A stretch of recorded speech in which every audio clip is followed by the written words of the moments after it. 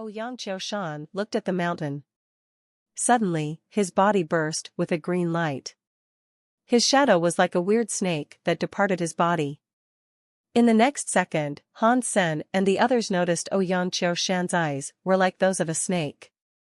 They were green and white. There were no pupils or white visible. His body had green snake scales, and his back had strange scale wings. His entire body looked like a monster. He had combined with a gene race. Before anyone else could react, Ouyang Qiushan reached out his hand and waved at the mountain that had sounded with a roaring of a beast. An invisible wind blade went into the woods. The tree branches, which were a few hundred feet away, were cut down. Then, a very bad scream was heard. After that, everything returned to normal. "It is done," Ouyang Qiushan coldly said. After seeing this, Peaceful frowned. Mr. Yang shockingly looked at Ouyang Qiushan and asked, "Is Mr. Qiushan's gene race the legendary wind-winged snake?" Ouyang Qiushan had a cocky expression. He looked at Mr. Yang with respect and said, "It is no wonder you are a Mr. Your knowledge is very wide. It is the Ouyang family's wind-winged snake." One of the people there did not know what the wind-winged snake was. He looked at Mr. Yang and asked, "Mr. Yang, what level is the wind-winged snake gene race? Is it powerful? What is it like compared to the king-class storm tiger?" Ouyang Qiushan heard this and looked disdained, but he was not planning to explain. Mr. Yang said, "The king-class storm tiger is powerful, but it is different from the wind-winged snake. In legends, while the last generation of the Ouyang family was looking for land pulses on Big God Mountain, they suddenly saw a storm boil from afar. Across the mountain, their daytime travel turned to one of night. Then, an evil green wind, which was like an evil dragon tornado, wrecked the valley. It broke down trees that would require many people to tear down. It pulled their roots out of the ground and tossed them into the sky. It was very strange. The scary and evil wind did not leave half an inch out of that valley. The master of Ouyang thought there was something weird in that valley, so he waited outside the valley for half a month. He waited until the evil wind ceased and then carefully entered the valley. There was a very weird land pulse there. He dug up a wind-winged snake egg from that land pulse. "Did the wind-winged snake egg make that weird scene?" the man asked. "It must have been a very powerful gene race. Did Mr. Qiushan bring this gene race to help us? I feel much safer after learning that. I do not have to worry about meeting powerful gene races." The other people nodded and agreed. They all complimented Ouyang Qiushan. It made Ouyang Qiushan's face look even more wretchedly cocky. Han Sen, who was next to them, saw it all clearly. The few guys were not smiling truthfully. The people who dared go to ancient Big God Mountain were not weak. They were there to bully Ouyang Qiushan. They wanted to kill him. Now that he had been complimented by them when they met a powerful gene race, Ouyang Qiushan would be dying to show off. He would probably rush in front of people and make their danger point lower. "Okay, let's go see what gene race that was." Peaceful called the men to go and get the gene race Ouyang Qiushan had killed. The God Spirit blood pulse mark on the forehead of a man flashed. Suddenly, a gold ape-like gene race was summoned out of thin air. After it combined with the owner, he looked like an ape. He climbed into the mountains, which somehow looked very flat. He quickly raced into the mountains. Arg! Everybody was waiting for him to bring the gene race body back. After disappearing into the mountains, who would have expected the man to suddenly let out a big scream?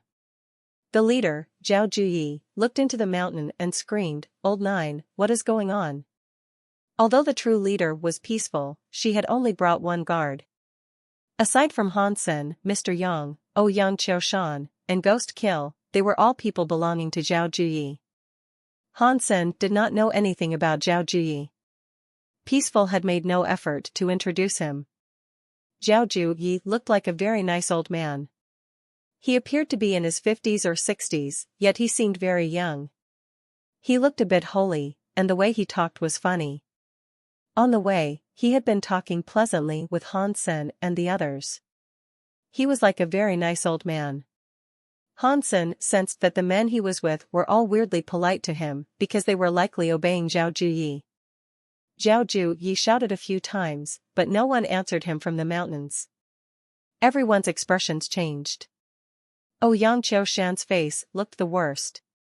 He was the one who had said the threat in the mountain had been eliminated, but now someone had just screamed. His words were why Zhao Juyi had one of his people collect the body. Now, something had happened to Old Nine. Thus, everyone looked at Yang Qiushan, whose face looked grim.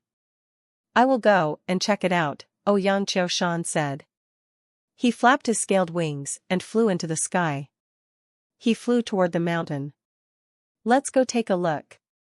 Peaceful seemed worried that something might happen to Yang Qiushan. She summoned her gene race, combined with it, and went off into the mountains. Everyone summoned their gene race.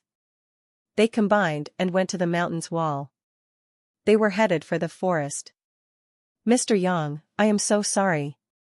Hansen was holding a metal pillar. He used his other hand to grab Mr. Yang.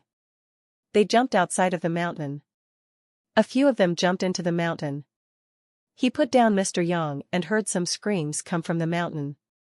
Hansen quickly followed the other people into the mountain. He was surprised by what he. Everyone else was shocked as well.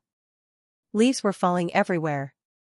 On an old tree, which was 9 foot tall, there was a monkey's skin that was stretched. The gold hair was dyed blood red. There was still blood dripping. Hansen had a look. It was not the skin of an ape. It was Old Nine, who had just combined with an ape. Now, all that remained of Old Nine was his skin. It was unknown where his flesh and bones went. There was only that bloody skin left, and it was pinned to a tree with branches. Whoa! Yang Qiushan was unable to keep his shock in. He threw up everywhere. He almost coughed up his guts. No matter how talented he was, he had never seen such a grisly sight. The blood on the skin dripped across the tree. It made everyone's scalp feel numb. Chills were running down their spines. Cry. Cry, not far away, from deeper into the mountains, a baby cried. It was either the sound of a baby crying or a cat crying. Regardless, the sound was ringing in everyone's ears. It made people feel a chill. Hansen looked toward where the sound had come from. Since his seventh sense was suppressed too much in this world, and there were lots of trees and vines around him, he was unable to see what was there. I want to see what thing you are, Yang Qiushan coldly grunted. He flapped the wings on his back, wanting to borrow the wind and fly. Peaceful suddenly stopped him and quietly said, let's figure out where things stand first. Ancient big god mountains have many scary and cruel gene races. Perhaps what we have now encountered is a scary guy. Do not underestimate such a foe. One of Zhao Juyi's men screamed. Blood ghost spirit. We must have encountered a blood ghost spirit. It was such a big operation, so it could not have been just one Mr. there. There was more than just Mr. Yang. Zhao Juyi had brought 2 of his own misters. The Mr. who sounded so frightened was Li 3-Eye. His surname was Li. The reason why he had the title of 3-Eye was because of the scar on his forehead. It looked like a third, albeit closed, eye. Of course, the most important thing about him, aside from the fact he could see land pulses, was his ability to identify gene eggs and gene races. He only needed to see the shape of a gene egg to determine what kind of gene race was inside. That was also why he was called Li 3-Eye. When Zhao Juyi heard the words blood ghost spirits, his face changed. The kindness in his face rapidly depleted. He stared at Li 3-Eye and asked, 3-Eye, are you certain that it is a blood ghost spirit we have stumbled upon? Li 3-Eye was trembling as he confirmed it. I cannot be wrong about this. It must be a blood ghost spirit. I have heard about these things before. Ancient Big God Mountain has a blood ghost spirit, and now, Old Nine's skin is hanging on the bark. Aside from a blood ghost spirit that eats flesh and bone, what else could the gene race be? What else would do such a thing? Peaceful and the others were like Han Senator, they did not know what a blood ghost spirit was. They asked, Mr. Lee, can you explain what level and element a blood ghost spirit gene race is? Lee 3I looked conflicted. He said, Lady Peace, in the Big Qin Kingdom, there is a famous assassin called Immortal. You should have heard about him before. Peaceful nodded and said, Immortal was our kingdom's famous hero and warrior. Back in the day, Chu, Wei, and Han, the three big kingdoms, wanted to attack the Big Qin Kingdom. It was in danger. The Chu Kingdom's assassin, Immortal, killed the king of Wei. He succeeded, but he died. It made the cooperation of the three kingdoms fracture and break. A dozen years later, they discovered that Immortal was from the Big Qin Kingdom. He had disguised himself as an assassin from the Chu Kingdom when he assassinated the Wei king. He helped with the danger the Big Qin Kingdom faced and earned a bad reputation for a dozen years. Yet he was actually a hero for the Big Qin Kingdom. Lee 3I nodded and said, the legends say Immortal had 3 gene races. The most famous one was called One Sky Dragon. It became famous for assassinating Wei's king. Everyone knows that, but not many people know that Immortal combined with 3 gene races to assassinate Wei's king. One of them was the blood ghost spirit. Really? What is the level of the gene race blood ghost spirit? What power does it wield? Ouyang Qiushan asked with shock. Lee 3I shook his head. He looked afraid as he said, no one knows what power the blood ghost spirit has because aside from Immortal, no one in this world has a blood ghost spirit. The legends claim that the land pulse of the blood ghost spirit's birth was beneath the ruin of a city. That city had a population of 10 million, but it was murdered in one day. The whole city was full of human skin, and the blood made a river. No one knew why until a land pulse was discovered beneath that ruined city. The gene egg in there belonged to the blood ghost spirit. After hearing that, Peaceful's expression quickly changed. Is the ruined city Mr. Lee is talking about Half-Day City? Yes, it is Half-Day City, Lee 3I said with a nod. Peaceful saw a dark cave deeper in the jungle. Her face looked serious. I have only heard about Half-Day City and the presence of a very murderous gene race. I did not know the culprit was a blood ghost spirit. Cry. Cry, it was like it was answering Peaceful. The mountain echoed with a weird noise sound like the crying of a baby. It sounded like something was crying or laughing. It made people's scalps feel numb. Everyone developed a cold sweat. If that is really a blood ghost spirit, I am afraid we are all going to die, Lee 3I said. The blood ghost spirit is the strongest. If we offend it, it will likely kill us all. Even if we leave ancient Big God Mountain now, it will still pursue us. He looked at Ouyang Qiushan. Regarding Lee 3I's stare, everyone knew it was Ouyang Qiushan who had offended the blood ghost spirit. If they handed him over, the others might survive. Aside from Ouyang Qiushan not knowing what was happening, everyone knew what was happening. Peaceful's face changed as she said, we still cannot confirm if it is the blood ghost spirit. Even if it is, are we going to fall back empty-handed just because of a blood ghost spirit? Are we going to give up on the blood pulse? After Peaceful said that, Zhao Ji looked confused. Peaceful wanted to protect Ouyang Qiushan. Everyone knew that, but what she said made sense. They were all experienced when it came to shedding blood on their blades. Could they really just fall back because of the chance that there was a blood ghost spirit gene race nearby? If they kept on going, having the wind-winged snake Ouyang Qiushan with them would prove to be an invaluable boon. Zhao Ji laughed. He looked at Ouyang Qiushan and bowed. Mr. Qiushan, you are the strongest out of us all. We are going to listen to your command. Do you think we should keep going? Ouyang Qiushan was too young. He was young and cocky. He did not have experience. He did not know people could be evil sometimes. He thought everyone was depending on him. He did not know Zhao Juyi wanted to use him as bait. He saw Zhao Juyi was being extremely polite to him and felt as if they were all relying on him. He said, "We are here to hunt a gene race. We cannot allow ourselves to be scared off by a gene race. I will scout the path ahead to ensure the safety of all." Everyone complimented him. They all made that young, naive man sound like a god. Han Sen and the others developed a wry smile.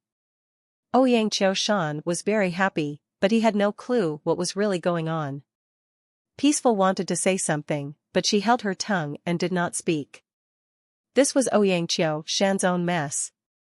If she tried to protect him, everyone would become angry.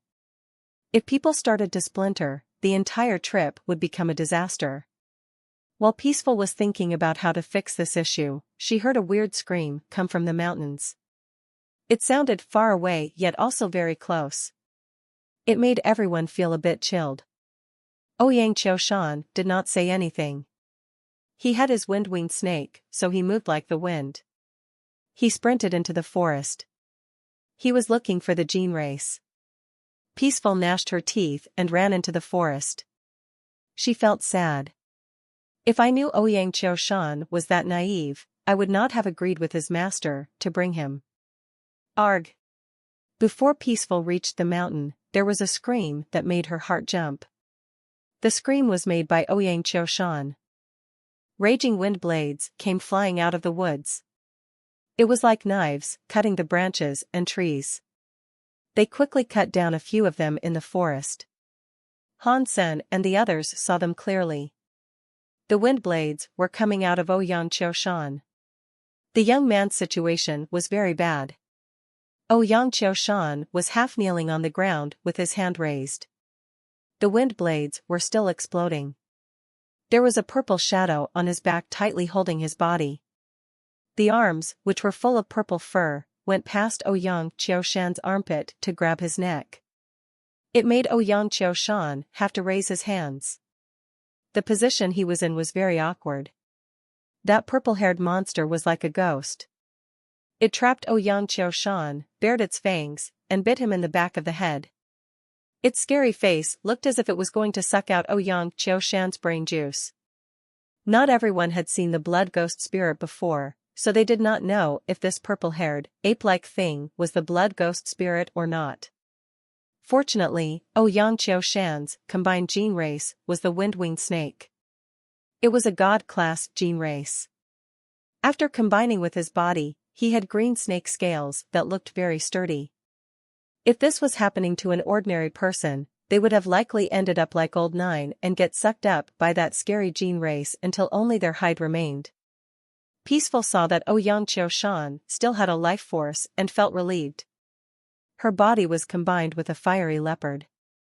As this occurred, her claws were like sharp blades carrying a fire that reached out for the purple-haired gene race. Before, everyone was scared of the name Blood Ghost Spirit. They were very frightened. Now, the Blood Ghost Spirit did not appear very scary. It was about 3 foot tall, maybe a bit more. Its body was furry, and the fur was purple. Its hair looked very shiny too. Aside from its fangs, it was only a bit scary. It was not an ugly thing. After seeing how it looked, their fear of the beast lessened. Of course, the primary reason for this was because Ouyang Qiushan had not been immediately killed. It made them doubt their initial fears. If it really was the blood ghost spirit, Ouyang Qiushan would have been sucked dry in a flash. He would not have lasted as long as he had.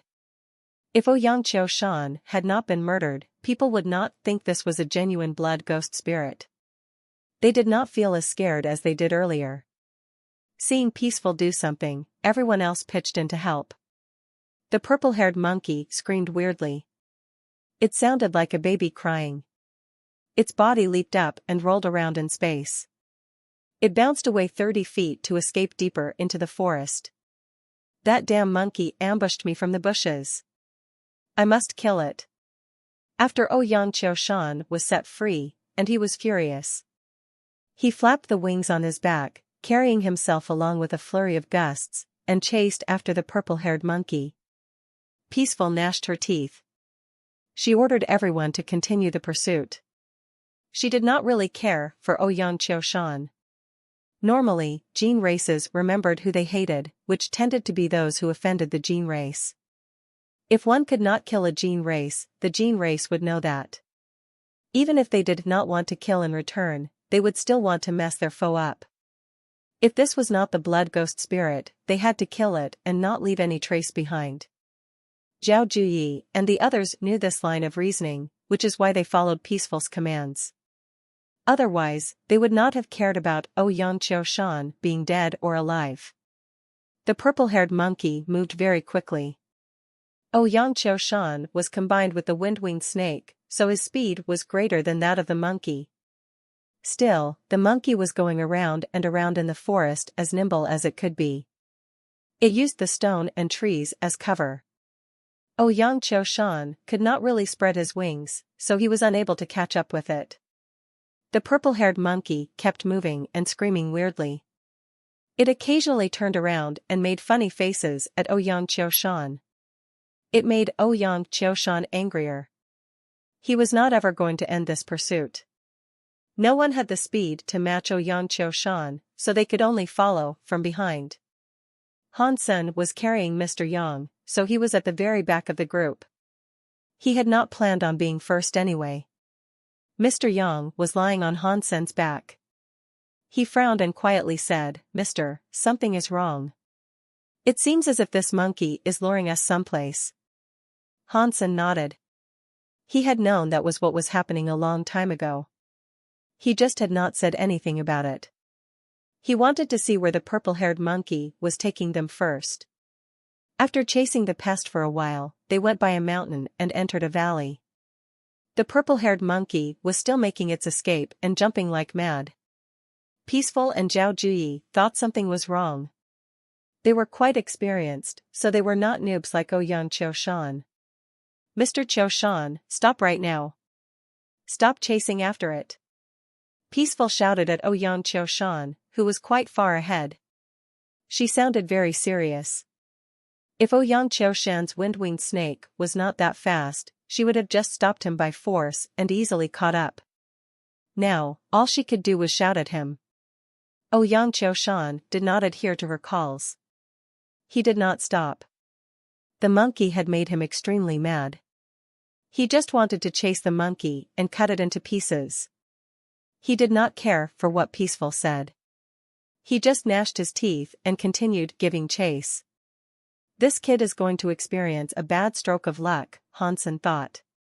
Zhao Juyi stopped in his tracks. No one dared to continue the pursuit. These guys had survived for as long as they had because they were not reckless. They knew when to go forward and when to go back. Peaceful's expression was green for a while. It was white for a while too. She madly shouted, "Qiushan, listen up. Otherwise, when we go back, I am going to tell Mr. Ouyang all about your performance today. Sister Peaceful, it is already trapped at a dead end. I can kill it very soon. All you must do is wait a bit longer." Ouyang Qiushan obviously did not want to give up. Peaceful wanted to say something, but she suddenly heard Ouyang Qiushan screaming matched with the sound of roaring from a beast. The beast's scream was like a tiger roaring in a forest. It almost broke everyone's eardrums. Everyone knew that the scream did not belong to the purple-haired monkey. Before anyone figured out what was going on, Ouyang Qiushan ran out from the valley like a mess. A snow-white beast followed him. It was the height of an average human. The beast looked like a tiger, but it was not a tiger. It looked like a lion, but it was not a lion. It had snow-white fur and glowed with a cold light. It looked very powerful and overbearing. "That is a Jade Lion King. Run!" Zhao Juyi recognized the gene race that the snow-white fiend belonged to. His face changed. After shouting, he turned around and wished to flee. Everyone turned around too. When they did, their expressions changed. Around the valley, along the walls, in the forest, and even at the exit, were many gray-colored jade lions. They were not as overbearing as the Lion King, but they were all just as powerful. Just by their presence, it was obvious that they were not a low-class gene race. Hansen looked casually around.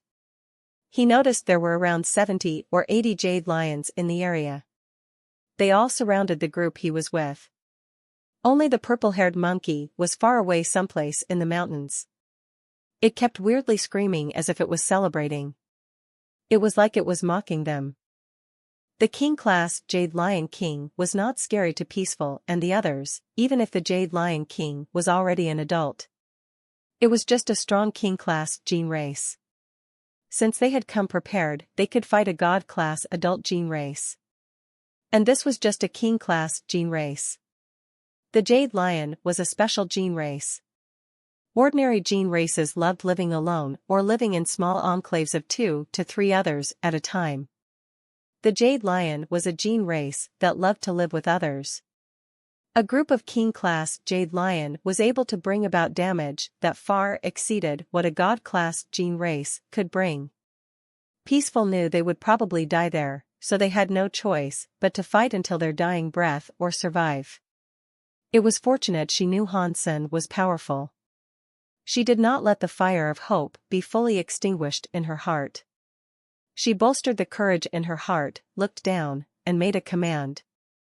Ghost kill, you, and I remain at the back. Zhao Ju Yi, you guys protect the few misters. Hansen and Qiu Shan. Peaceful stopped when she said that. She was frozen. She was so angry she started shaking. She cared nothing for her image as she began scolding. She was supposed to make Hansen and Ouyang Qiu Shan cleave a path forward for them. With the strongest 2 people in the front forging a path for them, that would get them out of the Jade Lion Valley. Thus, there would have been a higher chance of them surviving the dangers of the forest. When she looked at Ouyang Qiu Shan, she saw he was using his wind-winged snake's flying ability to quickly flee and save his own hide.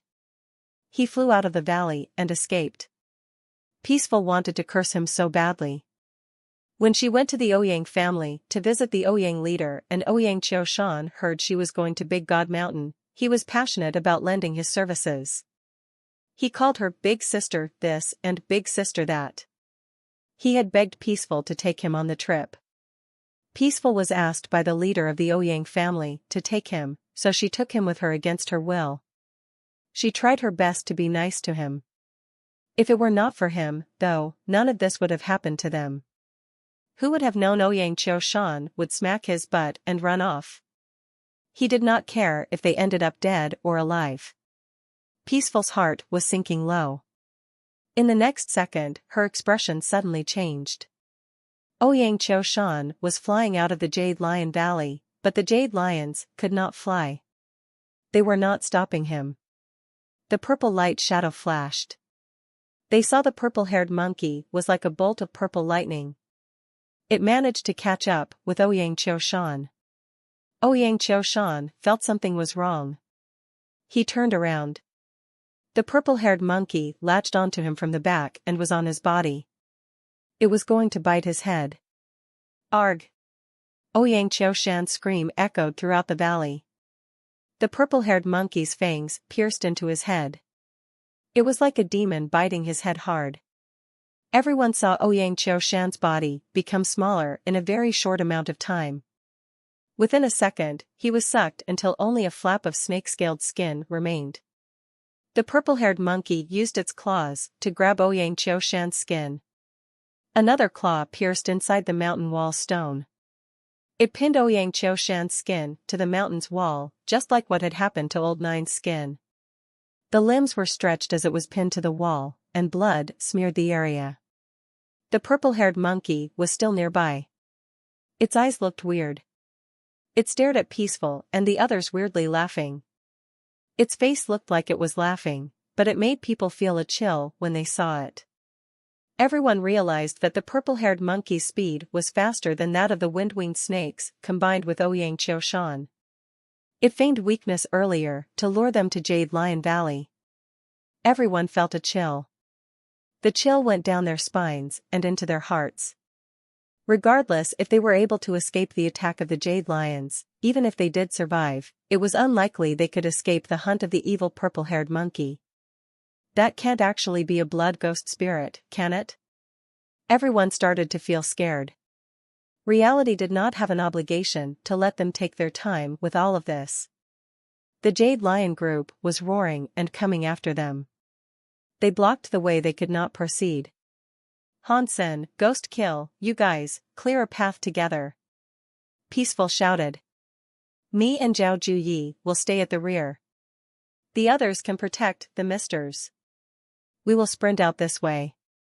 Zhao Juyi and the others were not happy that Peaceful had brought someone like that there, but they knew now was not the time to complain. They listened to her commands, formed a group, and started to leave. Hansen used both hands to hold the metal pillar. He swung it. 7 or 8 of the Jade Lions coming at him were swept away. He did not kill them, but he made all their mouths bleed. Everyone was frozen, but they were instantly happy. Brother Han, you are so powerful. Hansen only smiled in response. He clutched the giant metal pillar and swung it around. The 12-foot-long metal pillar was swung again. He danced like a tiger. The king-class Jade Lions did not dare come close. He formed a path for everyone. Brother Han's power is like a god has descended. I wonder what gene race you have combined with. Brother Han has god power. He can be more than a city leader. I have been living for so many years. Today, I know what a real god power is. The men were shocked, and they complimented him profusely. Although they were just licking his boots, seeing Hansen was that powerful really did surprise them. Everyone had been scared. They were trapped by the lion group, but now things were not looking so glum. Even Zhao Juyi smiled at Peaceful and asked, Lady Peace, where did you locate such a huge noble? It is no wonder you have dared go to Big God Mountain. Peaceful presented a wry smile, but did not say a word. She looked at Ouyang Qiushan's skin on the wall and felt terrible. She thought Ouyang Qiushan deserved what happened to him after what he did. This cannot be blamed on anyone, but how do I explain this to the Ouyang family?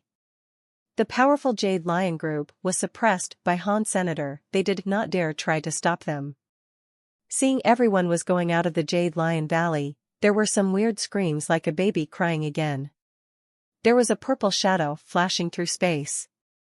The purple-haired monkey was at the entrance of the valley. It bared its fangs and screamed weirdly. Its eyes looked extremely weird. Hansen did not care much for it. He swung his metal pillar and chased away the rest of the lion horde. He hurried their race to the valley's exit. The purple-haired monkey put its middle finger into its mouth and bit down. He then pointed the middle finger at the ground. Purple blood dripped down into the valley soil. Hansen and the others were wondering what it was doing. Suddenly, the whole Jade Lion Valley started to shake. The Jade Lions started to behave like small, scared cats. They ran off. They were instantly all gone. Catcha! The valley's ground broke. A giant head came out from the place where the purple-haired monkey leaked its blood. There was a giant, weird snake. What came out of the ground was 30 feet tall. It was as thick as a barrel. The snake looked very weird. Along with its scaly skin, its head had a horn that was crystal and like jade. Zhao Juyi was in shock and screamed Lone Sky Dragon. When Hansen heard those 3 names, he frowned. He had heard that name from a story. It was that thing called King Qin's assassin Mo Li's gene race. It was the one he used. It seemed to be very famous. If that purple-haired monkey really is a blood ghost spirit, and now there is this Lone Sky Dragon, can it really be that much of a coincidence? Hansen's heart kept flashing with many thoughts. Mr. Yang, who was protected by Zhao Juyi's people, shouted, Mr. Run. This is an adult Lone Sky Dragon. In the 7 kingdoms, it is a very famous god-class gene race. There is no way for us to fight it. In fact, everyone was running away. The Jade Lion crowd had dispersed, so nothing was looking to impede their flight. Peaceful and Zhao Juyi took people deep inside the valley. Nobody wanted to fight the Lone Sky Dragon. The lone sky dragon was like a snake. Aside from its head having a horn, it did not have claws like a dragon would have. Half of its body was coming out of the ground. It was like a jade-green statue raising its head to hang above the sky. Its pair of weird eyes stared at Hansen and the others. In the next second, the lone sky dragon opened its snake mouth. Green smoke came out of its mouth. It turned into a pillar of smoke that rushed toward Hans Senator. It was incredibly fast. Hansen was unable to dodge it. Hansen did not plan on dodging it anyway. He waved his metal pillar like a lance toward the incoming smoke. Pang! The metal pillar struck the smoke. Hansen's entire body was like an asteroid. He flew away. He traveled a few miles and hit the deepest wall of the valley and broke the wall. Peaceful and the others saw that Hansen unable to take that hit, so they knew it was a genuine lone sky dragon. They were not wrong about that. Peaceful gnashed her teeth. Her body flashed with electric light. It was like an electric eel gene race combined with her body, turning the bottom half of her body into a fish. She was made to look like a mermaid. Her body had weird lightning around it. Peaceful had dared to go ancient Big God Mountain for adventure. She had come prepared for the worst-case scenario. Otherwise, Young leader would not have felt safe about letting Young Qin Shan go with her. It was a shame that Young Qin Shan had it coming. If he had just stayed next to Peaceful, he might not have been killed. Run! Peaceful's hand pressed on the floor. Electric light and patterns came out together. It wrapped up 15 feet of the surrounding area. Suddenly, the electric light burst forth. Peaceful, Zhao Juyi, and the others disappeared with the electric light. It was like they used a teleportation technique to leave. Only 2 or 3 people were not able to get into the electric light in time. They were still out in the valley, and they looked completely deprived of hope. Seeing Peaceful and the others escape, the purple-haired monkey atop the mountain was furious. It was screaming. The lone sky dragon breathed out green smoke, which billowed like a tide. It suddenly blew the flesh of the 3 men off of their bones. Only 3 skeletons remained. Hansen was hit by the lone sky dragon and fell into the mountain. It felt as if his entire body was in pain, but he was not heavily injured. Only his skin was a little sore. Although he had been suppressed by that world a whole lot, the strength and sturdiness of his body remained. No matter how scary the lone sky dragon's power was, it could not heavily damage him. The mountain wall had collapsed and buried Hans Senator. He tried to break open the rocks. When he used strength, the rocks on his back started to shake. They rolled to the side. Hansen discovered there was a cave behind him.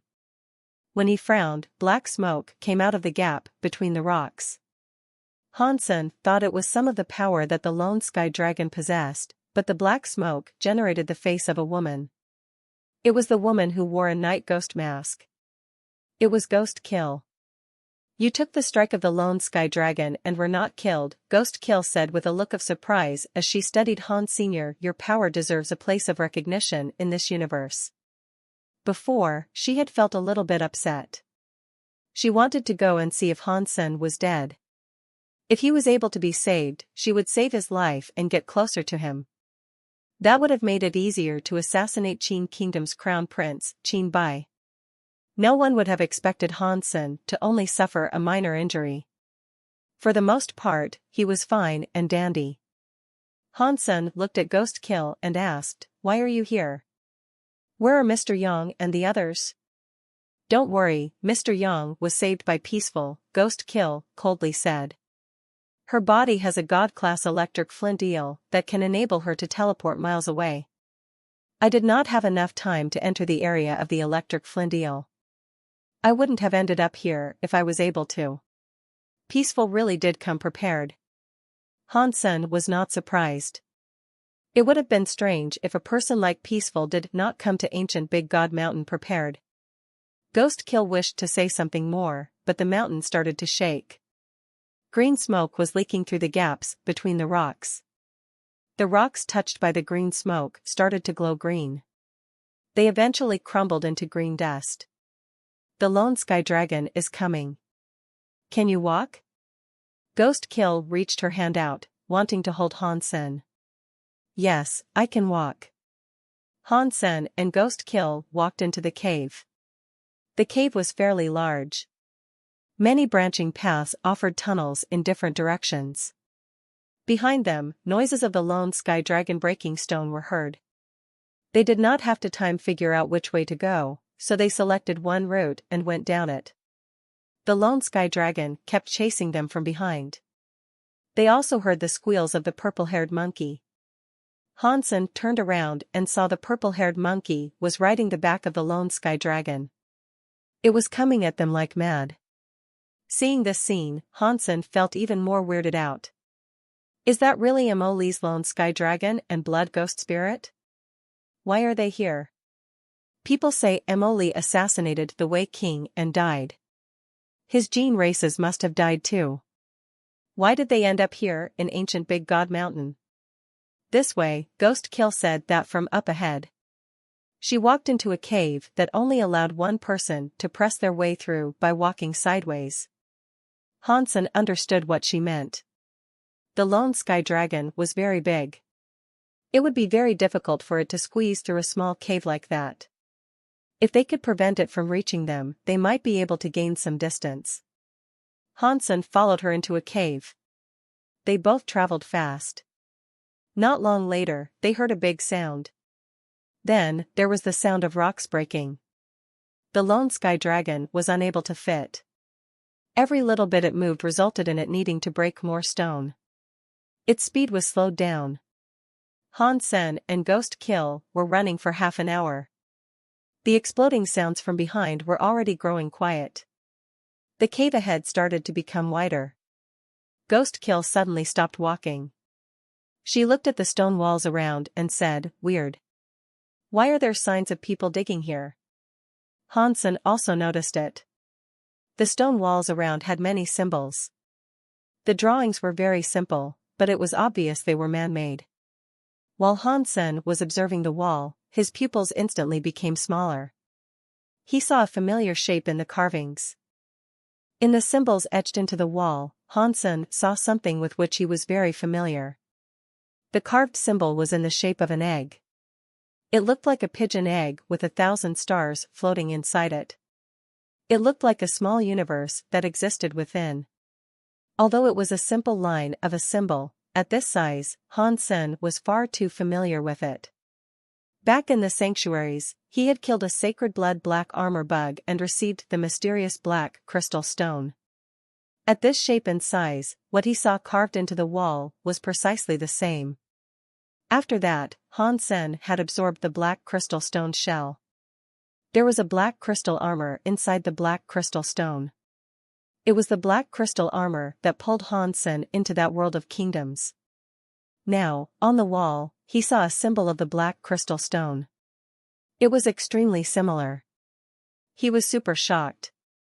Is this a coincidence or a secret? Hansen's mind flashed through many different lines of thinking. The black crystal armor pulled him into the Geno universe. Then, he appeared in ancient Big God Mountain. The location of that drawing also just happened to be someplace in ancient Big God Mountain. It was hard to think that none of it was related. Hansen quickly and carefully examined the details of the carving.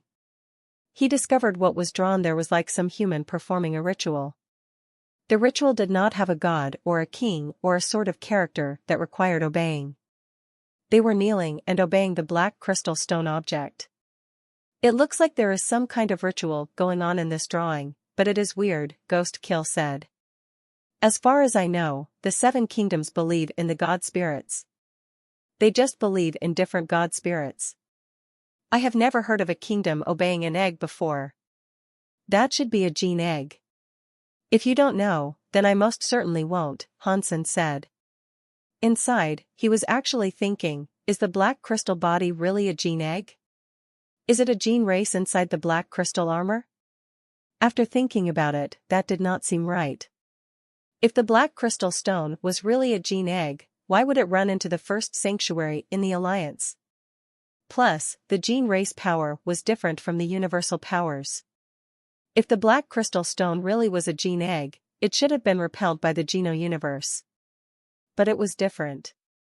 The black crystal stone did not get repelled, and it was used to reinforce creatures. The two of them kept on walking and observing the symbols across the walls. It was like they were checking out one long drawing. All of the drawings documented the entire process of a ritual. Countless humans were praying before the black crystal stone. In the end, humans were using their own blood to sacrifice themselves on the black crystal stone. Further ahead, the content of the carvings was even weirder. A character who was like an officer of the ritual was holding the black crystal stone. He threw the black crystal stone into a thing that looked like the entrance to a volcano. In the next drawing, at the entrance of the volcano, smoke was rising. People were praying before the smoke. Hansen and Ghostkill wanted to find out what happened next. They hurried up and went forward. When they saw what happened next, they were given a massive surprise. The content near the end showed an outsider falling from the sky. It entered the entrance of the volcano. In the next drawing, that outsider was holding the black crystal stone as he escaped the entrance of the volcano. In the final picture, many angry humans were looking up at the sky. Then, there were no more drawings. The carvings ended there. All of those depictions were very abstract. It was difficult to tell what exactly was trying to be drawn. One was not really able to figure out who was the one that stole the black crystal stone, but Hansen could not help but think of Qin Xiu. But that was just Hansen's idle thoughts at work. There was no proof that the one who stole the black crystal stone was Qin Xiu. Have you heard of a story like this before? Hansen was not very plugged in to the history of this new universe. His knowledge was lacking, so he looked at Ghostkill, hoping to learn something useful from her. Ghostkill was silent a moment before saying, "I have never heard a story like this before.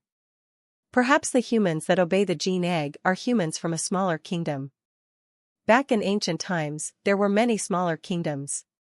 It was not always the case that there were 7 like now. Perhaps the story on the stone is just a folktale from some old country that no longer exists. Hansen nodded. He looked at the stone wall ahead. He did not see any more carvings, but the stone cave ahead revealed stairs that went down. The stone staircase was a spiral one. It was unknown where it might have led.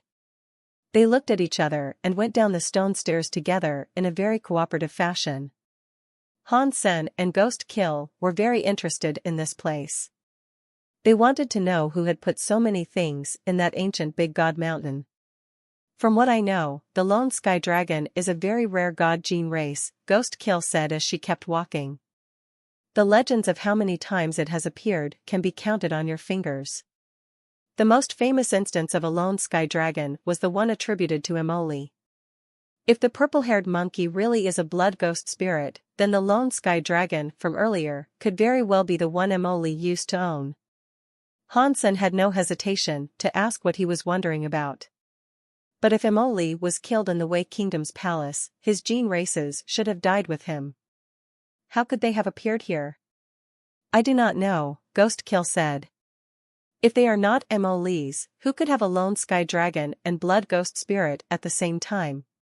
How could that happen? It would be too much of a coincidence if you ask me. We cannot confirm if the purple-haired monkey is a blood ghost spirit, so maybe it isn't one, Hansen said.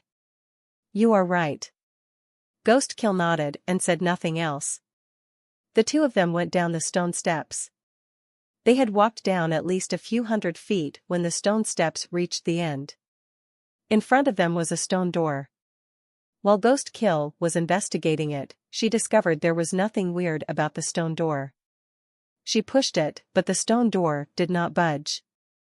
Allow me. Hansen used the metal pillar in his hand to strike the stone door. He was very strong. After hitting it a few times, the stone door shattered. The two of them looked beyond the stone door.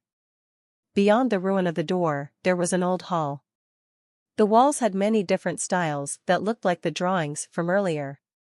A 9-foot-tall stove was situated in the center of the hall. A green fire was burning under it. It lit up the entire palace. The two of them entered the stone hall with great care. They looked at the stone stove. A dead body was hanging upside down.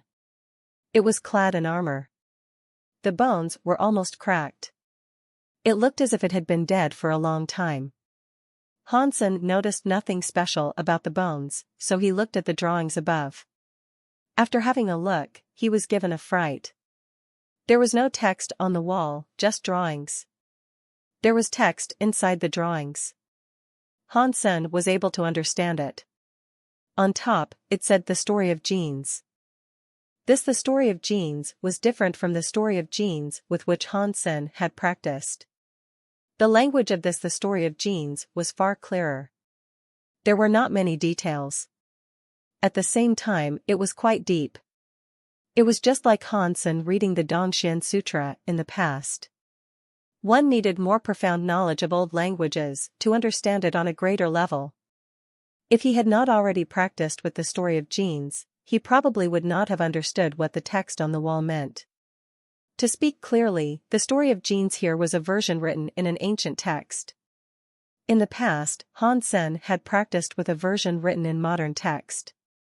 Although the descriptions were different, the content was similar and did not have many differences. Weird. Wasn't the story of genes created by Qin Xiu and Han Yufei? Wasn't it composed by those two together? Why is there an older version? Hansen thought this was very strange. Do you understand what is written up there? Ghost Kill asked. I can guess that it is some kind of weird skill, Hansen replied. Ghost Kill shook her head. Most of this text is written in the common language of the universe, but the grammar is very old. It can probably be traced back to the original star era. What is the original star era? Hansen asked with a frown. Ghost Kill looked at Hansen strangely. You don't know about the original star era? I am not interested in history, Hansen flippantly said. Ghost Kill did not say anything. She tried to explain. The blood pulses of the 7 kingdoms of the universe all came from the same planet. That planet was called the original star. Thus, that is why the era was dubbed the original star era. Original star was destroyed a long time ago. I do not know how many billions of years ago it was. Looking at the text on the wall, Ghost Kill went on to say, I have seen some information about the original star era. The text used here is similar to the text of that era. Hansen was silent a moment before asking, Are you saying this is a leftover from that era? Ghost Kill shook her head. It shouldn't be. The original star era did not even have space travel. If so, how could things from that era come to another planet and be here on ancient Big God Mountain? Maybe the text is from the original star era, but someone copied it down here. I don't know who the master of this place is. Why did he make a stone temple in this place? Ghost Kill looked at the dead body. The two of them investigated the stone palace. There was nothing important to find.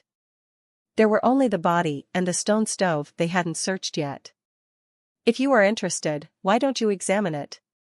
Hansen asked with a laugh.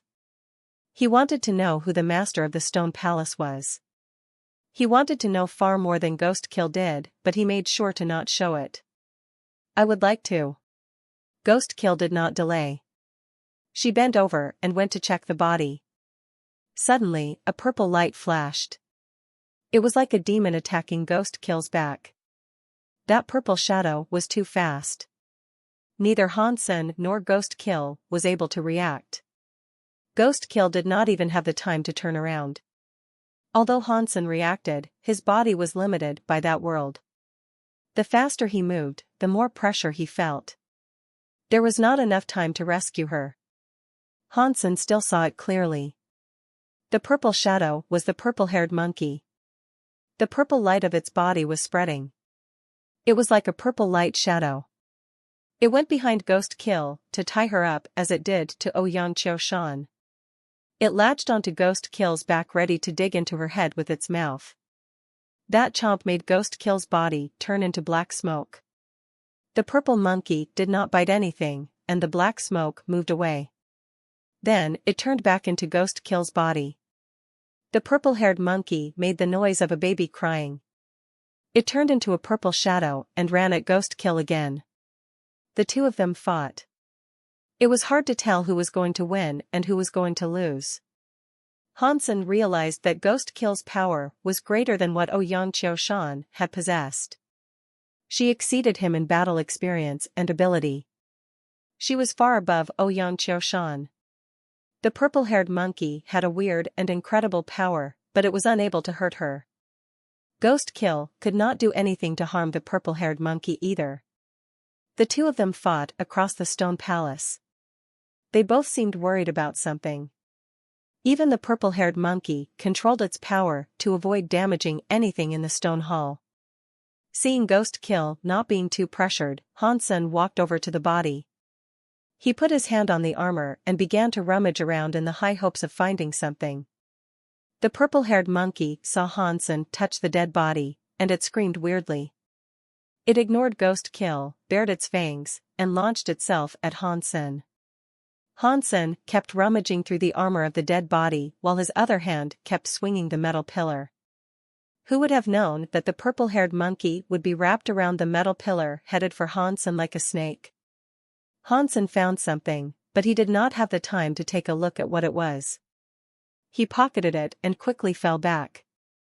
In this world, it was like Hansen was always walking through waist-high water. The resistances against him were too much. No matter how fast he went, he could never go faster. Although he was already running fast, he still ended up being scratched by the purple-haired monkey. The clothes he wore were torn open, but the purple light of the sharp claws did not dig into his skin. Only a few red marks were drawn across his skin. Ghost Kill was shocked. Her eyes flashed twice.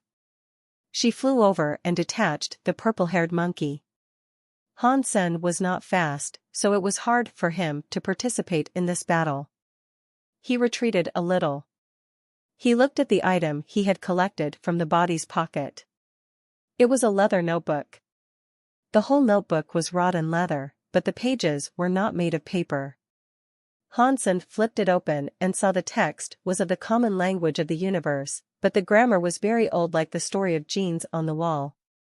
Hansen read a few lines and found it very difficult to understand. He was only able to read the simple parts of the book.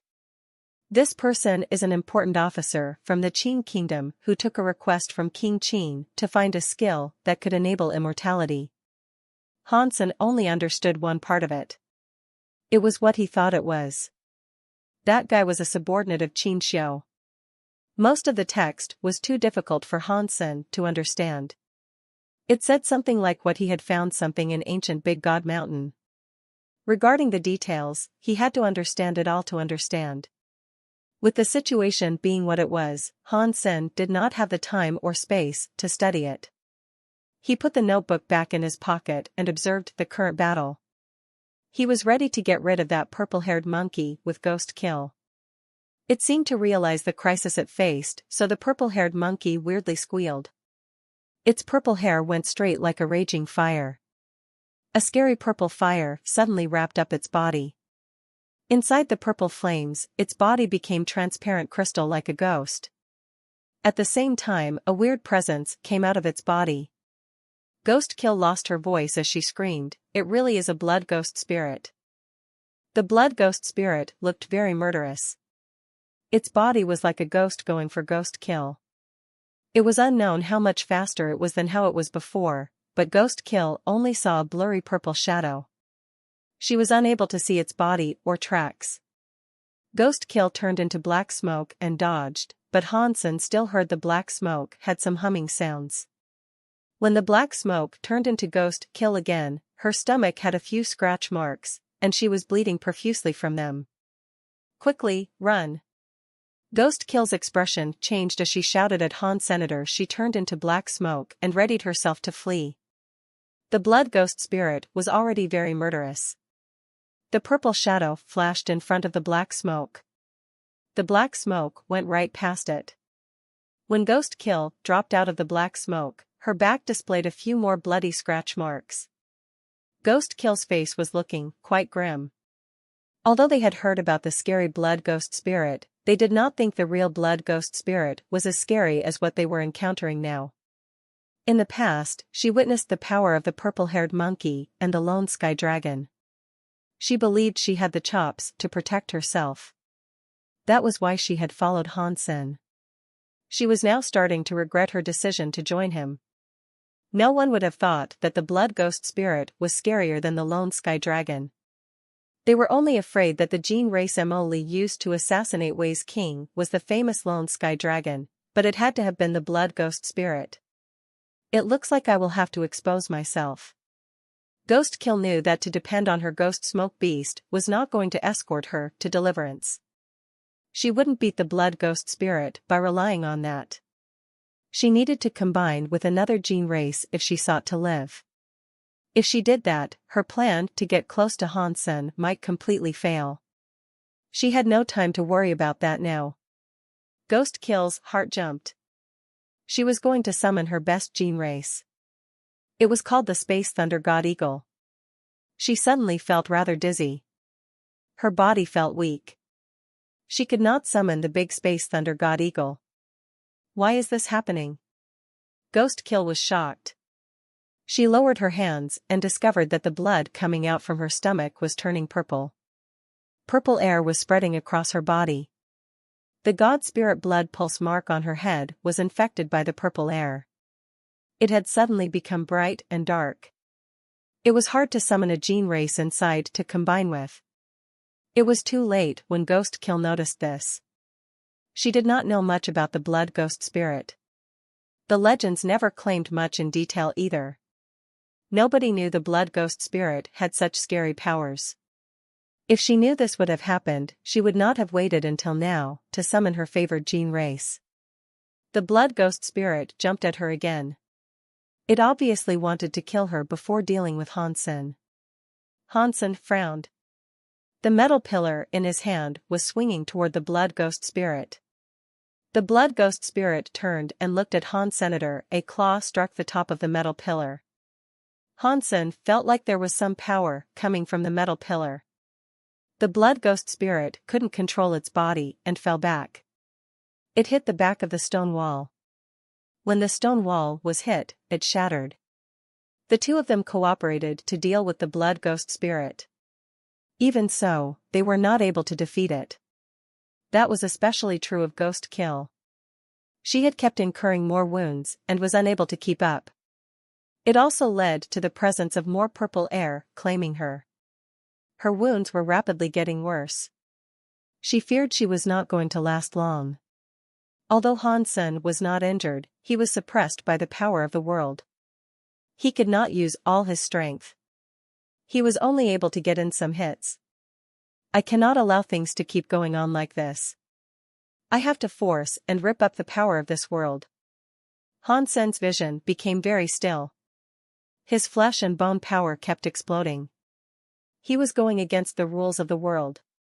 He had to tear up the rule powers of the world so he could use his normal, true power. But this would cost him a high price. It cost his body a lot of energy.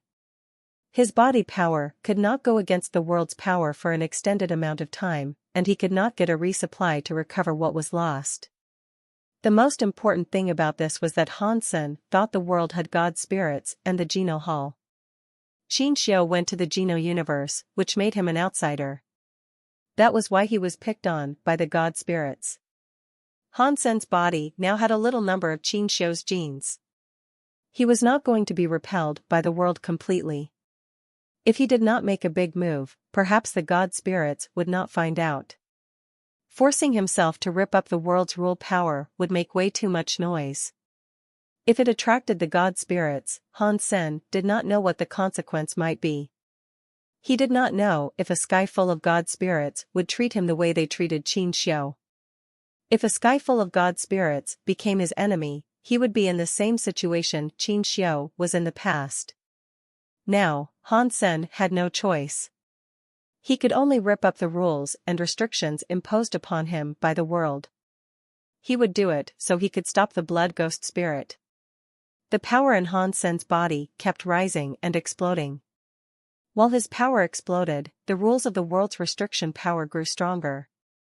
It limited the power he could use. Han Sen felt like he was under the pressure of an ocean and 30,000 feet deep. Even if he gave a full power punch, he would have 30,000 feet of ocean water to contest with. When his power left the water, there would not be much left. He needed to split the water and break the waves. He punched a hole in the sea so his power could be used in that world. In this world, Han Sen was only able to use one Geno art, which was the Xian Yellow Sutra. He guessed that the Xian Yellow Sutra worked normally because it originally belonged to this world. That was why Han Sen guessed the universe of kingdoms was the evidence of the anti-material world. Although the Xian Yellow Sutra worked, his body was still being suppressed.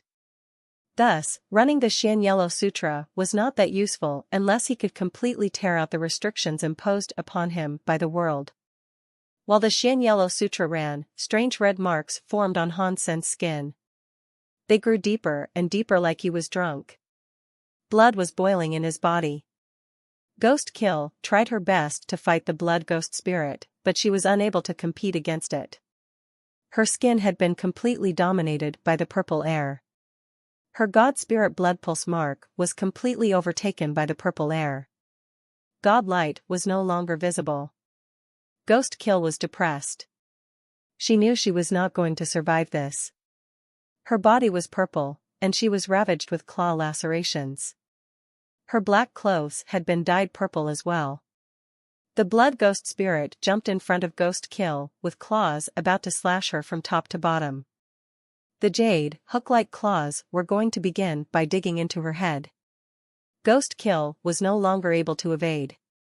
She watched the blood ghost spirit's claw come for her head. She knew that with this attack, her head would be pierced through with 5 punctures. She was about to surely die. There was no way this was going to turn out differently.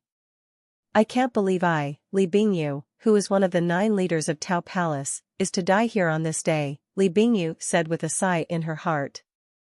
She closed her eyes and anticipated her death. Suddenly, behind the blood ghost spirit, a red flame blew up in the sky like a volcanic eruption. It dyed the whole of the stone palace red. Almost at the same time, Li Bingyu saw a strong body come behind the blood ghost spirit. It was burning with a red fire like a demon descending. The blood ghost spirit noticed something was wrong. It twisted its body midair and looked behind itself. Just as it turned around, Han Sen's burning blood-red flame fist was already striking its face. The blood ghost spirit's face was mangled by Han Sen's hit. Its entire body spun like a cannonball fired from its barrel. It struck the stone wall behind Li Bingyu. The stone wall collapsed and buried the monkey below the rubble. Li Bingyu looked at Han Sen, who was descending like a demon before her, in shock. Her mouth was agape. She struggled to muster the slightest response. Han Sen moved his body and moved in front of Li Bingyu. He touched her forehead. Li Bingyu was heavily injured, so she could not react. She saw darkness and passed out. Han Sen used one hand to hold Li Bingyu and put his power into her body. He tried to squeeze the purple air of the blood ghost spirit out of her. Han Sen's eyes were not trained on Li Bingyu, and he did not look at the stone wall that the blood ghost spirit had been driven into. He frowned and stared in another direction of the stone palace. There was a weird movement in the area. A purple lotus light appeared. It turned into the shape of a pretty man in purple clothing. "What are you? How dare you trespass in my territory?" That man, who was like a god descending, coldly spoke. When he looked at Han Sen, he was so shocked that he fell back and screamed, "Dollar! You! How can you not be dead? Evil Lotus God, do you want me dead that badly?" Han Sen looked at Evil Lotus God as if he was smiling, but he wasn't smiling. It also made him think, God spirits can appear in the universe of kingdoms. What is their role existing in both worlds? No, Evil Lotus God said after calming down. He looked at Hansen with a conflicted look. About that. Dollar, can you put your power away? This is my territory. If you are trying to break the rules of the world and a higher level God spirit feels it, you will be up to your neck in trouble. Don't say I did not warn you if that comes to pass. Hansen saw Li Bingyu's purple air had been pushed out. He put away his power. In fact, he could hardly last much longer anyway. Going against the rules of the world required a lot of power. He would have run out of power soon. Seeing Hansen look normal again, Evil Lotus God's face looked even weirder. He checked out Hansen but did not speak. Evil Lotus God, why don't you tell me what is going on? Hansen checked out Evil Lotus God too. It looked like Evil Lotus God did not possess something and descend. His god body was really there before him. Now, he had all the power. What do you mean, what is going on? I do not understand what you are talking about. You should just stop stirring up trouble in this world. After saying that, Evil Lotus God was ready to leave. Do you think I will break your god temple? Hansen looked at Evil Lotus God coldly. Evil Lotus God's expression changed. He gnashed his teeth and looked at Han Sr. I am warning you. Do not think that just because you saved the Geno universe you have free reign to do what you please. You broke the rules of this universe. If your body did not get restricted by the world, you are best off staying low profile. Do not stir up trouble.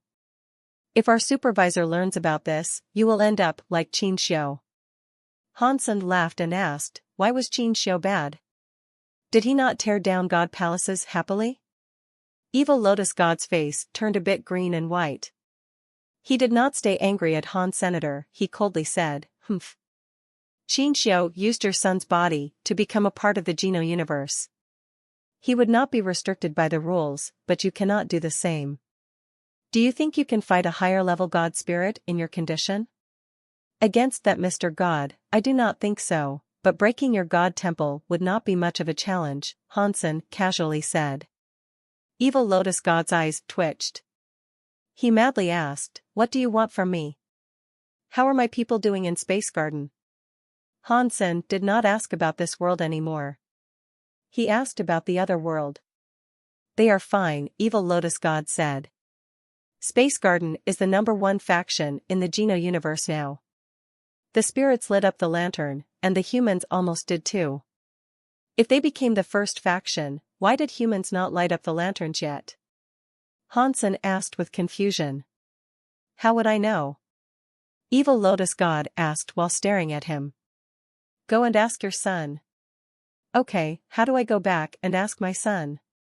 Hansen asked Evil Lotus God. Evil Lotus God froze. After a while, he said, don't you ask me that. I really don't know. Aside from Qin Xiu, no other creature can visit a different universe. Regarding how Qin Xiu managed that feat, you would have to ask him. I cannot descend here for long. I have to go. What is the relationship between these two worlds? Hansen asked. I do not know. You should figure that out for yourself. The god spirits abide by the rules of the god spirits. If I break the rules and they find out, you and I will go down together. I need to go, so you should be careful. If you want to break my temple, then we will endure a bad stroke of luck together. I'm telling you that my supervisors will find you, and they will not stop until you are dead. Evil Lotus God stared at Han Senator. He did not care for anything more Hansen said. He had to go now. Don't leave just yet, Hansen said with a smile. Can you give me some of your god spirit blood pulse? No way. Evil Lotus God's body was vanishing. He gnashed his teeth. Don't be so selfish. You gave it to so many humans. Why can you not give any to me? Do I have to go visit your god temple before you give me some? Hansen laughed evilly at Evil Lotus God. Evil Lotus God's body was 1 second away from being gone completely. He was annoyed and said, your gene blood pulse is better than mine. My God Spirit genes cannot find your genes. How can I give you a God Spirit blood pulse? I see. You should have told me sooner. Hansen looked like he understood something. He grinned and said, in that case, goodbye. If I have trouble, I will come to look for you. I am sure you will have no trouble assisting me, right? The disappearing evil lotus god looked at Hansen with a complicated expression. He was very mad and angry. He had a feeling about Hansen that he could not explain. Seeing evil lotus god disappear, Hansen said to himself, it looks like helping people to get their God Spirit blood pulse is not hard. If Mr. Yang is a good guy, I will go to the temple and get him an evil lotus blood pulse. Hansen did not understand evil lotus god's attitude toward him. It seemed like evil lotus god was afraid of him. It was not like what evil lotus god said was real and that the elusive supervisors would kill them. Otherwise, why didn't evil god lotus just go ahead and tell the supervisor? He did not have to risk blackmail by Hansen. Hansen thought, it looks like the god spirits in this world suffer from many rules and restrictions as well. I wonder how that Mr. God will treat me when he sees me again. Some things are not possible to understand in a short amount of time. Hansen stopped thinking about it and walked over to the collapsed stone wall. He moved the broken rocks, checking to see if the blood ghost spirit was dead or not. If it was not dead, he would give it another punch or two. If it was dead, he wagered it would make a nice snack for Small Cat. Small Cat had eaten a lot of overbearing bug meat, but it had yet to fully recover its strength. Its body was still frail. It did not evolve yet either. It required more food. The moment Hansen removed the rubble of the rocks, he was surprised. There was no blood ghost spirit flesh. Instead, there was a fist-sized, purple-colored gene egg that looked like the gene egg of a blood ghost spirit. No way. With one punch, it turned into the shape of a gene egg. Hansen was surprised, but he was happy. To the people of this universe of kingdoms, only gene eggs could be claimed with a god spirit blood pulse. The gene race that hatched could not be later claimed by a god spirit blood pulse. Even if he was able to claim it, he could only use it as a battle pet. He was not able to combine with it. Hansen's Xian Yellow Sutra turned the gene race back into gene egg mode. It meant that he could claim it again. That also meant there were many gene races that other people could not get. Hansen was now able to get adult gene races. He did not have to rely on luck or meandering around to find land pulses where the gene eggs resided. That is good stuff. I did not expect the Xian Yellow Sutra would be that useful in the universe of kingdoms. Hansen picked up the blood ghost spirit's gene egg. He felt rather cocky.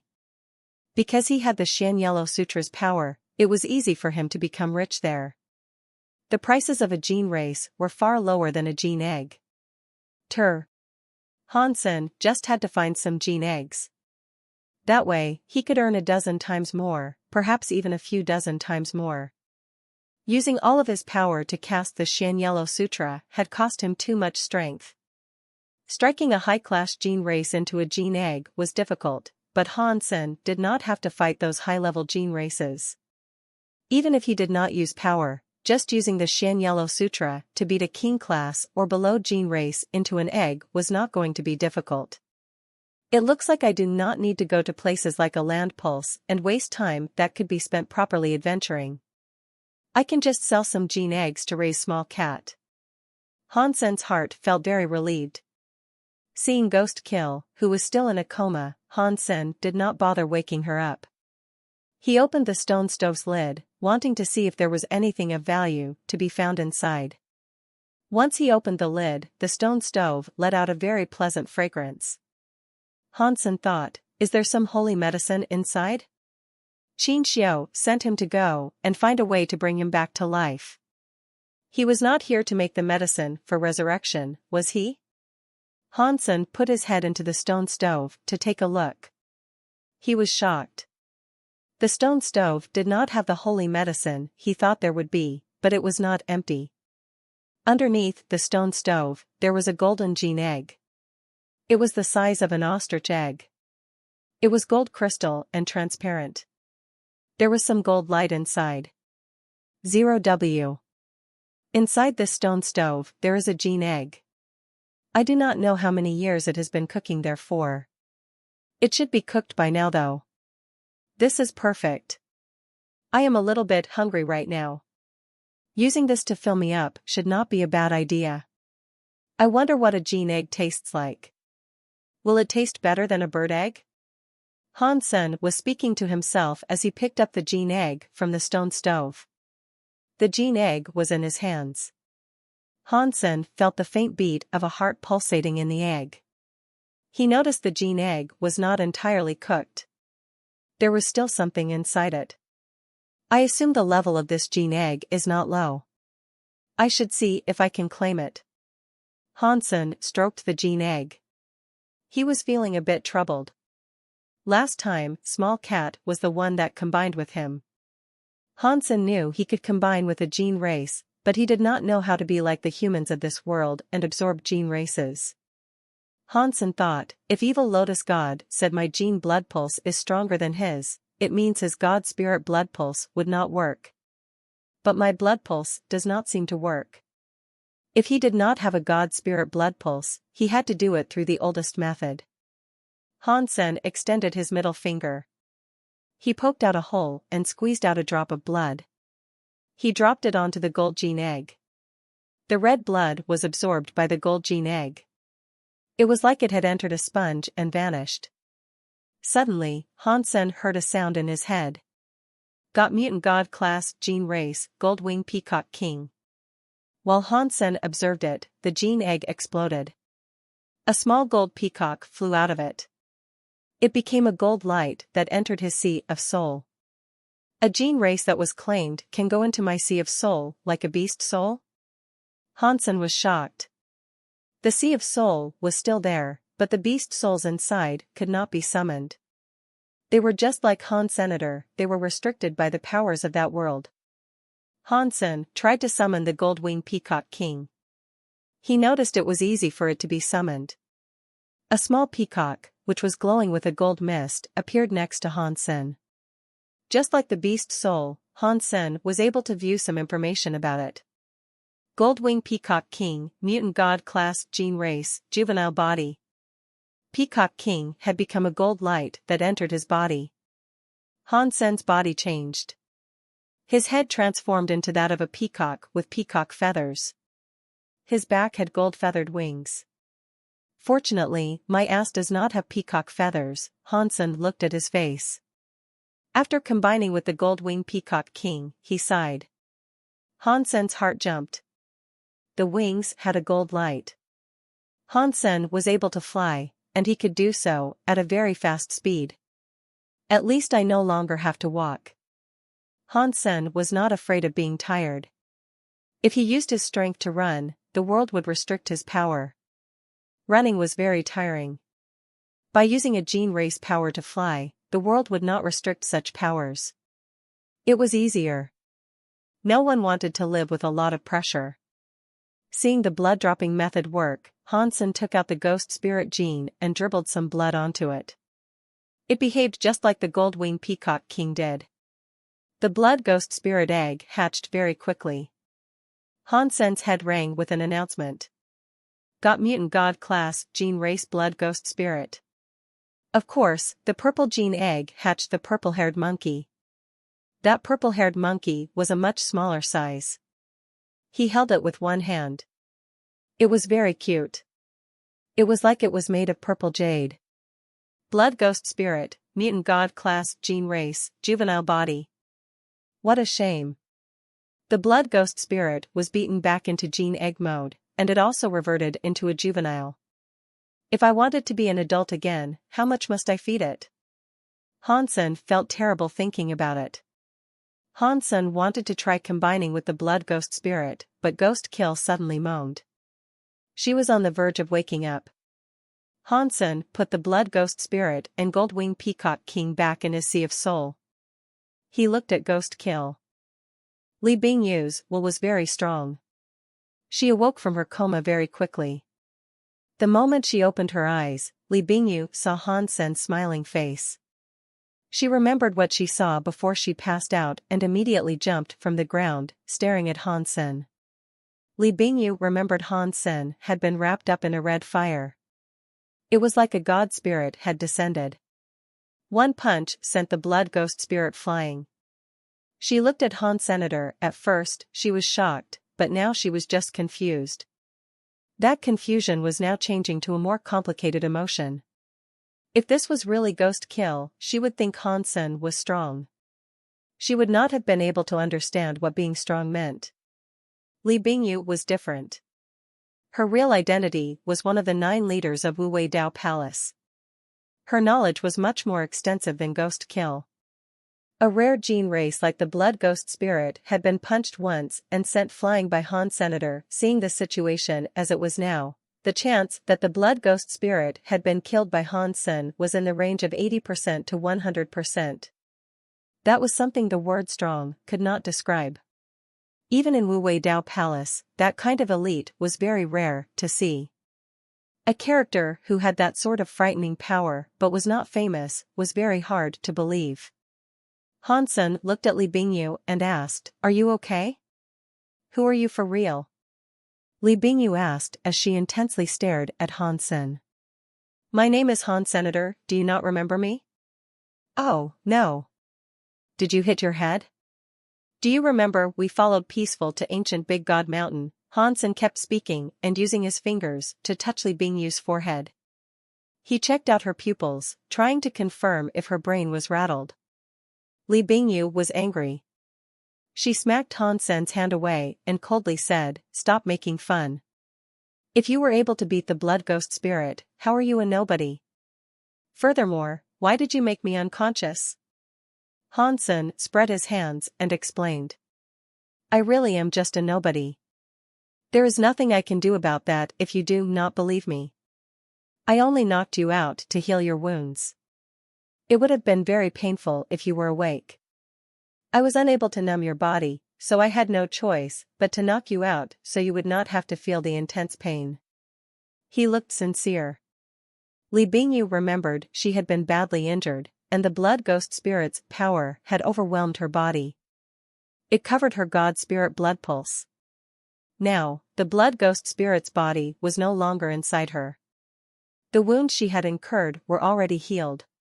Clearly, Han Sen had helped her get rid of the powers of the blood ghost spirit. "Where is the blood ghost spirit?" Li Bingyu looked strange as she hovered around, unable to locate the body of the blood ghost spirit. "He ran," Han Sen casually said as he stood up. "If you are okay, then we should get out of here. Peaceful escaped, and we do not know what or where this hidden god pulse is. We should return to ancient God City first. Hang on." Seeing Han Sen turn to leave, Li Bingyu flashed and prohibited his departure. Her pretty eyes stared at Han Sen. "What is going on?" Han Sen smiled. Ghost Kill thought, although things have not gone to plan, this is a good chance for me to get closer to him. I cannot let this opportunity slide. Thinking of this, Ghost Kill looked calm. She looked at Han Sen and slowly said, "I, Ghost Kill, never want to owe someone anything. You saved my life, which means my life is yours. Why would I want your life?" Han Sen laughed. "It is up to you, but I do owe you my life," Ghost Kill seriously said. "Then, how are you looking to pay me for it?" Han Sen looked at Ghost Kill with interest. Ghost Kill did not think twice. She immediately said, "From now on, I will follow you. If anyone seeks to do you harm, they can only do so over my dead body. I will save your life, no matter what the cost. There is no need for that trouble. People can't really pay back the life-saving thing. If you use your body with me, you won't have to die. So, why don't you just do that?" Han Sen smiled and looked at Ghost Kill as he spoke. Ghost Kill's expression changed. She gnashed her teeth and said, "You might have saved my life, but that does not mean you must humiliate me. Never mind.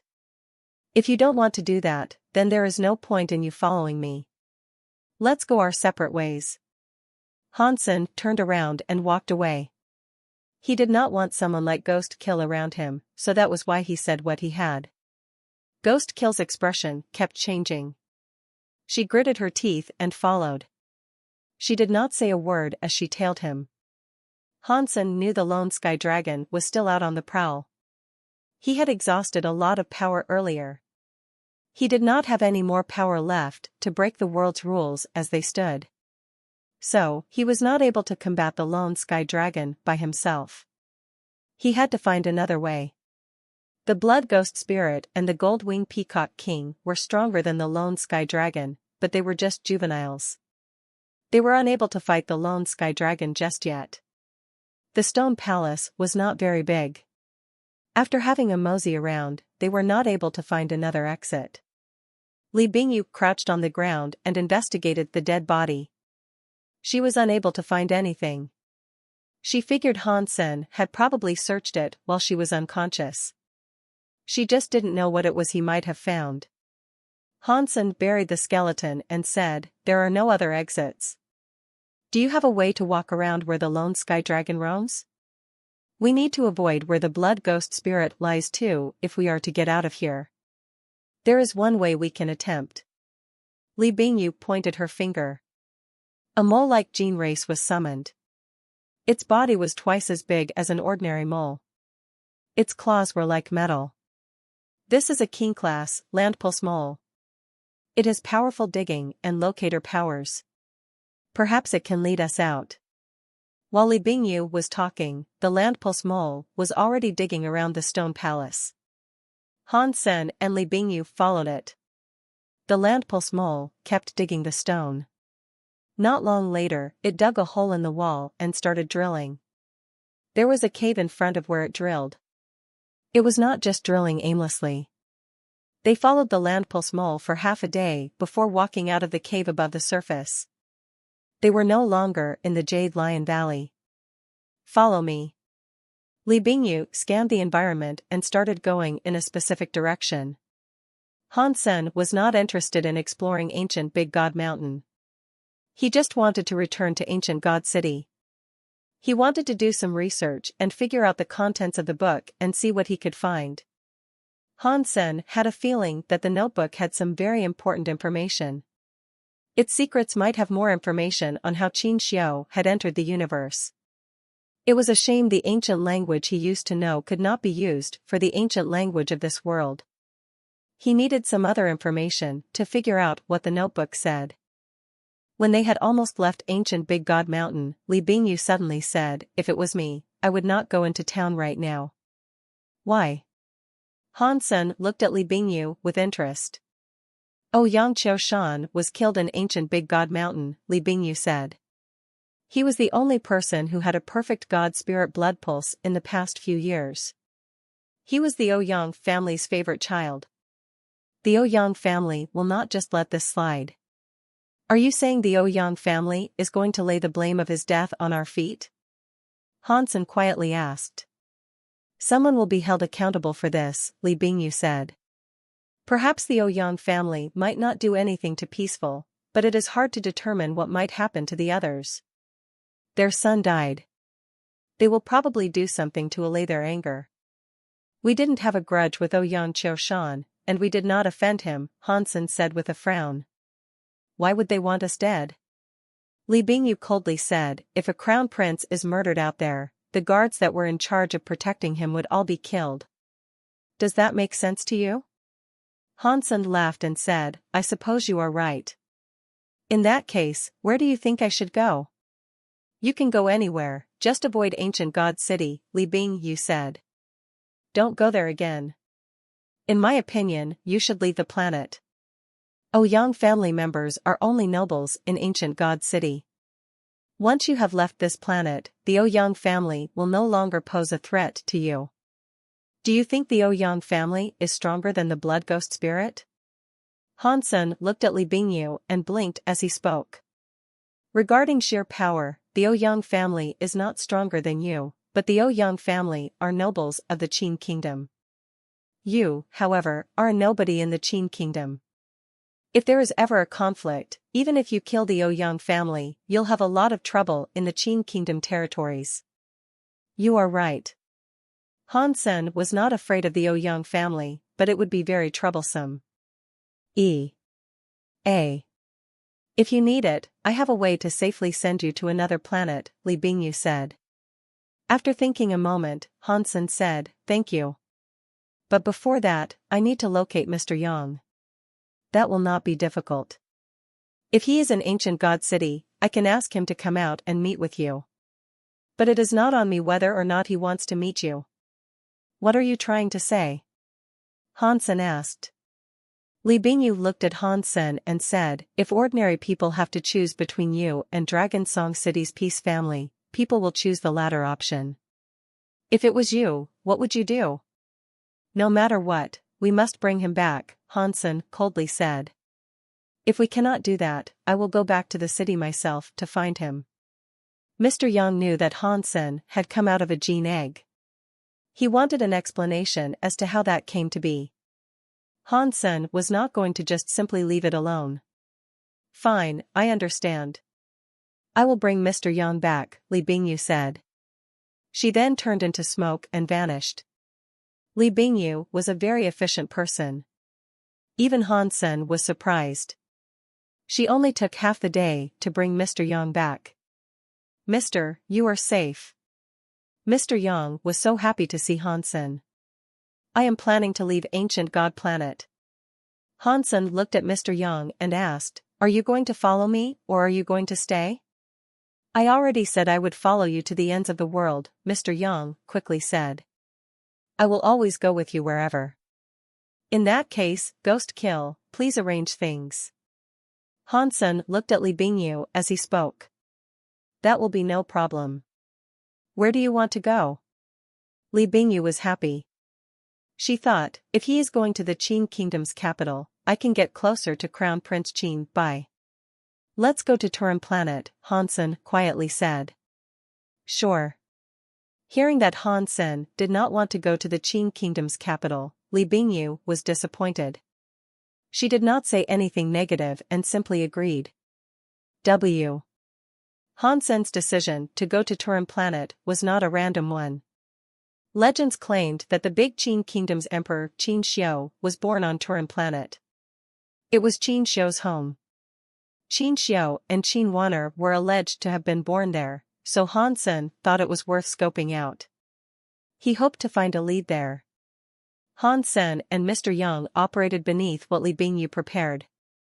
They reached an interstellar cargo ship with Li Bingyu. Traveling in space took a long time.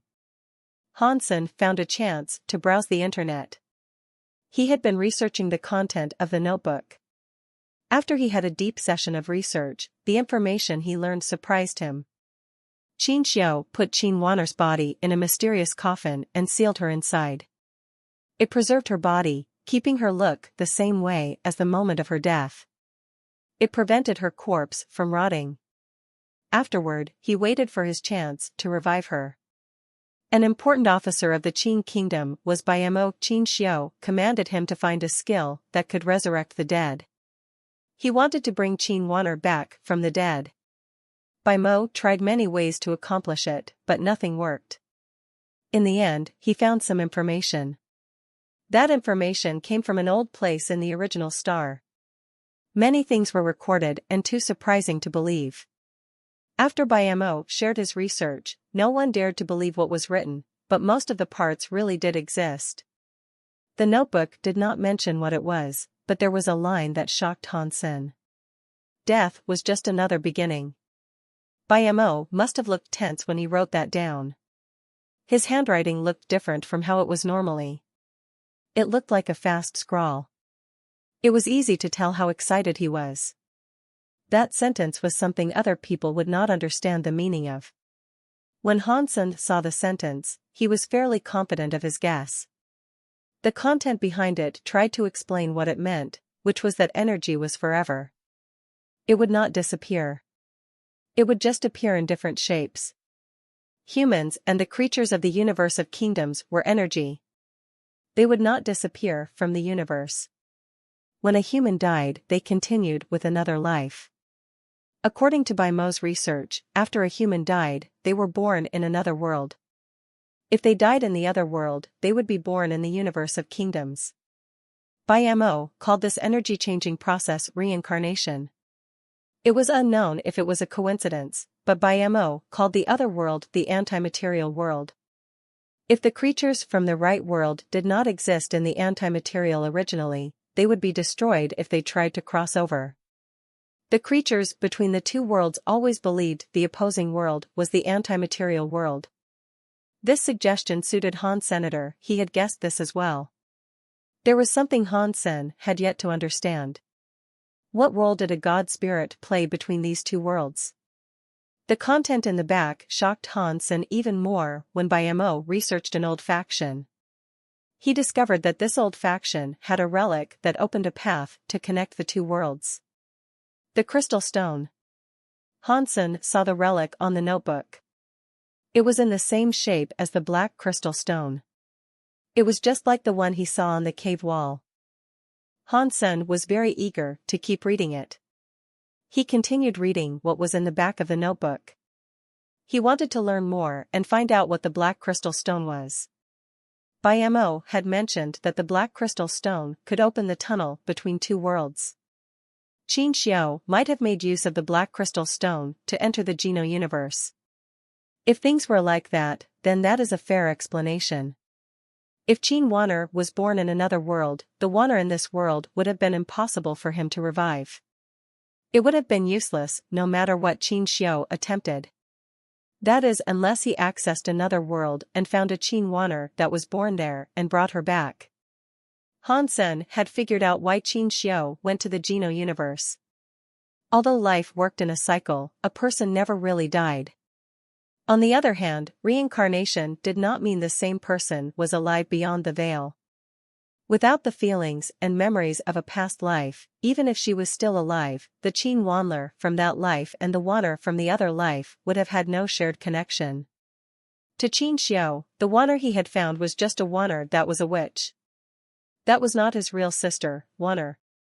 The reason Qin Xiao wanted to take Wanler back was so she could combine with the body of her past life and recover her memories.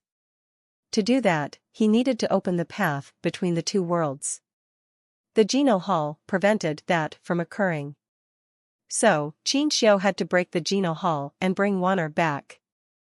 If Qin Xiao really used the black crystal stone to go to the Geno universe, he should have been able to use the black crystal stone to bring Wanner back.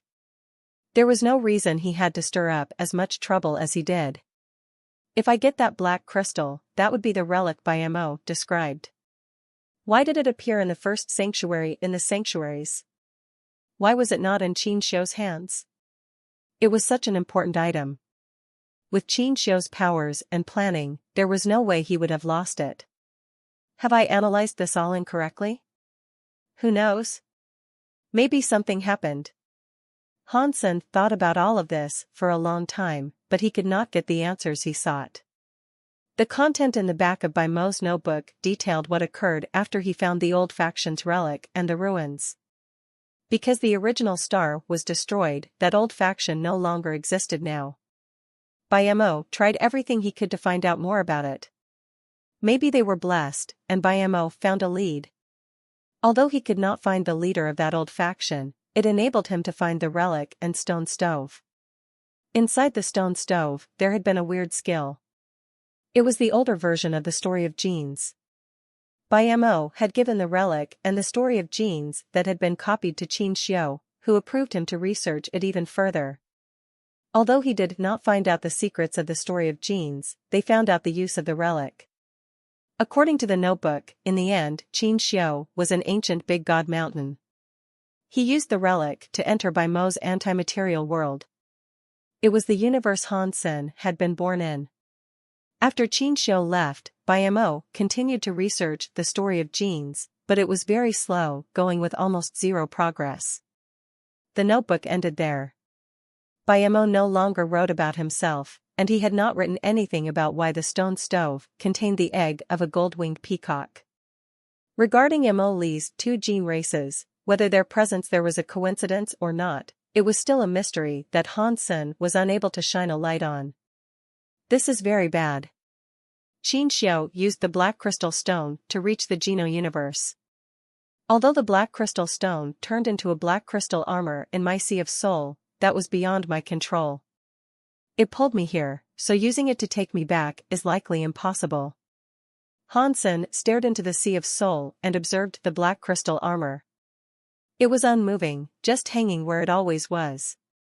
Although he felt the Black Crystal armor, because he practiced the story of genes, it made him have a special connection to the Black Crystal armor. Boss. What do you want? Say something. I am a man with a wife and kids. I want to go and see her. Give me a holiday. Let me go home for 2 days or perhaps even just 1 day. Han Sen whispered to the Black Crystal armor. He was almost kneeling, but the Black Crystal armor did not react. It was still dead, lying where it was. If he was able to drag the Black Crystal armor out of him, Han Sen would do just that and beat up the Black Crystal armor with all his might. But he was unable to control the Black Crystal armor. By Mo's notebook said the relic can fasten the evolution of a gene race. It enables the juveniles to level up fast.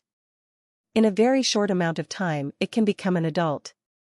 It is even possible to accelerate their development into an ultimate mode. It can also make a low-rank gene race mutate into a higher rank. This function is similar to the Black Crystal Stone in the sanctuaries. Now, it is a set of armor. Those abilities are useless now. After thinking about that, Han Sen's eyes opened wide. An evil smile crossed his lips. You broken piece of armor. You are trying to trick me. Do you think I cannot deal with you? Han Sen's eyes looked bright. He was making commands to the gold-winged Peacock King in the Sea of Souls. After the gold-winged Peacock King received Han Sen's command, it made a very light scream. It flapped its wings and flew over to the Black Crystal armor. It opened its bird beak. Its maw suddenly grew bigger. It swallowed the Black Crystal armor. Let's see how long you can stay there for. If possible, try not to make a sound, Han Sen madly thought. He watched the gold-winged Peacock King, which had just eaten the Black Crystal armor. Suddenly, Han Sen saw the gold-winged Peacock King glow with gold light. Some light came out of its body. It was like silk. It wrapped up his body and quickly formed a giant golden egg. It trapped him inside. By this time, Han Sen had researched the information of quite a few gene races. He knew this gold-winged peacock was becoming an adult. Does the Black Crystal Stone's function still work? Han Sen had a weird look on his face. He thought the Black Crystal armor would fight back, but it did not fight back in the least. It let the gold-winged Peacock King use its powers to transform. The gold-winged peacock transformation was something that could be completed in a short amount of time. Han Sen watched it for half a day. The gold egg had yet to display any sort of movement. By then, the ship had docked on Turin planet. Mr. Yang and Li Bingyu came looking for Han Senator. The three of them said goodbye to the crew of the ship and hopped off. By Mo said Qin Wanner's body was sealed in a mysterious place in the Qin Kingdom's palace. It was Qin Xiao that did it. If Qin Wanner really did go through a reverse tunnel as I did, and if that is true, I will have to go to the capital of the Qin Kingdom. Han Sen thought of that possibility. While Han Sen was deep in thought, he suddenly heard the crack of a whip and some nasty voices. Stop playing dead. Get moving. A noble guard was holding a thunder whip. He used it to keep striking the people that came off the ship. Those people were all dressed in tattered clothing. Most of them looked injured. They cried awfully loud when they were hit. Han Sen noticed that the ship they had been on was used for human trafficking. For such a developed kingdom, how can there be slavery? Han Sen frowned.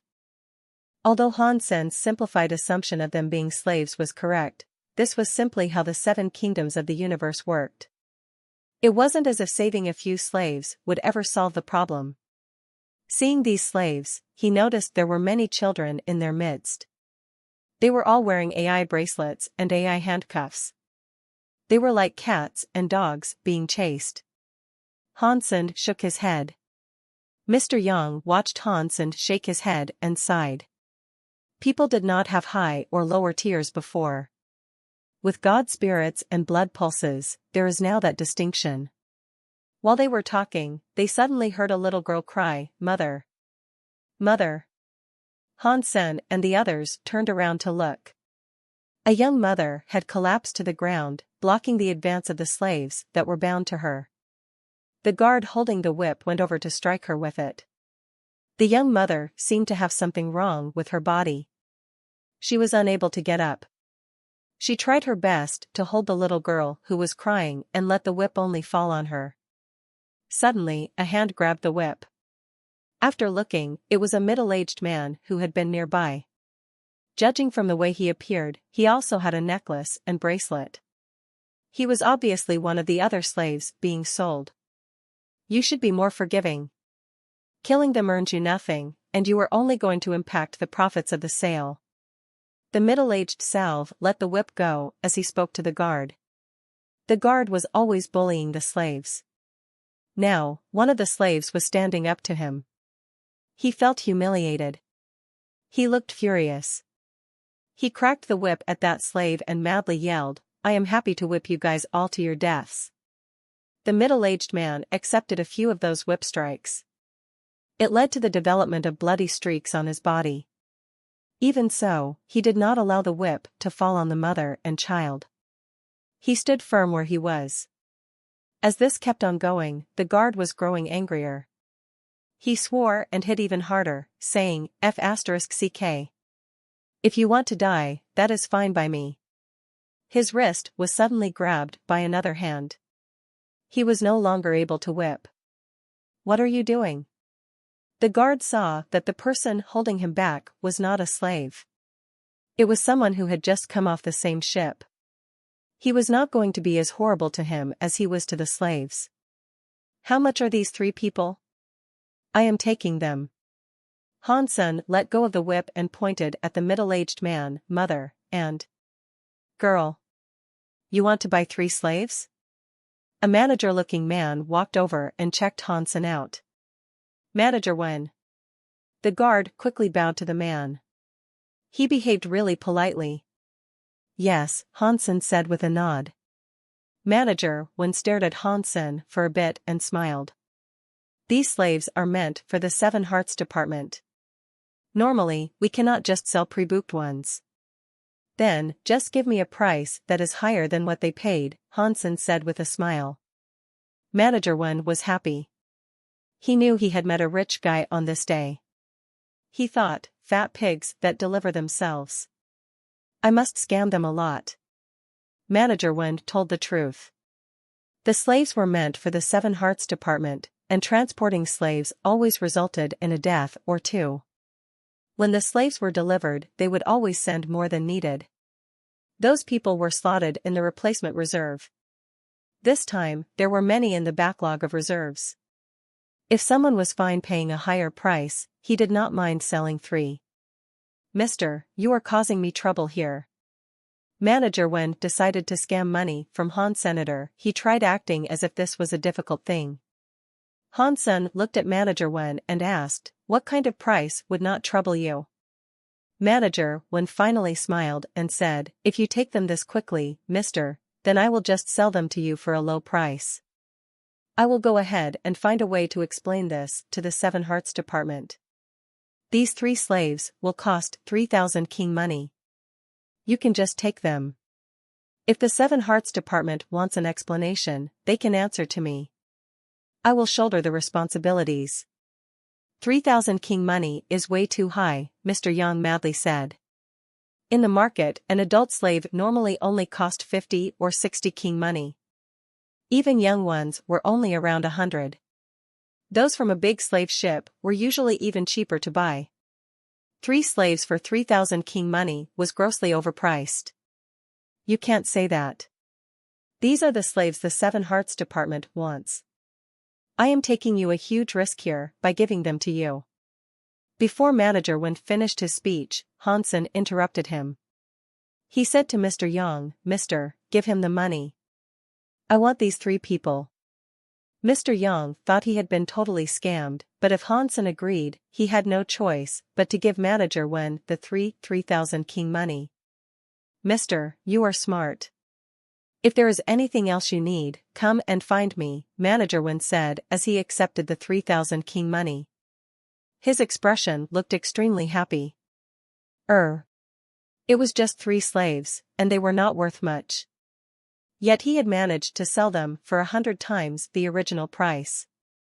Manager Wen happily gave him the slave contracts for the 3 people. Hansen accepted the slave contracts. Mr. Yang gave them to the slaves. He lifted the mother and daughter. "What is your name?" Hansen waved at the middle-aged man. "Thank you for saving me. My name is Jianbugu." The middle-aged man waved back. After hearing the name, everybody was a bit shocked. After their reactions were done, the guard who had been hitting the slaves looked disdained and said, "You are a slave, yet your name is Jianbugu. Are you not afraid someone will cut your head off?" The other people laughed and said, "This slave's name is very bold. He uses the same name as the tutor of the Big Qing Kingdom's king, Jianbugu. It is a shame you have the same name but live a totally different life. One is a famous king tutor in the Qing Kingdom, and one is a cheap slave." Manager Wen thought it was funny. A slave's name is Jianbugu. If he can sell for 3,000 king money, I do not care what he is called. He can even call himself Sky God. While everyone was talking, Hansen understood what Jianbugu's name was. The king's tutor was one of the 3 main officers. When the king was too young or no one was in charge, he would assert stewardship over the kingdom. Jianbugu was not just a king's tutor. He was the first swordsman of the Qing Kingdom. 10 years ago, Jianbugu quit. No one had heard about him for a long time. No one would have thought that the slave in front of them was the first swordsman of the Qing Kingdom, Jianbugu. Hansen did not know if he was the real Jianbugu. He had never heard his name before, but he could tell that the man was special. He was quiet, and not everyone had that aura about them. Li Bingyu examined Jianbugu. She did not believe Jianbugu had become a slave, but she did think this slave looked rather familiar. Although Li Bingyu had never met Jianbugu, there were paintings of Jianbugu in Wu Wei Dao Palace. That middle-aged man looked a little older than the person in the Jianbugu paintings. He did not emanate the superior feeling of the Jianbugu from the paintings. When she looked closely, the eyebrows looked rather similar. Turin planet was different from ordinary planets. It was a planet without a god temple. Without a god temple, there were no cities to be built around the absent god temple. Thus, planet Turin was a very rare planet with multiple cities. On Turin, there were a few hundred smaller cities. On the largest pier of the city, Spirit Light City, Hansen, Mr. Yang, Ghost Kill, Jianbugu, and the mother and daughter walked along the streets. "You do not have to do this, mister. If you have somewhere to go, I recommend you just go." Hansen spoke to Jianbugu, who was walking alongside him. Jianbugu shook his head. "Mister, you spent 3,000 king money to buy me. Unless I do something to pay you back, I belong to you now." Hansen laughed. He did not say anything. He just looked at the mother and daughter and said, "If you guys want to leave, I can give you some money to help get you started. Please, keep us in your employ." The young mother pulled the little girl closer to Kowtow before Hansen. "Get up. If you guys want to stay, then you can stay." Hansen frowned. Mr. Yang helped them get up. Hansen asked Mr. Yang, "Old Yang, do you know where King Qin used to live?" King Qin lived in King Qin City, but there used to be no city. King Qin lived there, so it was built there. Mr. Yang was next to Han Senator. He told him legends and stories while they walked. At this time in Seven Hearts Department, Manager Wen's face looked as gray as the earth. His mouth was wide open as he looked at the Seven Hearts Department leader, Feng Qiyuan, in absolute shock. Leader Feng, you must be joking. Manager Wen was unable to speak straight. Who has the time to spare joking about with you? The person you sold really was the Jianbugu, who was the famous king's tutor in the Qin kingdom. He was once so famous. Feng Qiyuan looked at Manager Wen as if he was an idiot. Manager Wen still could not believe it and said, that should be impossible. If he really was the king's tutor, Jianbugu, how could he have become a slave and enable others to bully him? There has to be something wrong there. Feng Qiyuan coldly laughed. About 10 years ago, Jianbugu was commanded by the king to go into Wuwei Dao Palace alone. He was required to kill the 2 leaders of Wuwei Dao Palace and force the Wuwei Dao Palace out of the Qin kingdom's realm. Jianbugu's swordsman teacher was one of Wuwei Dao's 9 leaders, the sword grandmaster. He felt as if he betrayed his teacher, so he decided to stop fighting for 20 years. Dead or alive, he would not fight anybody. He also quit his position in the government and vanished without a trace. Back then, I saw Jianbugu a few times.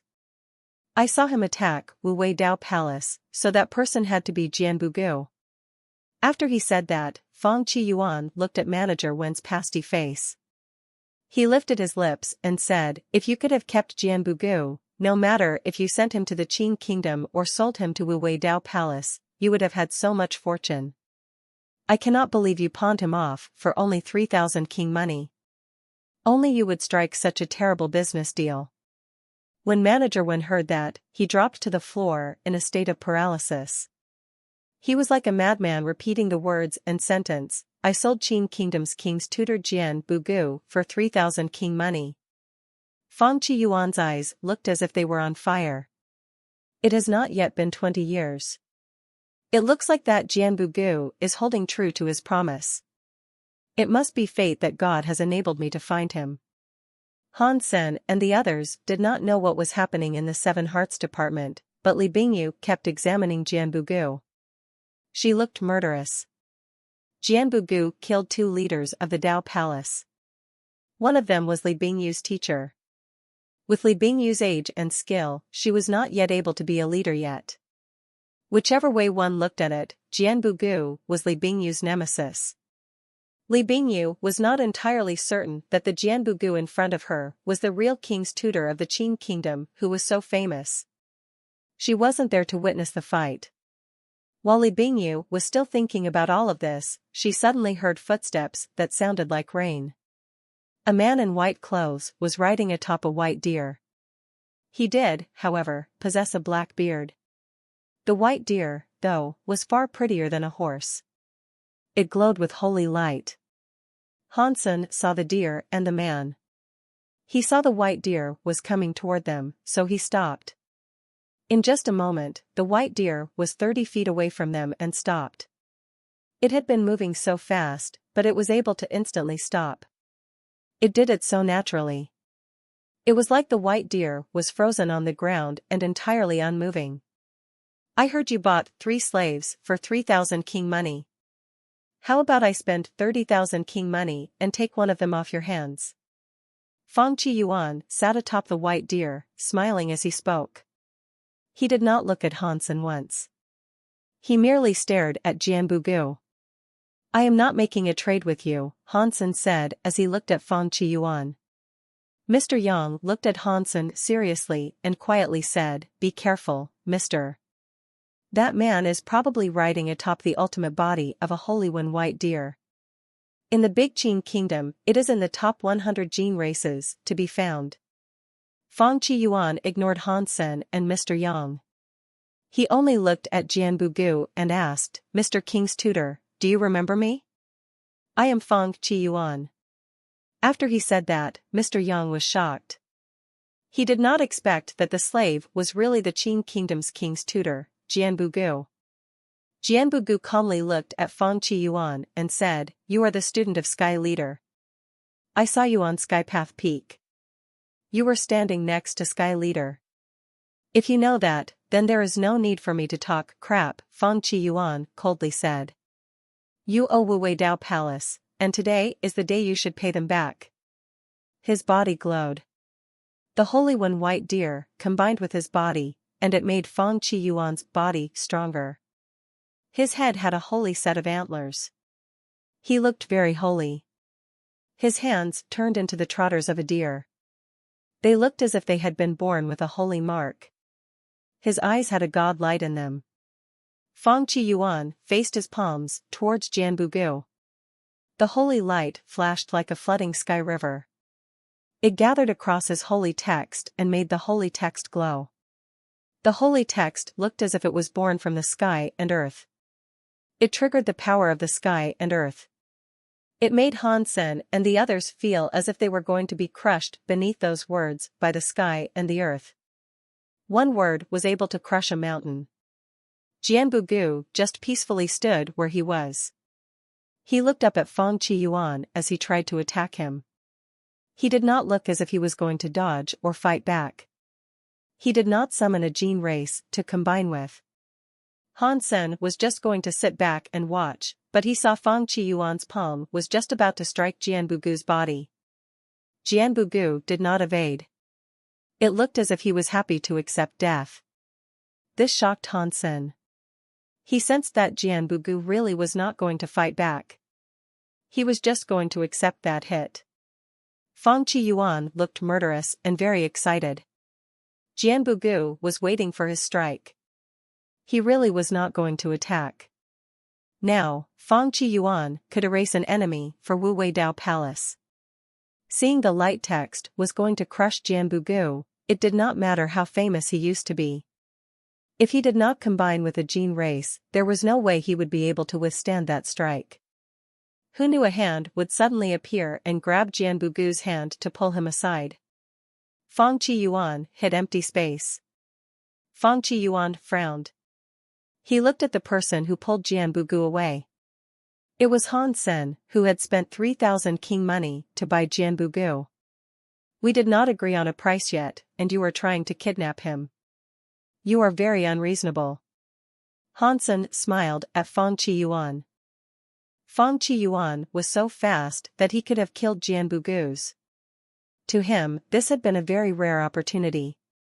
If Jianbugu had not decided to avoid fighting anyone for 20 years, even with an army of 1,000 men, 1,000 horses, and a sky full of battleships, he would not have been able to be beaten.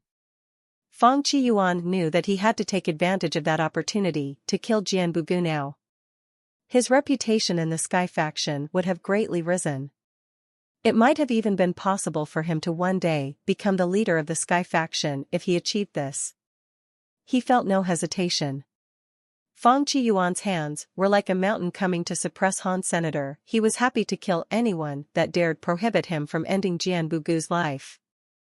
The holy text on his hands flickered. It was like a hell of mountains was crashing down. Han Sen did not feel like dodging. He combined with the blood ghost spirit. The gold-winged peacock king was still evolving. Small Cat's body, despite being near recovery, was not yet in full health. On top of that, it was not a gene race Han Sen had properly claimed. It was not under his complete control. If he wanted to combine with it, it required Small Cat to be willing. The only gene race Han Sen was able to rely on was that of the blood ghost spirit. Some purple air came out of Han Sen's body. Suddenly, there was a monkey tail behind him. His hair turned purple, and he suddenly grew bigger. His body had a weird, purple light. It was burning like a purple fire. It made Han Sen's skin and hair look like a purple amethyst. Successfully combined with the blood ghost spirit. Got gene to combine skill evil blood. Han Sen did not know what evil blood was. He felt as if some weird power surged through his innards. It followed his movements, trailing his punch. Pang! Han Sen's burning purple flame fist struck Fang Qiyuan's mountain text. It resulted in an explosion. Han Sen stood his ground and did not move. The mountain text was broken by his fist. His fist did not stop there. It kept going for Fang Qiyuan's hand. His hand, which looked like the trotter of a deer, was broken. It flew away and crushed a mountain. Blurg! Fang Qiyuan forced himself off of the ground. His holy light flickered as blood seeped out of his mouth. He stared at Hansen and Jianbugu and said, "I thought Jianbugu was not afraid of death. You said you were going to keep the 20-year promise, but you are just a liar who tricks everybody. You said you would keep that oath and for 20 years and sever a connection to the Qin kingdom. In fact, you have high-level people from the Qin kingdom to protect you. Very good King Qin King's tutor, Jianbugu. Very good oath of 20 years. This is ridiculous." Jianbugu looked cold. He did not want to argue with Fang Qiyuan. Hansen could not watch it. He looked at him with disdain and said, "I let you give me a new price, but rejected the offer. Now, you start talking crap just because you failed to take him by force. Is Wuwei Dao Palace always this lame? Shut up. How dare you, you crazy man, underestimate the might of Wuwei Dao Palace? Do you really think you can stop me, Fang Qiyuan? I, who is of the Seven Hearts gene race, am very amazing. Being my enemy will make it so you cannot live or die." Fang Qiyuan was going to use a god spirit blood pulse and summon another gene race to combine with. Some elites had multiple gene races to combine with. It was not a rare thing in the Seven Kingdoms. Fang Qiyuan said he was the leader of the Seven Hearts department.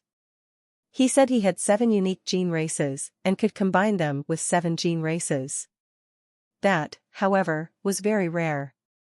Ordinary people only had 3 to 4 gene races to combine with, and the gene races could not have conflicting elements. For example, a water element gene race was unable to combine with a fire element gene race. That was a prime example of there being a conflict that could harm one's body. Fang Qiyuan looked horrible. He wanted to summon 6 more gene races to combine with, but he suddenly discovered that his communication with the god spirit blood pulses was being cut off. He was no longer able to summon the gene races inside. What's going on? Fang Qiyuan was in shock. He used his inner vision to take a look inside and see his god spirit blood pulse mark. He noticed how it was marred with a layer of purple. There was some dirty, purple blood on his wounds. Suddenly, Fang Qiyuan felt like his body was rather cold. He could not help but scream, "It is the blood ghost spirit's evil blood. Impossible. I thought the blood ghost spirits went extinct when Emoli died. Why is the blood ghost spirit still here?" Fang Qiyuan looked at Hansen's transformation.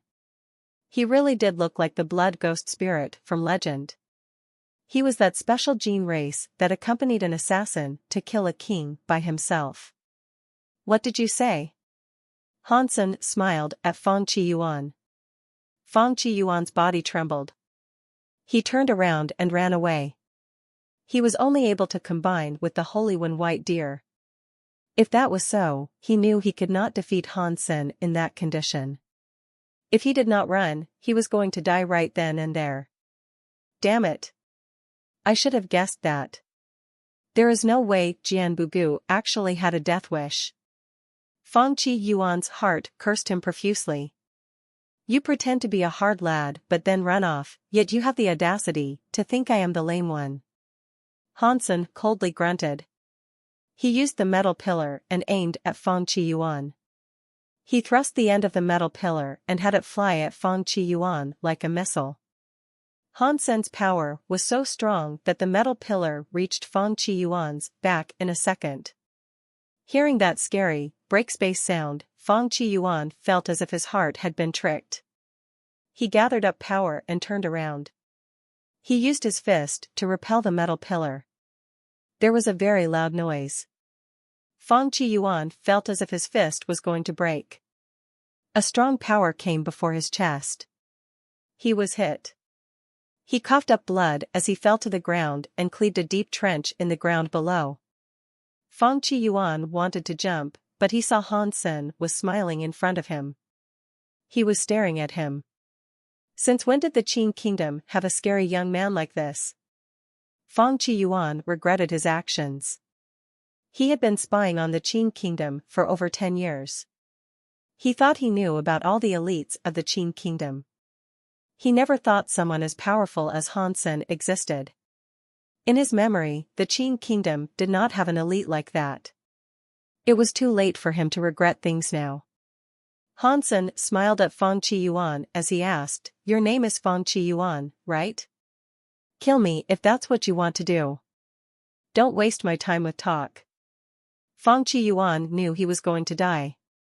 After all, his opponent had the very powerful Jin race blood ghost spirit. He thought he had a relation with Emily. Perhaps they had been assassins that conspired together. Escaping people like that was too difficult. Plus, he had been hit by evil blood. He was unable to summon a Jin race and heavily injured. There was no way for him to run. Dying is easy. I only need to wiggle my finger to kill you 100 times over. If you want to live, I can make that happen. Han Sen was not mad as he spoke to Fang Qiyuan. Do you want me to betray Wu Wei Dao Palace? Impossible. Fang Qiyuan stood his ground on that matter. I am not from the Qin kingdom, so your betrayal of Wu Wei Dao Palace does not benefit me, Han Sen said. What do you mean? Fang Qiyuan was frozen. He thought Han Sen was an elite that belonged to the Qin kingdom and was assigned to protect Jianbugu. Now, Han Sen was saying he was not from the Qin kingdom. He did not know what to think anymore. You can easily keep your life, Han Sen said with a laugh. I quite like your holy one, white deer. I need a mount. If you give it to me, I will let you live. You cannot trick me. You want to take my Jin race and kill me after. You are a liar. Fang Qiyuan did not believe Han Sen. I told you I am a normal businessman with standards. I have no relationship with that man. I just bought him on a whim. If you gave me a fair price, I would have sold him. There was no need for any of this fighting. You did not believe me then, and you still don't believe me. It is hard for me to resist the urge to kill you. Han Sen sighed and walked up to Fang Qiyuan. I did not want to murder you. If you want to die so badly, I guess I will have to help you out. Seeing Han Sen approach, Fang Qiyuan quickly shouted, Hold on.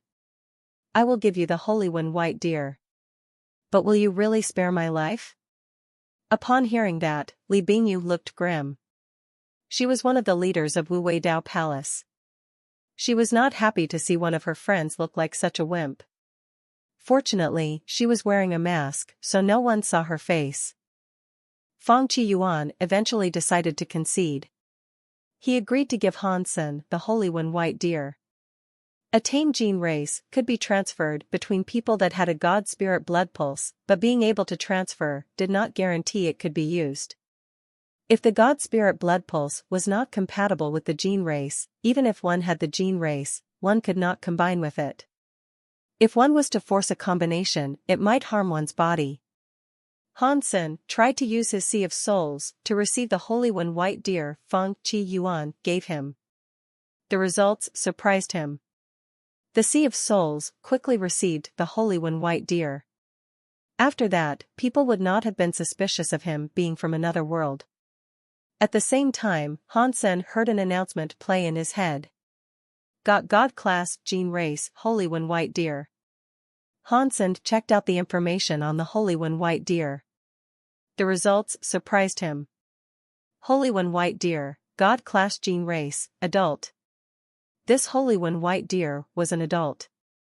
It was not in an ultimate body, which was not like what Mr. Yang told him. An adult god class Jin race was not a bad thing to obtain. It was enough for Han Sen to use as a mount to get around. Of course, Han Sen wanted the holy one, white deer not solely for more than just being a mount. He just did not want to kill Fang Qiyuan yet. Keeping Fang Qiyuan was going to be useful. Can I leave now? Fang Qiyuan gnashed his teeth as he spoke. The 7 Jin races were his life. Now, Han Sen had taken one. He really hated that. Of course, unless you want to stay and have dinner with us, Han Sen said with a laugh. What about the evil blood in me? Feng Qiyuan asked. I only said I wouldn't kill you, Hansen coldly said. I did not say I would get rid of the evil blood I pumped into you. If you want my help with this, give me another gene race that is on the same level as this holy one white deer. Either that or a gene egg. Feng Qiyuan was very mad, but he did not explode and reveal it. He did not keep asking Hansen to remove the evil blood inside him. Feng Qiyuan did not dare turn around. He just looked at Hansen and retreated. He walked far away and then started running like a lunatic. Seeing that Hansen was not chasing after him, Feng Qiyuan felt relieved. He also felt great regret. Is he really not an elite sent by the Qin kingdom to protect Jianbugu? If that was all real, I should have just bought Jianbugu. If I did that, none of this would have happened to me. Feng Qiyuan did not want to go back. He had to find a way to remove the evil blood that plagued him. If he was unable to use his gene race, he felt very unsafe. Fortunately, evil blood is not a gene-combined skill that can kill you in any short amount of time. I will wait until I recover. Then, I will come back for him. Feng Qiyuan madly looked at Hansen and the other people. He continued running away in a hurry. Hansen summoned the Holy One white deer out. He saw a very strong, holy-looking white deer appear before him. The deer's antlers looked like crystal and jade. The Holy One white deer was a little bigger than a horse. 2 or 3 people were easily able to sit on it. Old Yang, and you too, the mother and daughter, can sit on the Holy One white deer.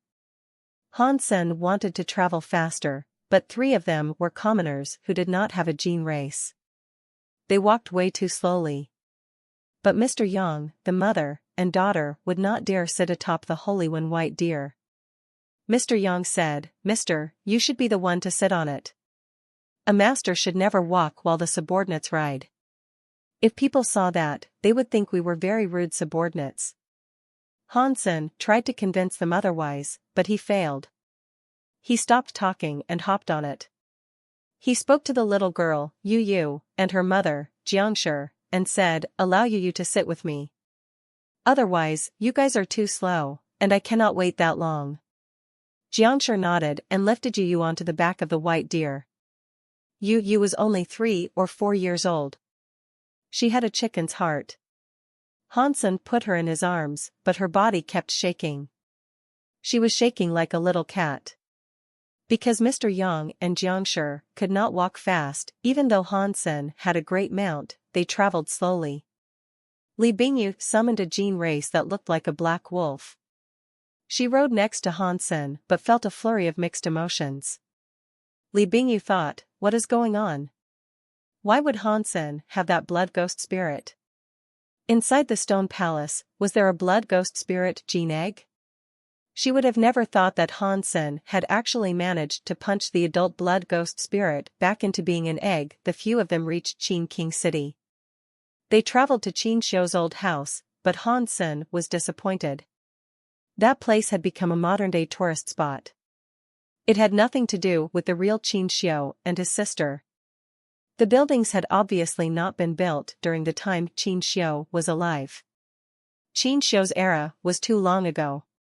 The buildings were probably only 1,000 years old. They could not have been from when Qin Xiu was alive. That trip to Turin Planet ended up disappointing Han Senator. He was unable to find out anything about Qin Xiu, and he did not find anything out about Qin Waner either. It looks like I have to go to the Qin Kingdom's capital. Now, that is the only place where I can likely find a lead. Hansen traveled around that city for a few days before deciding to go to the Qin Kingdom's capital next. Hansen was most depressed about the fact that he did not have enough money to buy or charter a ship. They had been spending all of Mr. Yang's savings, and Mr. Yang was not a rich man. They sold some gene eggs, but the money was almost all gone. Jianbugu, Jianshi, and Yu were so poor that they had nothing to contribute. Hansen borrowed some money off Ghost Kill to pay their travel expenses. They stepped onto an airship that would take them to the Qin Kingdom's capital. Hansen thought, after going to the Qin Kingdom's capital, we will have to spend a lot more money. I do not know when I will next find the lead I am looking for, but I cannot keep borrowing money. He wanted to know how he could rake in the big bucks to do well in the Qin Kingdom. He wouldn't be able to achieve anything without a lot of money. Killing gene races or finding gene eggs was the fastest way to earn money, but Hansen was not interested in doing that. To him, it was a waste of time. Hansen kept on thinking. He decided that once he reached the Qin Kingdom's capital, he would open a shop that sold gene eggs. With the power of the Shan Yellow Sutra, he was likely to earn quite a bit of money. Feng Qi Yuan had such power, and the Qin Kingdom Palace has more elites. With my current situation, forcing my way into the palace to find Qin Wanler's body will likely be impossible. I will have to sneak in. The first thing Hansen thought of was Qin Bai, the leader's stupid son. Hansen gave up on the idea to look for Qin Bai. If Qin Bai was a king, perhaps it would have been worth asking him. Qin Bai was just a crown prince. Hansen did not have much authority, and people would have merely treated him like a subordinate. It would have been hard to quit the crown prince's employ. Let's just open a shop to have some comfy days where I can sketch this out properly. Although Hansen was in a rush, it was something he knew he had to take his time with. Old liar, I am hungry. On the streets, there was a pretty little girl who looked like a doll. She was pulling the sleeves of the old man next to her. Her eyes were wide open as she looked at him. She made sure to make herself appear extra pitiable. Her face looked like she was starving, and she had a lack of clothes. It was like she was abused. It made others want to take pity on her and cry when they heard the stories she told. The corners of the old man's eyes twitched. Half a day ago, Bauer ate the most expensive meal in the most expensive restaurant and had emptied his wallet of every penny it contained. Even he was starting to believe it. He wanted to smack his mouth and curse himself for being useless. He could not even raise a little girl well. My little kid, ever since you've been with me, your mouth has not stopped moving, the old man depressingly said. With the way you eat, even if there was a mountain of gold and a mountain of silver, it'd be eaten by you. How did that Hansen use to raise you? Dad would not let me starve. If you are saying you cannot afford to take care of me, I am going back. Bauer looked grumpy. She turned around, ready to leave. Little kid, I concede. I will take you someplace nice to eat, the old man said while dragging Bauer with him. Old liar, don't you dare try and lie to me. Bauer squinted at the old man. I would lie to everyone else, yes, but you? The old man asked. You just need to wait here for a bit. I will take you to eat something very nice and spicy. You can eat whatever you want there. I promise you'll be full. You are very nice, old granddad. Bauer smiled a lot. She held the old man's hand and behaved very cutely. This girl. It does not make sense. How could she have been raised to this age? How did that bastard Hansen grow you so big? The old man was speechless. By the way, old liar, I thought you ran out of money. Bauer looked at the old man and blinked as she spoke to him. Eating food does not require money all the time. Bauer was holding a flag while he walked across the street. He went searching for something. Not long later, he bent over and picked up a stone that was sharp and fist-sized. He pulled Bauer along as he kept walking. When they came to a T-junction, he looked to his left and right. He then put the sharp stone on the corner that turned. Bauer blinked and asked, "Can we get money to eat this way?" "Of course, tasty stuff will come here right now," the old man said. He pulled Bauer forward to walk with him. Not long later, they stopped near the street. He put down the flag and placed a yellow cloth on the ground. He pulled out a chair and sat on the cloth. He closed his eyes and rested. Old liar, is this going to work? Bauer waited for a while, but nothing tasty appeared. Do not rush. It is on its merry way. The old man's eyes did not open. He looked calm as he spoke to her. After a while, the street suddenly had chickens flying and dogs jumping. They saw a guy riding a big crab jean race. It was skittering around the street, making the street all dirty. Seeing this big, gold crab that looked like a tank come close to them, the old man's eyes and lips suddenly became very thin. He then blew out air and made a strange noise.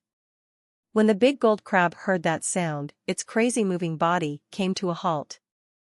The person atop the beast looked rather excited. The big crab came to a stop. It was a sudden one, so the man was thrown right off. It looked like a dog eating **T. His head went in front of the fortune-teller old man with a shock. The old man looked at the young man who had fallen with his ass sticking up and said, "Old man, I have seen your forehead go dark. Did your head suffer a stroke of misfortune? Today, you will be suffering a curse."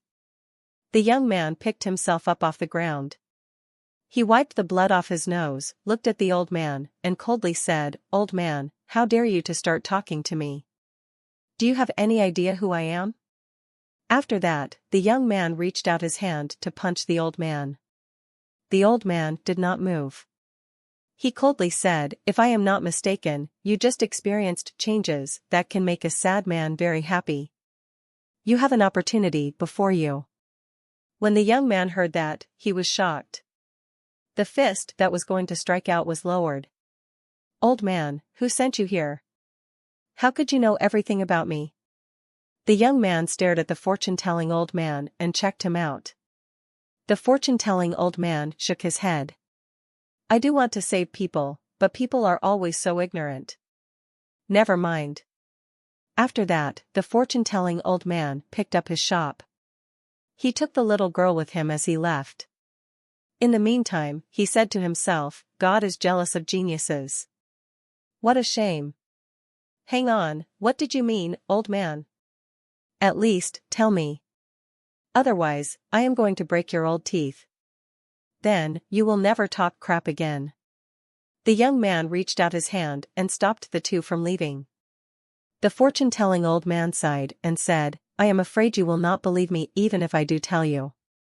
How about this? I will give you one tidbit.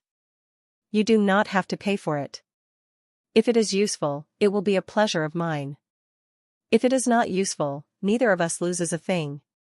After that, the old man took out a rope and gave it to the young man. "What do you mean?" The young man accepted the rope with suspicion. It seemed to be an ordinary rope. It was less than 9 feet long with small threading. If it was not for the fortune-telling man telling him what happened, with that young man's attitude, he would have hanged the old man with the rope. The old man said, "Put the rope around your waist and put the other on the jean race. Then, you will find out." "Fine. I will see what you are up to. If this is a waste of time, I am going to come back and break your stupid mouth. Someone come here and keep an eye on this old man." Because of what the young man shouted, a few big men appeared. They prohibited the old man and the young girl from leaving. "I have stuff to do. If it does not work, when I come back, you are very dead." After the young man said that, he jumped atop the crab's back. Following the instructions given to him by the old man, he tied one end of the rope to his waist and the other end onto the gold crab. He took the crab and sought to leave. "Hang on. Pull the rope 1 foot and 7 inches shorter." The fortune-telling old man stopped the young man. The young man did not really believe him. No matter what happened today, no one would have been able to see it. There was no way for others to know. The fortune-telling old man spoke correctly, which had made him scared. It was hard to believe, which was why he thought he should give it a go. The young man pulled the rope shorter and thought, "After I am done, if this stupid rope does not do anything, I am going to break his mouth." Just as he just tied up the rope, the gold crab turned around and started to spin extremely fast. The young man fell from the crab's back. The young man's eyes opened wide. He saw himself almost fall on the ground. His waist felt tight. He was only half a foot away from the ground hanging by the rope. The young man had a closer look. He quickly broke out into a cold sweat. There was a sharp rock 5 inches away from his left eye. If the rope had not pulled him when he fell, he could have been blinded. He thought about the consequences of the rope. The young man's legs went soft. He had a cold sweat. He felt like it was too close. A few young men surrounded the old man and girl. Many people saw this. The young man, who had gone around the corner, had come back. He was running and screaming, "Old fairy! Old fairy! Old fairy, you are like a god." Han Sen and the group walked before the gates of Big Qin capital. It was half a month later by now. The Big Qin kingdom's lands were too vast. Even with subspace travel and slipspace jumps, it took them half a month to reach the capital from Turin planet. They had even swapped ships twice. Is this Big Qin capital? Mr. Yang and the others were shocked by what they saw ahead of them. The whole of Big Qin capital was not built on a planet. It was built on a giant, man-made space station. The space station was bigger than Turin planet. When looking at it from afar, it was like a hunk of jade floating in space. Li Bingyu was a bit excited. From what she saw, Han Sen was there in the capital with the need to seek out Qin Bai. When they met, her chance to strike would finally arrive. Li Bingyu laughed and said, "In the 7 kingdoms, only the Qin kingdom's capital is not built on the surface of a planet. This Jade Wall city is what Qin's people are the proudest of. They were built by the first King Qin. Now, billions of years have passed by. Despite the eons, fraught with war and natural disasters, it has weathered everything thrown at it and runs without a hitch. It holds the lives of tens of billions of the kingdom's civilians and nobles. The construction of this was a miraculous feat, and certainly one of the greatest across the history of the universe." Was this Qin Shou's work? Han Sen quietly looked at the miraculous Jade Wall city. Jianbugu smiled and said, "Other kings finished this miracle because King Qin powers were so strong. They could almost conquer the universe. It is not like the other 6 kingdoms were going to be destroyed, but they must pay taxes to my country every year for the relationships to remain stable. I do not think our country could build this Jade Wall city anew. It is a shame that when the Qin kingdom was in its best shape, the true king vanished. Future King Qins lacked what it took to conquer the universe." Han Sen could not help but be complimentary. Qin Shou really was a great man.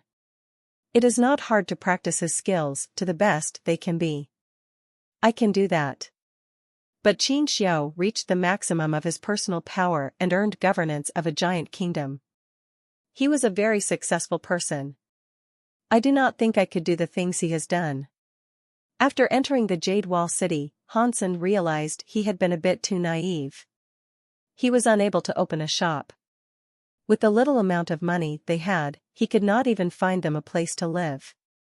In that expensive place, the Qin kingdom capital, to even rent a space as small as a bathroom would cost them 10,000 a month.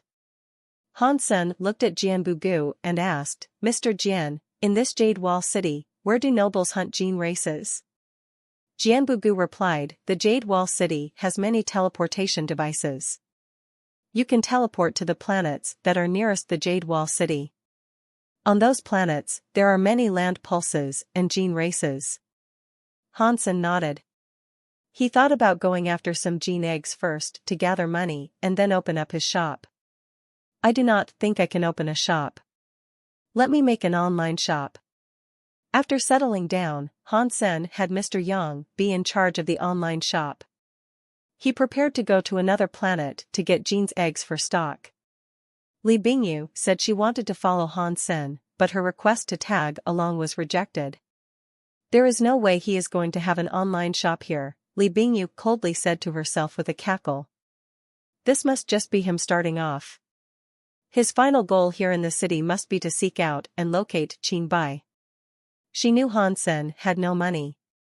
If he didn't gather Jin eggs to sell to the people of Jade Wall City online, they would likely starve. The capital was not like other places. It was where all the shops were. To be able to sell Jin eggs there, It was usually only big nobles from fancy factions that had the chops to do so. They had land pulses to harvest. Running such an establishment alone was tough. Plus, Han Sen was only opening an online shop. He did not have the money to advertise his wares or establish a physical presence. He did not have a stable stream of resources either. To develop and make good on his intent, it was going to be a tough road. He would have been lucky not to lose money. Li Bingyu thought she would see Han Sen's online shop shut down very soon. If Han Sen came asking her for money, she would tell him her pockets were just as empty. That would likely push Han Sen to meet up with Qin Bai. Han Sen was looking up info on the Jade Wall City. He checked out the online shops that sold gene eggs, and he got an idea on which sorts of gene eggs sold well. When Han Sen arrived at the quantum teleportation system, he was so shocked that his mouth opened wide. The teleportation device was just like the ones in the sanctuary. Does that mean the teleportation devices in the sanctuaries actually came from the universe of kingdoms? Han Sen's face looked very weird. He knew that the Alliance's ability to create teleportation devices came from a technological solution derived from another civilization. In the past, he thought it was crystallizer technology. Seeing these teleportation devices, he noticed they were very similar. It was hard to believe there was not a connection. After paying the teleportation fee, Han Sen had a very familiar feeling. He arrived at a planet called Guya. Han Sen had conducted some research on this place. Planet Guya had some very weird gene races. The gene races were not hard to find, but the gene eggs were hard to locate. There was a Viscount gene race called Spirit Evil Eye. Its level was not high, but its combined skill could provide humans with X-ray vision. The Spirit Evil Eye's gene egg price was higher than Earl gene egg prices, but none were selling it. Of course, Han Sen did not plan on getting some Spirit Evil Eye gene eggs to sell. He thought the people who wanted the gene egg solely did for perverted reasons. Second, it was very hard to find the Spirit Evil Eyes. I will just get myself one to play with. Han Sen kept thinking as he walked. The Holy One White Deer was too eye-catching. There were many people around, so Han Sen did not ride it. He just walked slowly. He kept walking, trying to check out Planet Guya. With the information he had gathered online, not far from the west side, there was a place called Night Cry Valley. There were Viscount gene races that were native to the region. It was a gene race called 8-Sound Bug. On this hunt, Han Sen was on the prowl for an 8-Sound Bug. Just like Spirit Evil Eye, the 8-Sound Bug's gene eggs were very rare. They sold for a high price.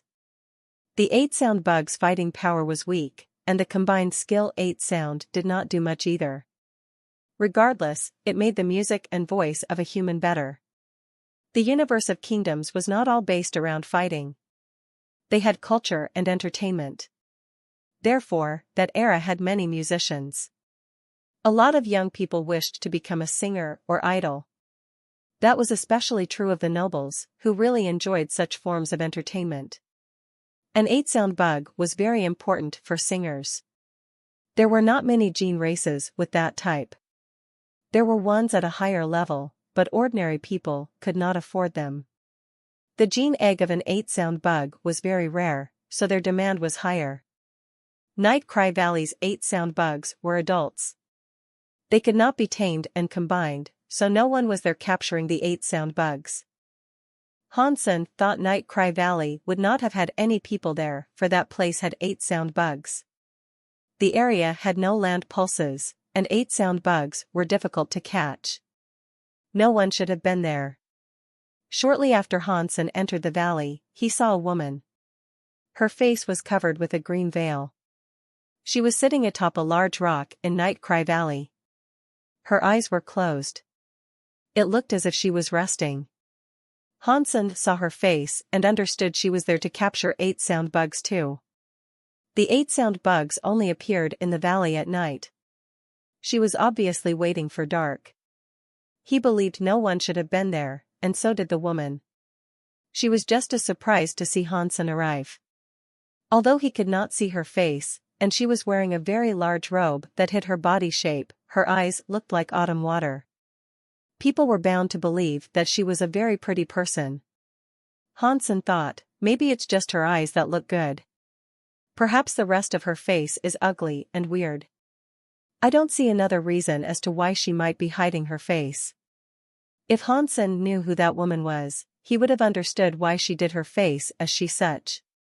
She was one of the 3 big idols in the Big Qin kingdom.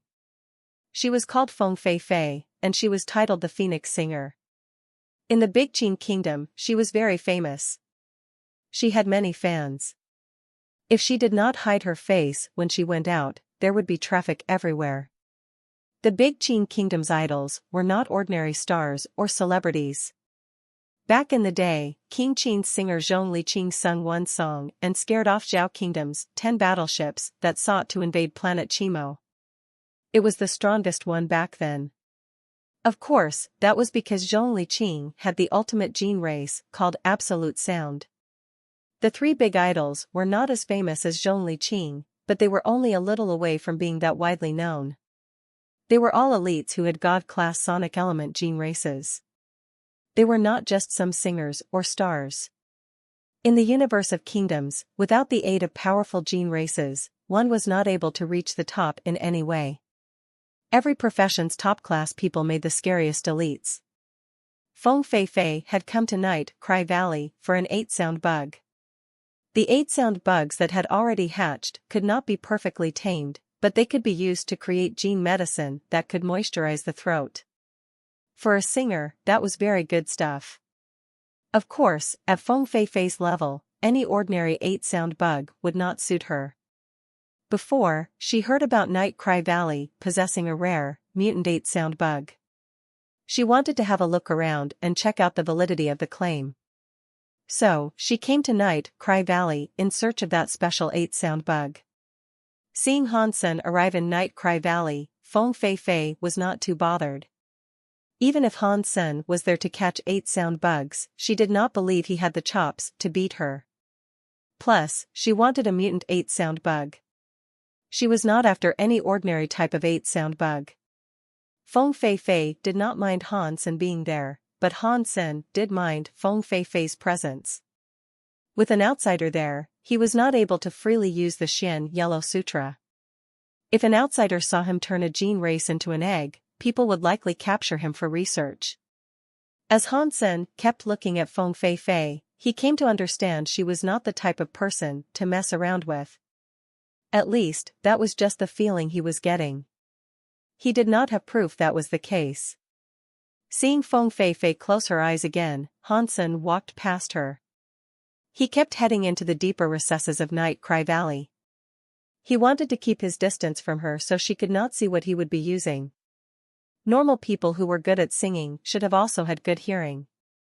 Feng Fei Fei was one of the good ones, and her body had a unique gene race.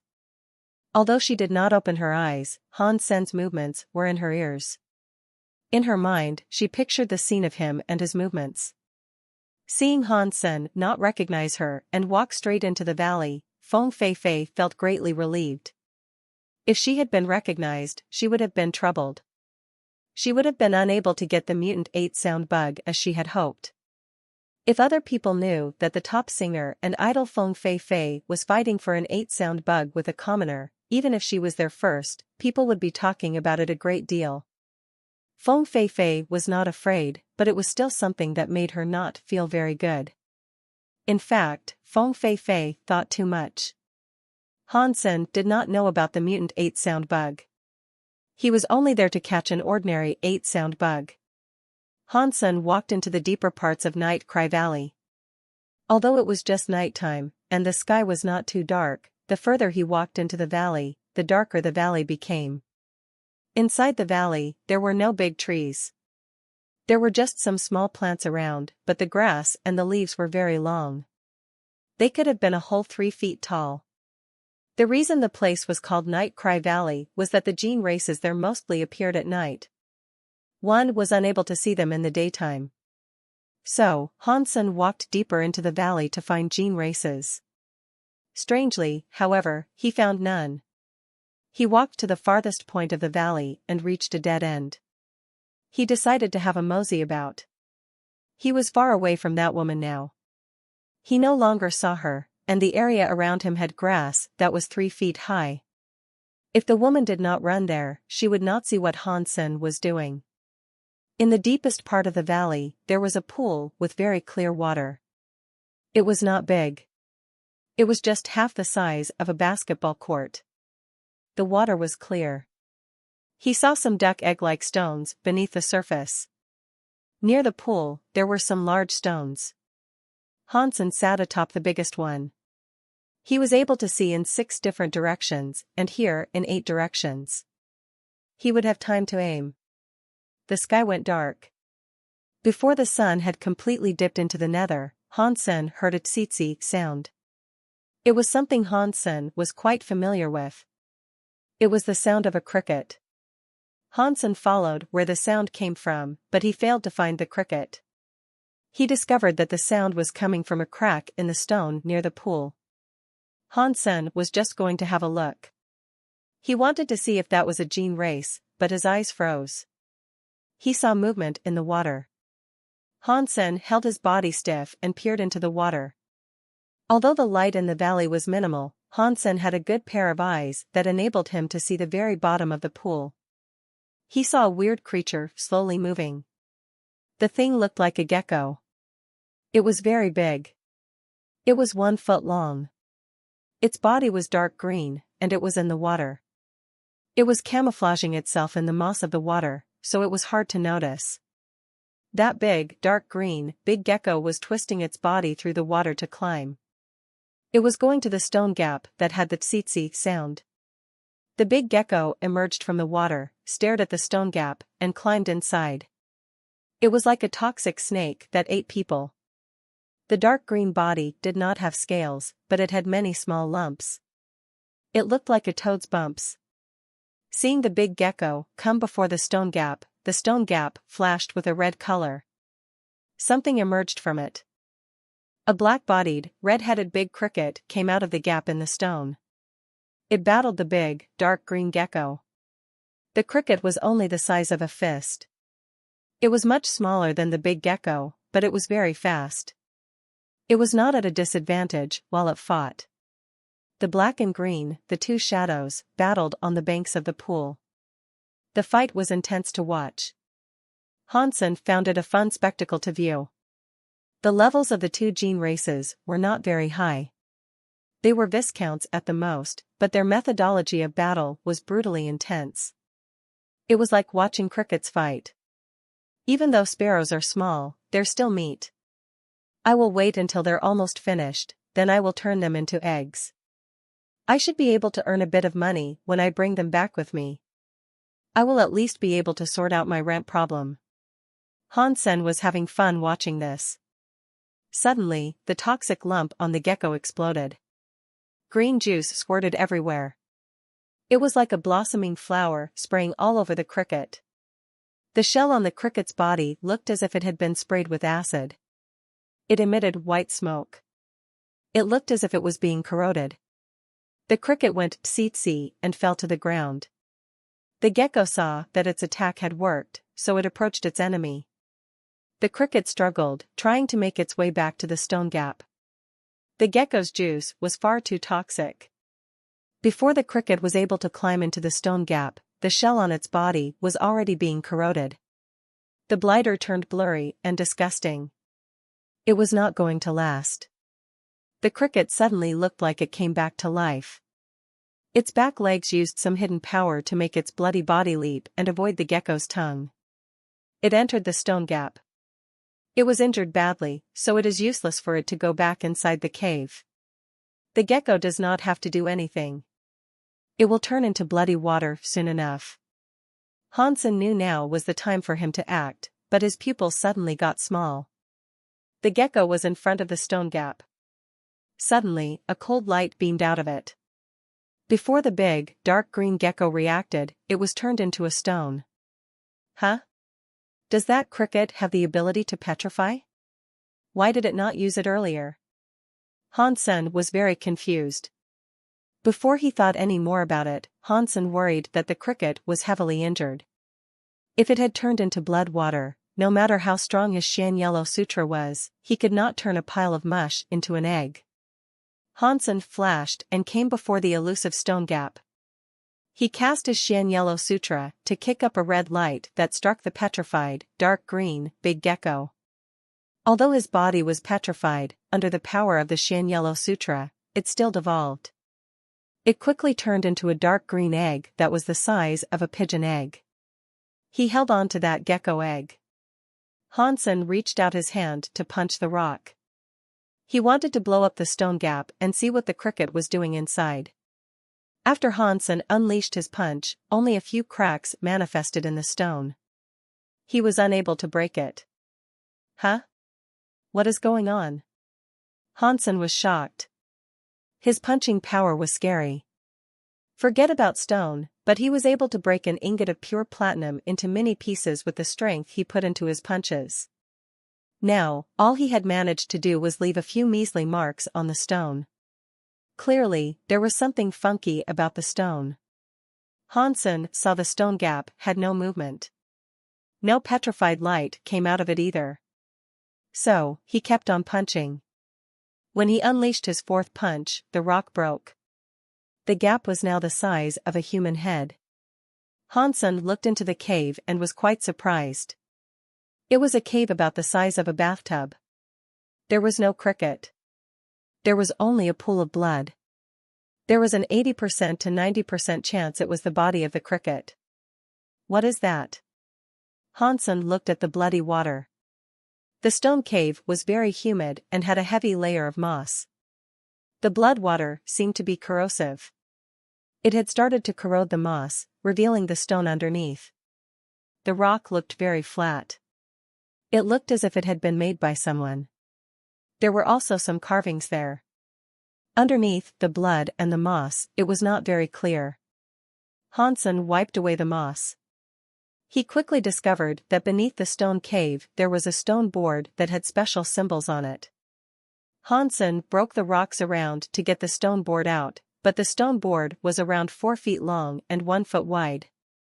He did not know how long it was and could not get it out. Hansen needed to be patient. He broke the stone board around and noticed the stone board was only half a foot thick. It was gray in color. It did not look like the granite around. After being busy for a while, Hansen finally got the stone board out of the ground.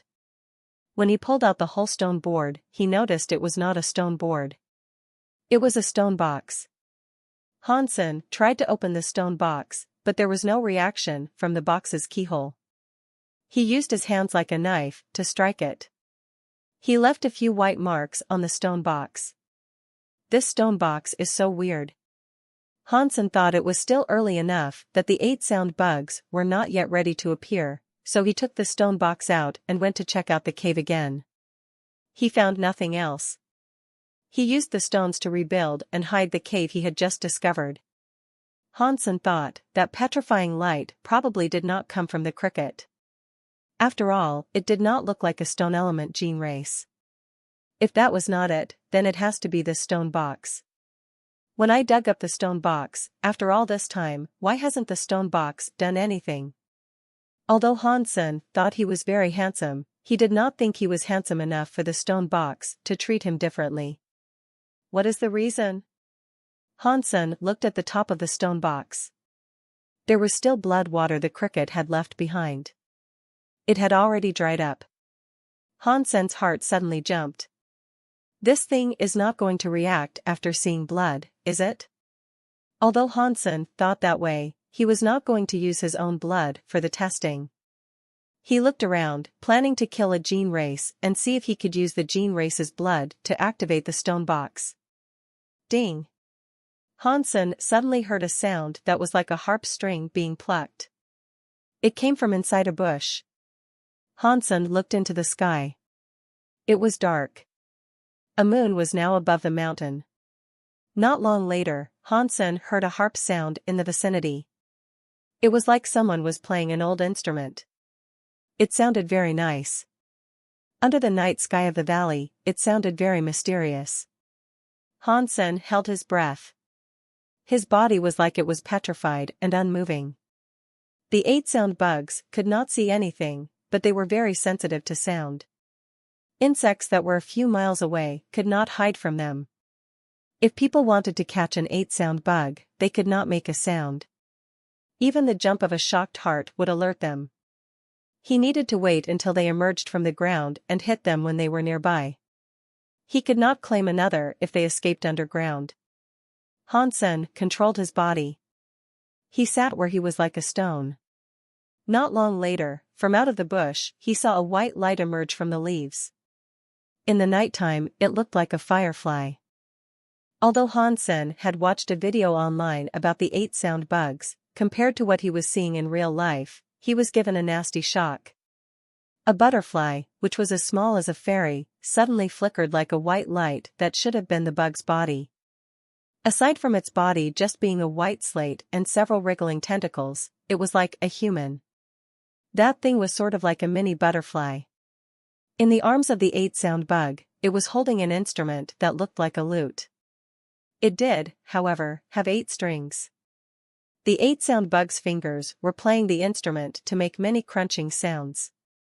The 8 sound bugs played very good music, but Hansen did not have the time to admire it.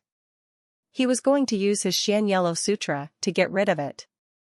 He suddenly heard the sound of another instrument. This one was amazing. Did more 8 bug sounds come? Hansen stopped moving. If he went to disturb the creature, the other 8 sound bugs would stop coming. Of course, not long later, a glowing thing emerged from the bush. It was a collection of 8 sound bugs. They played several different instruments in harmony with each other. There was not a single note played out of place. It was like a wondrous musical festival. Many beautiful 8 sound bugs were dancing out of the bushes. More and more of them appeared. Not long later, there were a dozen 8 sound bugs.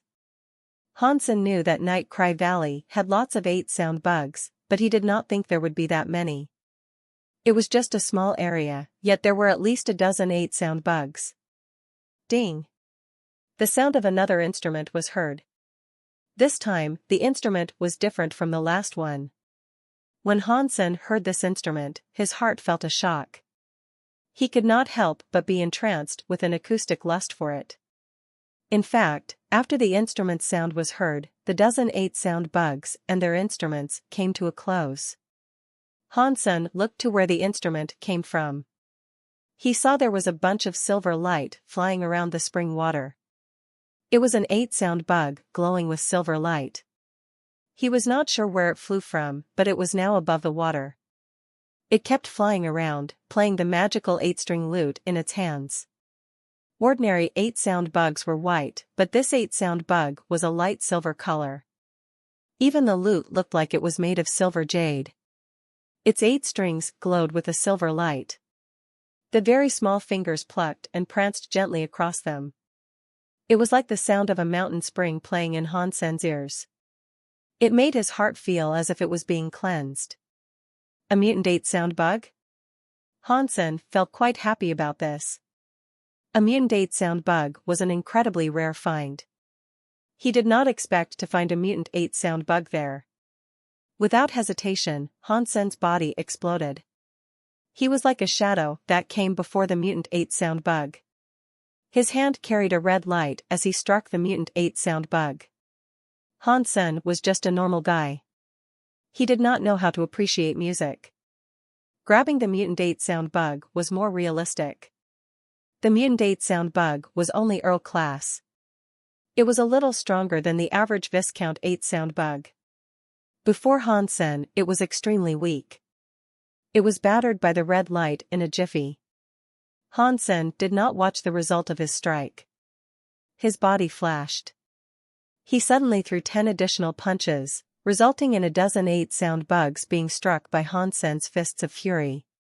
Including that mutant 8 sound bug, all the 8 sound bugs devolved into white gene eggs. The mutant 8 sound bug only lasted a few seconds, before it was reduced to a gene egg as well. With this godly skill, I do not have to worry about not having any money to buy nice and spicy food. Hansen put a dozen of those 8-sound bug eggs in his hands. They rolled around in his palm like pearls. He felt really happy about this result. While he was feeling this joy, the sound of torn space was suddenly heard. He turned around and saw the woman he had seen earlier in the valley. It was the woman wearing that green veil to hide her face. She hurried forth with white wings flapping, flying there from afar. Feng Fei had been waiting at the center of the valley. When the mutant 8-sound bug appeared, she wanted to be the first to spot and catch it. When the mutant 8-sound bug instrument was near the pool, Feng Fei arrived there in haste. She tried to be as fast as she could be, but she was too late. When she arrived, she only saw Han Senator. He had already put the eggs away. Feng Fei broke space and arrived. She did not see a mutant 8-sound bug around. By only seeing Hansen, she knew something was wrong. That is quite a coincidence. I heard the mutant 8-sound bug's acoustics echo through the valley a couple of times before. Why did it appear next to this pond this time? Feng Fei looked around, unable to spy the presence of a single 8-sound bug. There was only Hansen beside the pool. She guessed that Hansen might have already killed the mutant 8-sound bug and felt grossly disappointed. Hansen looked at her, but he did not say a word. He turned and walked out of the valley. Feng Fei broke space and came before him. There had been too many big movements, so the rest of the 8-sound bugs were likely hiding in fear. They were done for the night. They probably were not going to show up for another few days. Feng Fei thought about it but decided to stop Hansen, who was on the cusp of leaving. "Mister, did you hunt the mutant 8-sound bug?" "What mutant 8-sound bug? I have never heard of such a thing." Hansen's face did not look as if it was gasping or anything. He said that and quickly went outside the valley. Feng Fei was enraged. If Hansen told her he did not catch a mutant 8-sound bug and said it had escaped, she could have accepted that. She knew she had heard the instrument of the mutant 8-sound bug from her position in the valley. Hansen had been where the sound had come from. It was obvious was lying about the creature. "Please, do not misunderstand," Feng Fei said. "If you are willing to sell me the mutant 8-sound bug, I am willing to pay you twice the going rate in the market." "I am not selling it." This time, Hansen answered with certainty. The mutant 8-sound bug had become an egg. Feng Fei would be suspicious if she saw it. The gene egg would be worth a lot more than just double the price. It was a rare mutant gene egg. Even if its level was not too high, he could still sell it for 10 times the price. Plus, with a rare gene egg, Hansen wanted to put it on his online shop to draw attention and fame. Feng Fei was very disappointed, but this had already happened. She had no choice but to give up. Hansen carried the stone box with him. He had reached the center of the Night Cry Valley by this point. Suddenly, he saw a handsome man riding a white unicorn arrive. He was wearing white jade armor. "No matter how much the price, I am buying the mutant 8-sound bug. Give me the sum." The man sat atop the unicorn like some proud man, looking down on the earth and Hansen. "Mr. Jean, what are you doing here?" Feng Fei, who was leaving, frowned upon seeing the handsome man. "I heard, Miss Fei, that you came to Night Cry Valley alone," Mr. Jean said with a smile. "I was afraid you might be in danger, so I followed." "Thank you, Mr. Jean." Feng Fei was not happy about this, but she did not let it show. "It is my pleasure." Mr. Jean displayed a charming smile. He looked at Hansen and said, "Mr. Fei requires a mutant 8-sound bug. Just tell me how much you are selling it for. No matter the price, I will not bargain or haggle. Tell me the price." Feng Fei wished to say something, but she had already heard Hansen was not willing to sell. She looked at Hansen with shock. Chapter 3073 Robbery? Feng Fei looked at Hansen with surprise. Rejecting the temptation of money was not difficult, but he should have considered it before rejecting Mr. Jean. Gongshu Jin was the son of the Gongshu Ban, who had the title of a genius. When he was young, he was already very famous in the Jade Wall city. He was not just very good at fighting, since he had the talent of Mr. Gongshu's landpull skill. He was not a very high-level officer of the Qin kingdom, but his reputation was not something ordinary either. Mr. Gongshu was a big mister in the Qin kingdom, which was rare. God only knew how many nobles wanted to establish a good relationship with him. They wanted to hire him and have him locate land pulses for them. He knew a lot of people in the Qin kingdom. Feng Fei did not really like Gongshu Jin, but she did not want to offend him. The primary reason for this was because of the position of the Gongshu misters in the Qin kingdom. Han Sen had just rejected him. Unless he had some sort of background that could strike fear in Gongshu Jin's heart, with Gongshu Jin's personality, Han Sen was going to find himself in a spot of trouble. Feng Fei knew everyone who had some level of authority in the Jade Wall, but she did not recognize Han Senator. This gave her a shock. Han Sen was quickly leaving. Just a second later, he was gone from Night Cry Valley. Gongshu Jin's eyes looked murderous, but it was just for 1 second. After that, his face was back to being pretty and soft. I was going to do something for Miss Fei, but I was unable to do it, Gongshu Jin said, as he walked before Feng Fei. I feel so sorrowful and ashamed. It is fine, mister, Feng Fei coldly said. I was just interested in a moment. I am not interested any longer. I will take you back. Gongshu Jin sat atop his unicorn and performed a requesting gesture. He wanted Feng Fei to ride with him. Mister, that is very kind of you, but I would still like to walk around by myself. I am not going to trouble you. Feng Fei bowed, flapped her wings of light, and flew out of the valley. Feng Fei had obviously rejected him. Gongshu Jin still needed to act like a gentleman, so he obliged her request and stopped pursuing her. He looked at Feng Fei leaving and was immeasurably angered. He said, Feng Fei, I am going to make you feel sorry in bed tonight. After Han Sen left Night Cry Valley, he went to the teleporter. Earlier, when Gongshu Jin asked him to name a price, he regretted it. If he knew there was a noob that was willing to deliver himself, he would not have turned the mutant 8-sound bug into an egg. He was going to sell it, anyway. It did not matter who he sold it to. If someone wanted to pay a high price, Han Sen was more than happy to sell it. It was a shame the mutant 8-sound bug had been turned into an egg. He could not randomly sell that to people. Before Han Sen returned to the teleport place, he saw a shadow break space and arrive. Feng Fei appeared in front of him. What is it, lady? Han Sen asked. If you are coming to the mutant 8-sound bug, there is no need for us to talk. Feng Fei shook her head. I am not here for the mutant 8-sound bug. Do you know who that man was? No, Han Sen shook his head. I see. Feng Fei displayed a wry smile. He is one of Jade Wall City's geniuses. He is a true demon genius. He is Gongshu Jin. His father is the famous Gongshu Ban. You just disrespected him. You are going to be in a lot of trouble. This thing started with Feng Fei, so Feng Fei did not want others to get into trouble because of her. Therefore, she went to warn Han Sen. Thank you for the heads up, Han Sen said with a wave. If there is nothing else, I will leave. Don't you believe me? Feng Fei was startled by how calm Han Sen appeared. She thought he did not believe what she had told him. She hesitated, but Feng Fei took off her veil. She showed him her pretty face.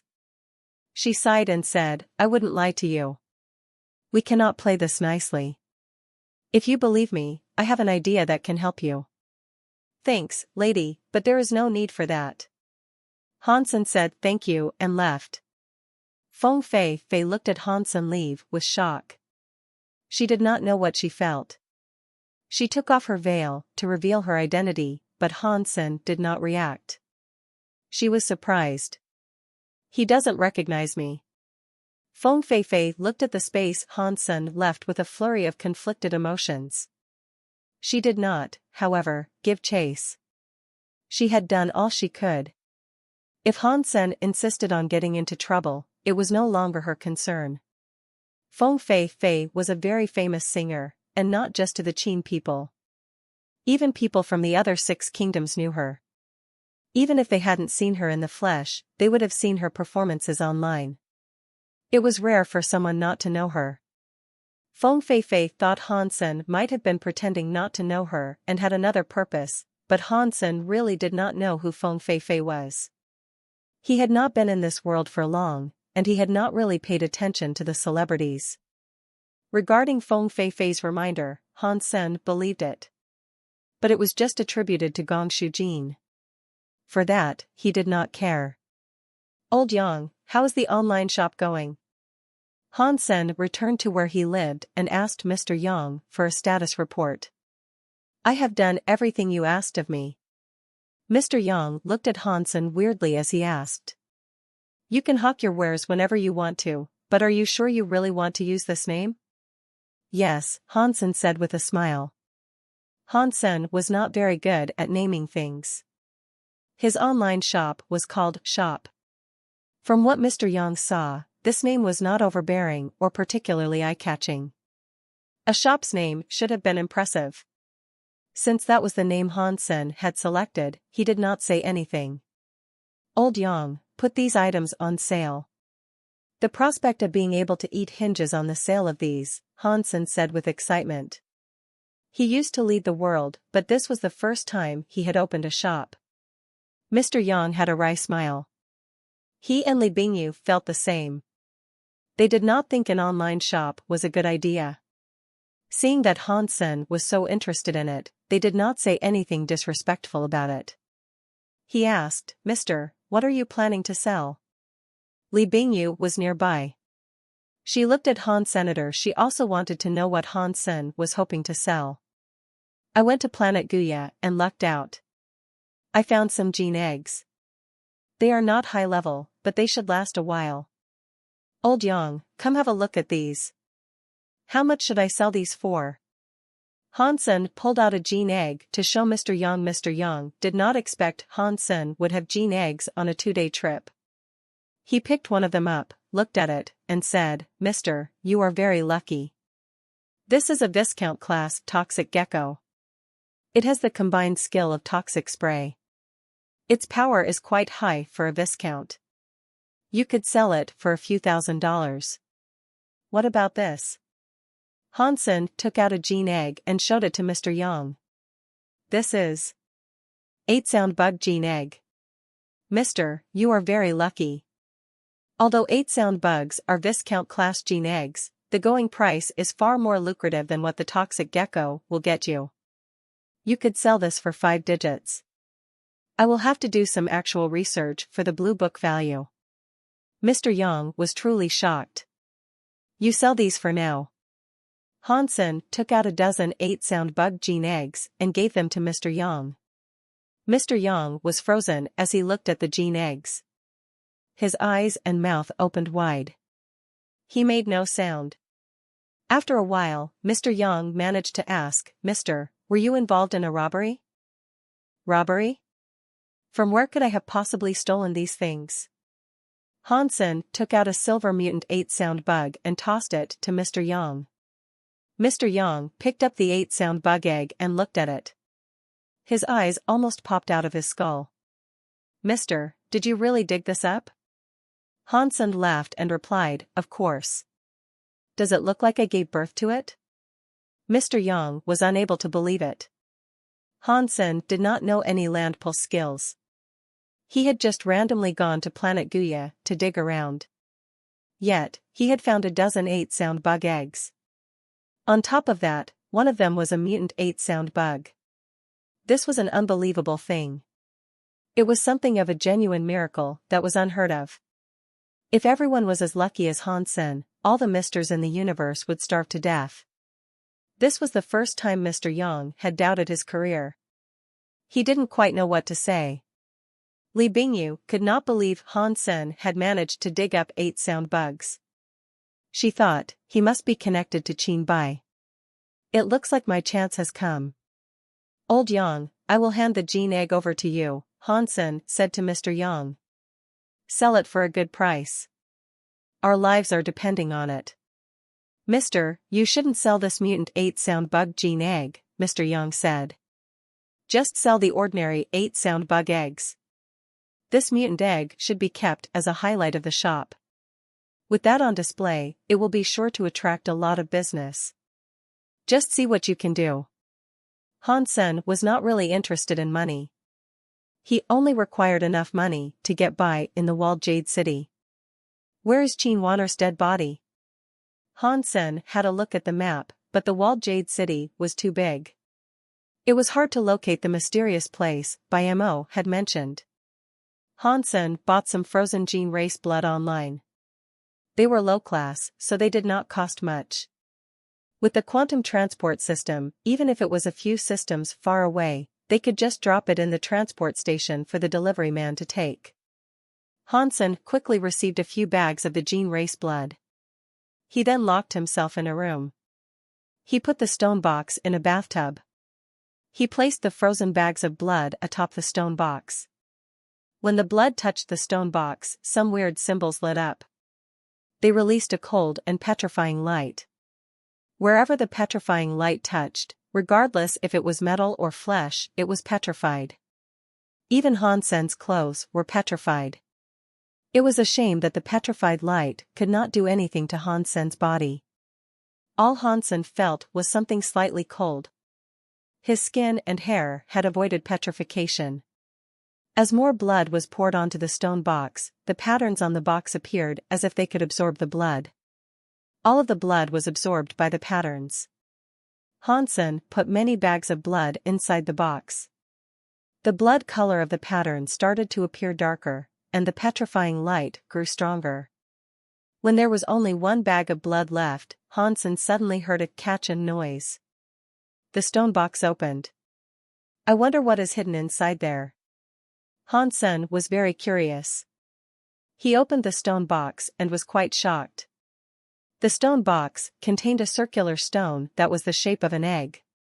There was a mouth on its top, and 6 holes on its side. The entire stone was gray.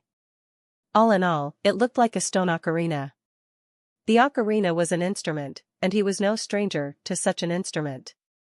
Ancient Devil had 8 generals, and one of them was named Xiang Yin. She gave Hansen an ocarina and taught him how to blow it. It was a shame that Hansen was not very good with music. He tried to learn it for a while, but he never was successful. He only seldomly used it to entertain himself. Right now, he was seeing an ocarina. He held it in his hand and felt rather sad. When Xiangyin ascended, he had tried to find her but couldn't. That made Hansen feel terrible. The stone box's petrified light was gone. Hansen touched the stone ocarina, sighed, and said, Little big sister Xiangyin, where are you? It was an old stone ocarina. There were no patterns on it. It was a very rough stone ocarina that did not look very pretty. The stone ocarina's surface was not polished very well, and it was rather crude. It looked like something from ancient times. Hansen rummaged through the stone box. Aside from that stone ocarina, there was nothing else to find. What a weird stone box. Whatever is inside it cannot be anything normal. Hansen looked to his left and then his right. Whatever the case was, he couldn't see anything particularly outstanding about the ocarina. After thinking for a moment, Hansen put the stone ocarina next to his mouth and tried playing a song. He wanted to see if the stone ocarina possessed any special powers. As Hansen blew into it, the ocarina did not play any sound. Aside from the wind, there was nothing. Weird. Why is there no sound coming from the ocarina? Hansen looked at the ocarina in shock. He examined it for a while, but did not see anything amiss. The stone ocarina was not damaged. It was like an average ocarina without any clogged holes.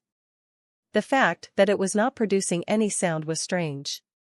He again placed the ocarina next to his mouth.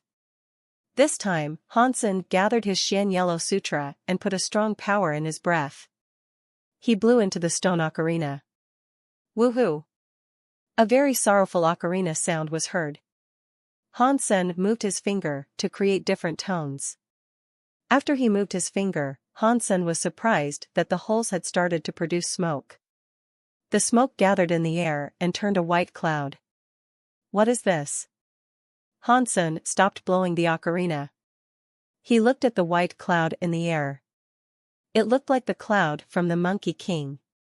From outside, Hansen suddenly heard the cloud starting to make a very vague sound. The sound was not very quiet, but it was still hard to hear. It was like a woman mumbling. It was like she was reading out a Buddha's chant. Who is in there? Hansen frowned. He punched the cloud. The cloud broke around his hand. It vanished. The sound was gone. What is this thing? Hansen frowned. He picked up the ocarina and started blowing it. The whole of the ocarina generated some smoke that arose to form another cloud. Hansen leaned his ear forward to listen. Again, he heard that same, strange mumbling come from the cloud. It sounded close but also far away. It sounded very unstable. Hansen listened to it intensely. Eventually, his face changed. The cloud suddenly disappeared again. He quickly picked up the ocarina and played it to generate another cloud. This time, Hansen listened more carefully. After a while, his expression looked weird. The sounds coming from the cloud were something Hansen had heard before. They were the same sounds that had accompanied Golden Growler's golden door. No one knew what was beyond the golden door. Whatever was pulled inside it was dead, that much was certain. At least, no one was able to leave when pulled inside. When Hansen was standing before the golden door, he had heard a weird sound. It was like an ancient god was praying or reading the chants of the Buddha. It was just that Hansen had not entered the door. He stood outside the golden door and listened, but it was never something clear.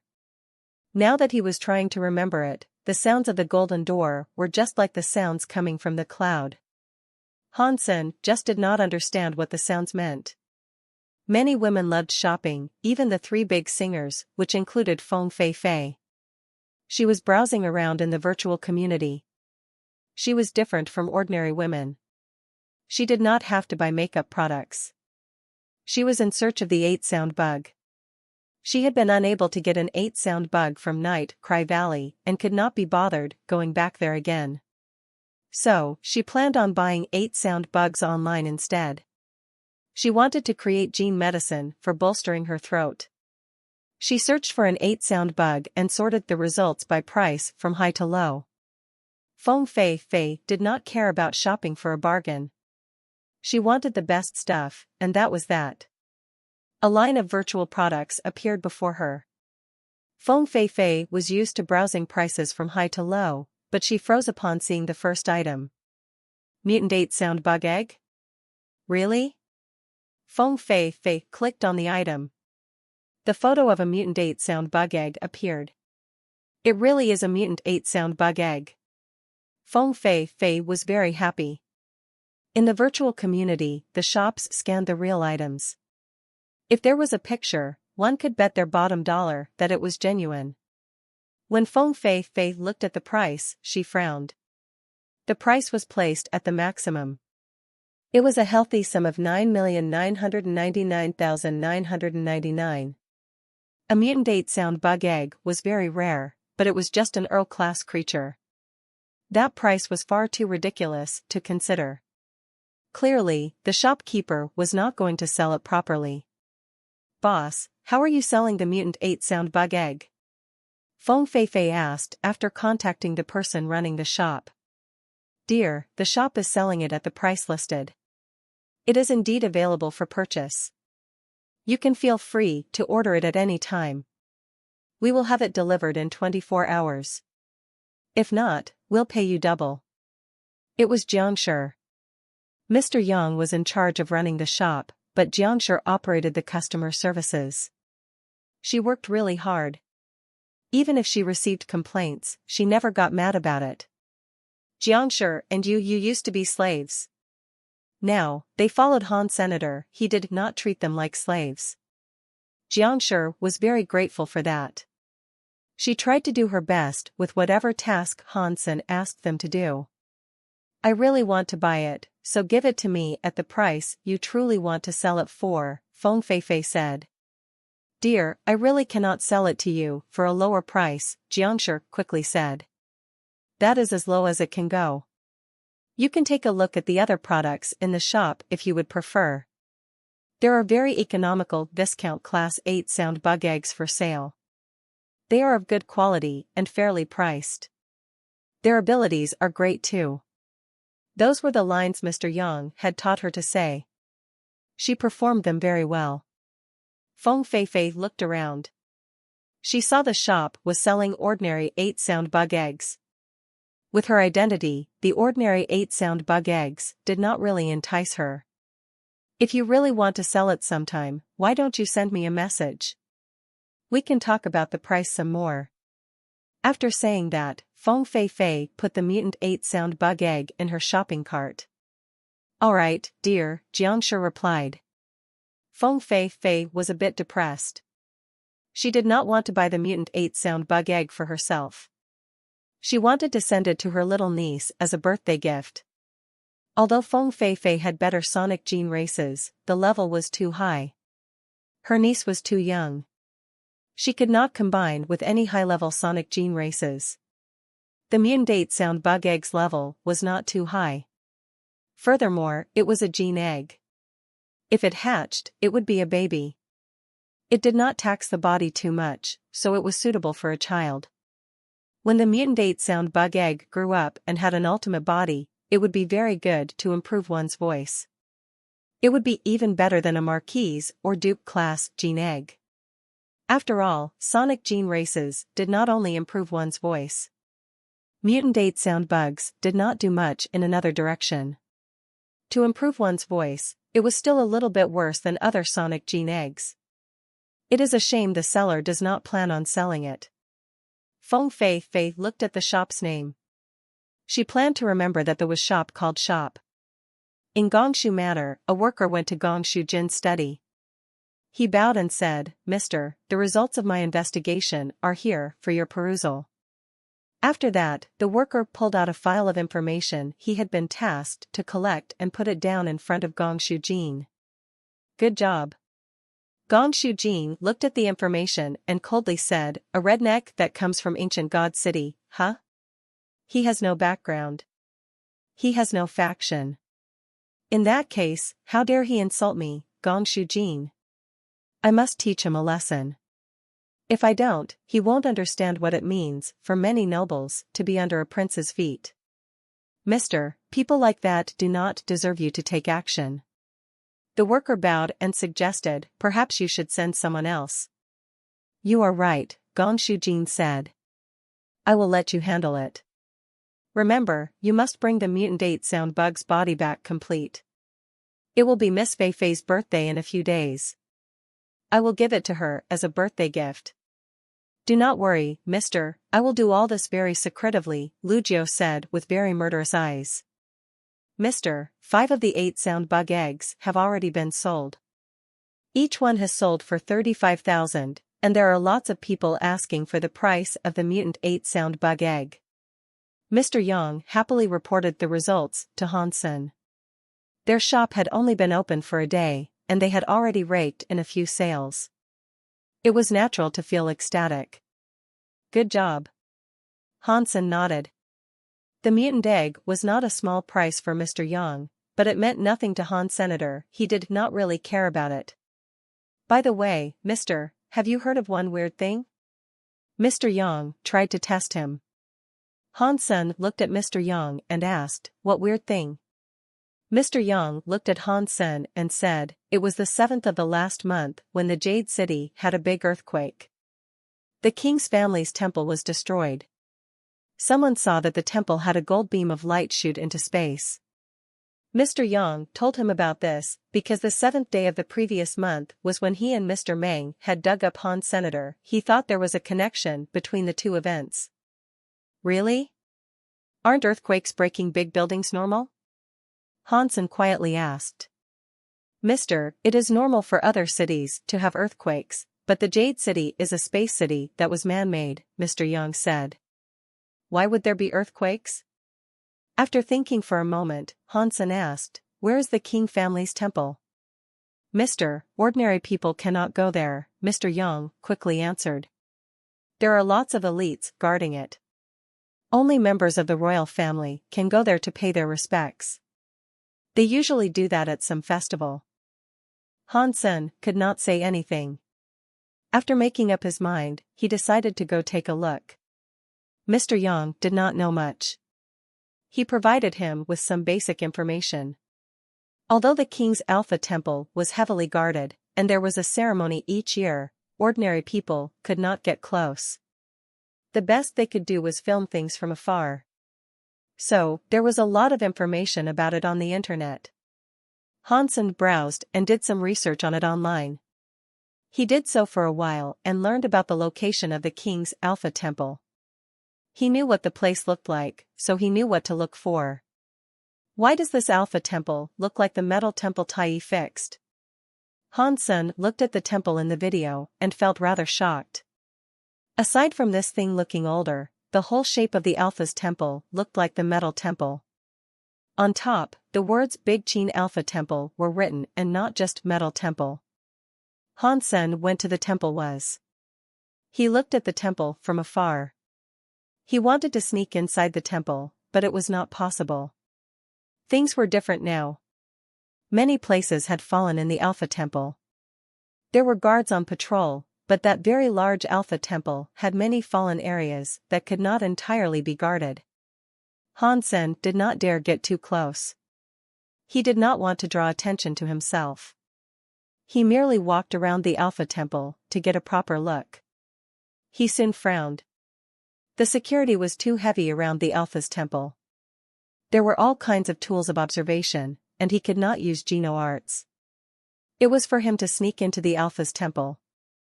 Hansen did not know if it was a mistake, but he felt as if the Alpha temple had something inside it that was calling out to him. It made him yearn to enter. Unfortunately, he was unable to go inside. So, Hansen abandoned the idea of entering the Alpha temple. He would have to figure out another way some other time. Some. On his way back home, Hansen saw some snacks that looked as if they tasted delicious. He looked at the time and noticed it was almost lunch. So, he brought some home with him. When he arrived home, Hansen called for Mr. Yang, Jianbugu, and the others to come around and eat. Only Li Bingyu was not around. The 5 of them sat around the table while Hansen presented them with some food that looked like a pie. It was for them to eat, but Jianbugu suddenly stopped them from digging in. You can't eat this, Jianbugu said. Hansen put the pie near his mouth and asked Jianbugu, I can't eat this pie? Jianbugu nodded. In the universe, there are many gene races. No matter if they are at a high or low level, every gene race has a unique feature. If they are used well, even low-class gene races can be quite useful. There is a saying that there are only rubbish gene users, but there are no rubbish gene races. Are you saying that there are gene races in it? Hansen frowned. Jianbugu made the others put down their slice of pie. He went on to say, if I am not mistaken, there is an organ-eating bug inside the pie. If you consumed this, it would grow quickly within your body. They would eat all of your organs until your body was an empty carcass. Then, you would die.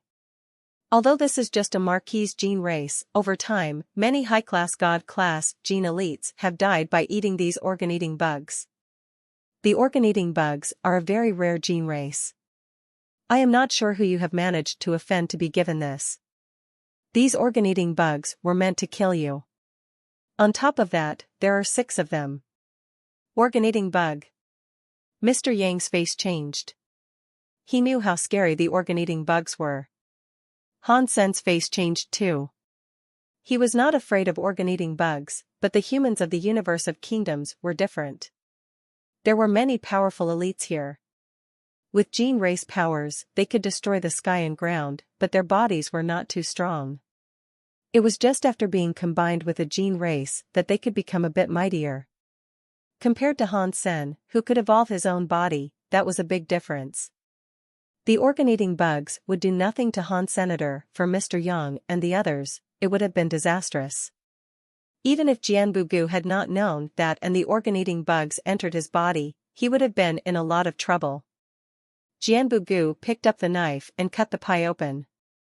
He pushed away the meat that was inside. There was a small little bug amidst the meat. It was the size of a sesame seed. If one did not pay attention, one would not notice it was there. Usually, no one opened their pie for examination before eating. Everyone looked terrible. Han Sen's face looked even worse.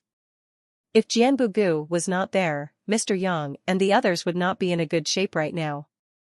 Don't worry. The organ-eating bugs are scary, but they are harmless as long as they are out of your body. They will sleep and not do a thing. You are totally fine in their presence. Jianbugu picked up the organ-eating bug from out of the 6 pies. The 6 bugs, which looked like sesame seeds, were placed in a bowl. Once there, they did not move. Han Sen looked glum as he asked, "Can you find out who did this?" Jianbugu shook his head.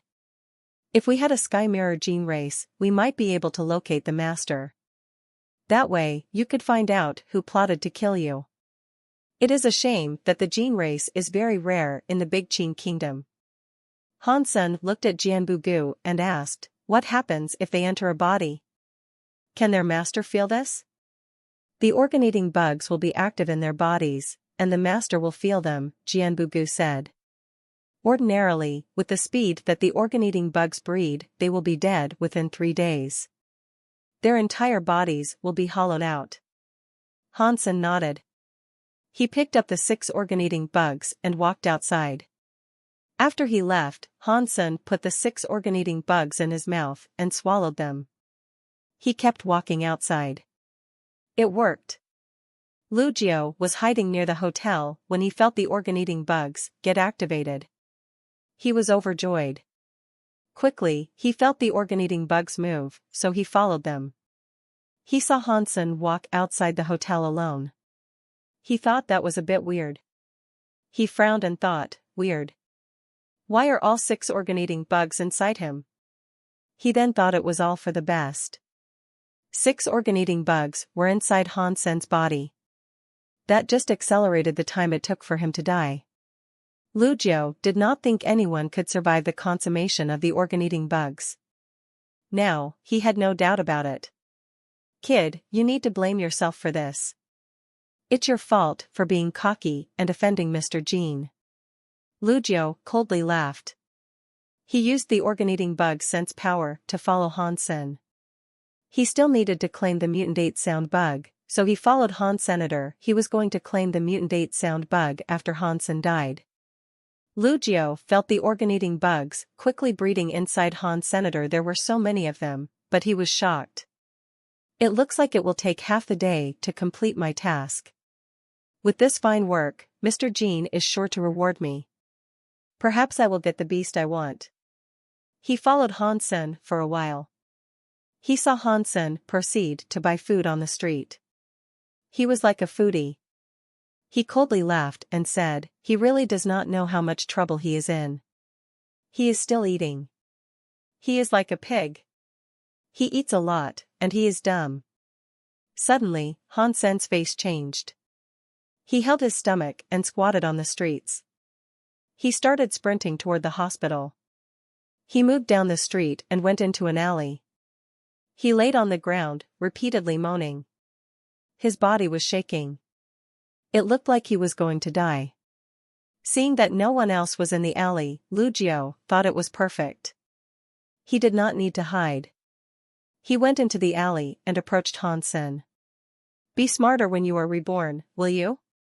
Do not offend someone you cannot afford to." Lu Jiao was going to touch Han Sen's body when he suddenly felt something was wrong.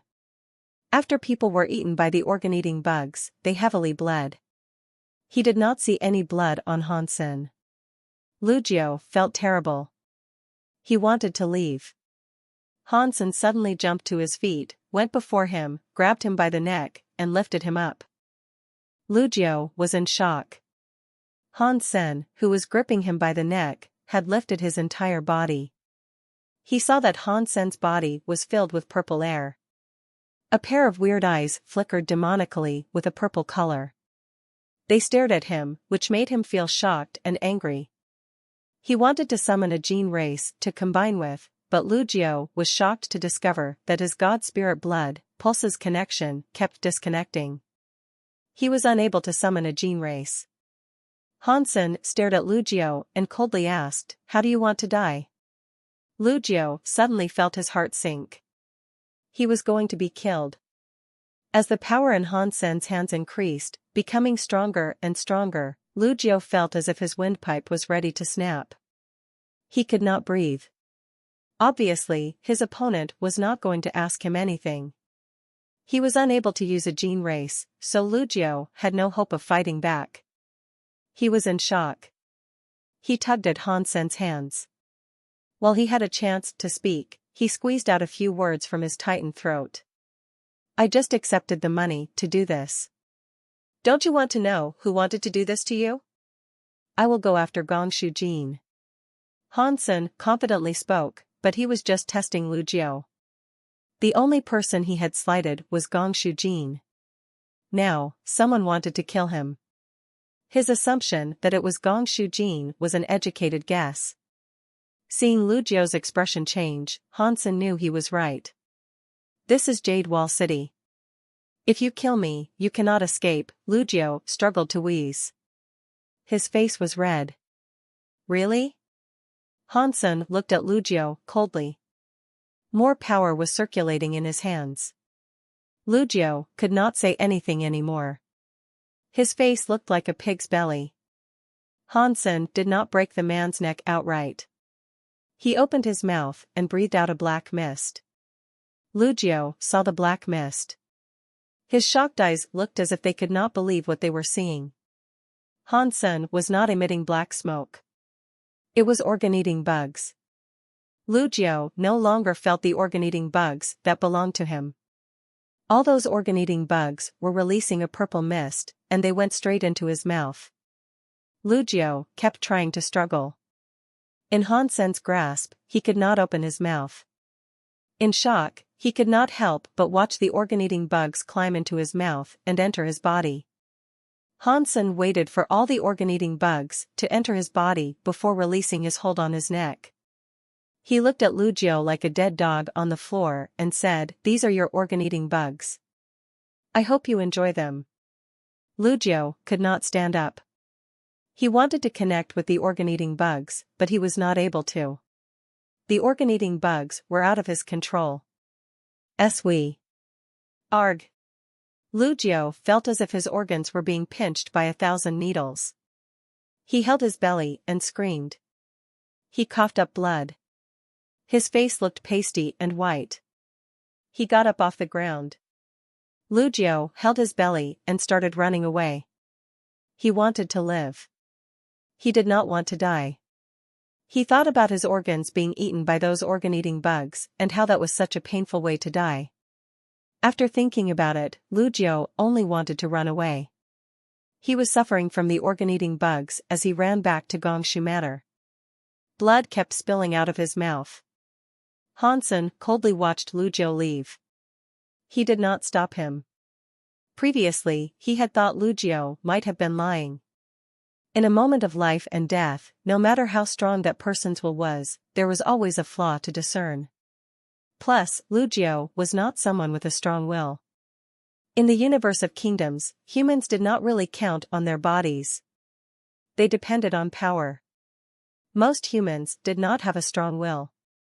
Lu Jiao was half falling as he ran back into Gongshu Manor. When the guard saw Lu Jiao's face, he was shocked. He held Lu Jiao and asked, "Mr. Lu, what happened to you?" Take. Take me to Mr. Jean. Every time Lucio opened his mouth, black blood dribbled out. There was also some meat. The guard held him and took him into Gongshu Manor. Not far away from the Gongshu Manor, Hansen watched from an alley. He coldly smiled. Mr. Liu came back. Gongshu Jin was watching people dance in the garden when he heard a guard calling out for him. Before he spoke, Lucio came stumbling into the garden. Gongshu Jin smiled. He was not happy. Lucio's behavior was very rude. When he saw Lucio's face, his expression changed. He saw Lucio was entering the garden shaking and with a mouth full of black blood and a wet chest. His face was pale, and his eye sockets were black. He looked like a zombie. Mr. Save. Blurg. Lucio ran to Gongshu Jin for help. When he was 9 feet away, his mouth filled with black blood and decomposing organs. They spilled out like blood rain that went everywhere. Lucio's body leaned forward. His eyes were popping out of their sockets. His hands reached in Gongshu Jin's direction as if he was asking for his help, but he had no more life force. Gongshu Jin was shocked and angry. He watched Lucio die with his eyes open, staining the garden with his blood. His face looked like it had a pair of 10,000-year-old eyes. Hansen went back to the hotel. He saw Jianbugu and Mr. Yang waiting for him in the living room. He walked in and asked, "Is there any way for us to prevent harm from a gene race?" He was not afraid of organ-eating bugs, but he knew the people next to him would be harmed. Fortunately, Jianbugu was there this time. What if he was not around the next time? This time organ-eating bugs had been used. Next time it was likely to be something scarier. There was a chance it would be something his body could not block. Mr. Yang was silent a moment before saying, There is a gene race called Listen. It can identify gene races. If you get close to a gene race, a Listen can find out about it. But these Listens are just a legend. No one has seen any before. There are gene races with similar power. If their levels are too low, they can only sense other low-level gene races. They cannot sense all the gene races. It would be very rare. Hansen looked at Jianbugu, who nodded and said, That gene race is very rare. If the level is too low, it would not do much. Ordinary gene casters use lampgrass bugs.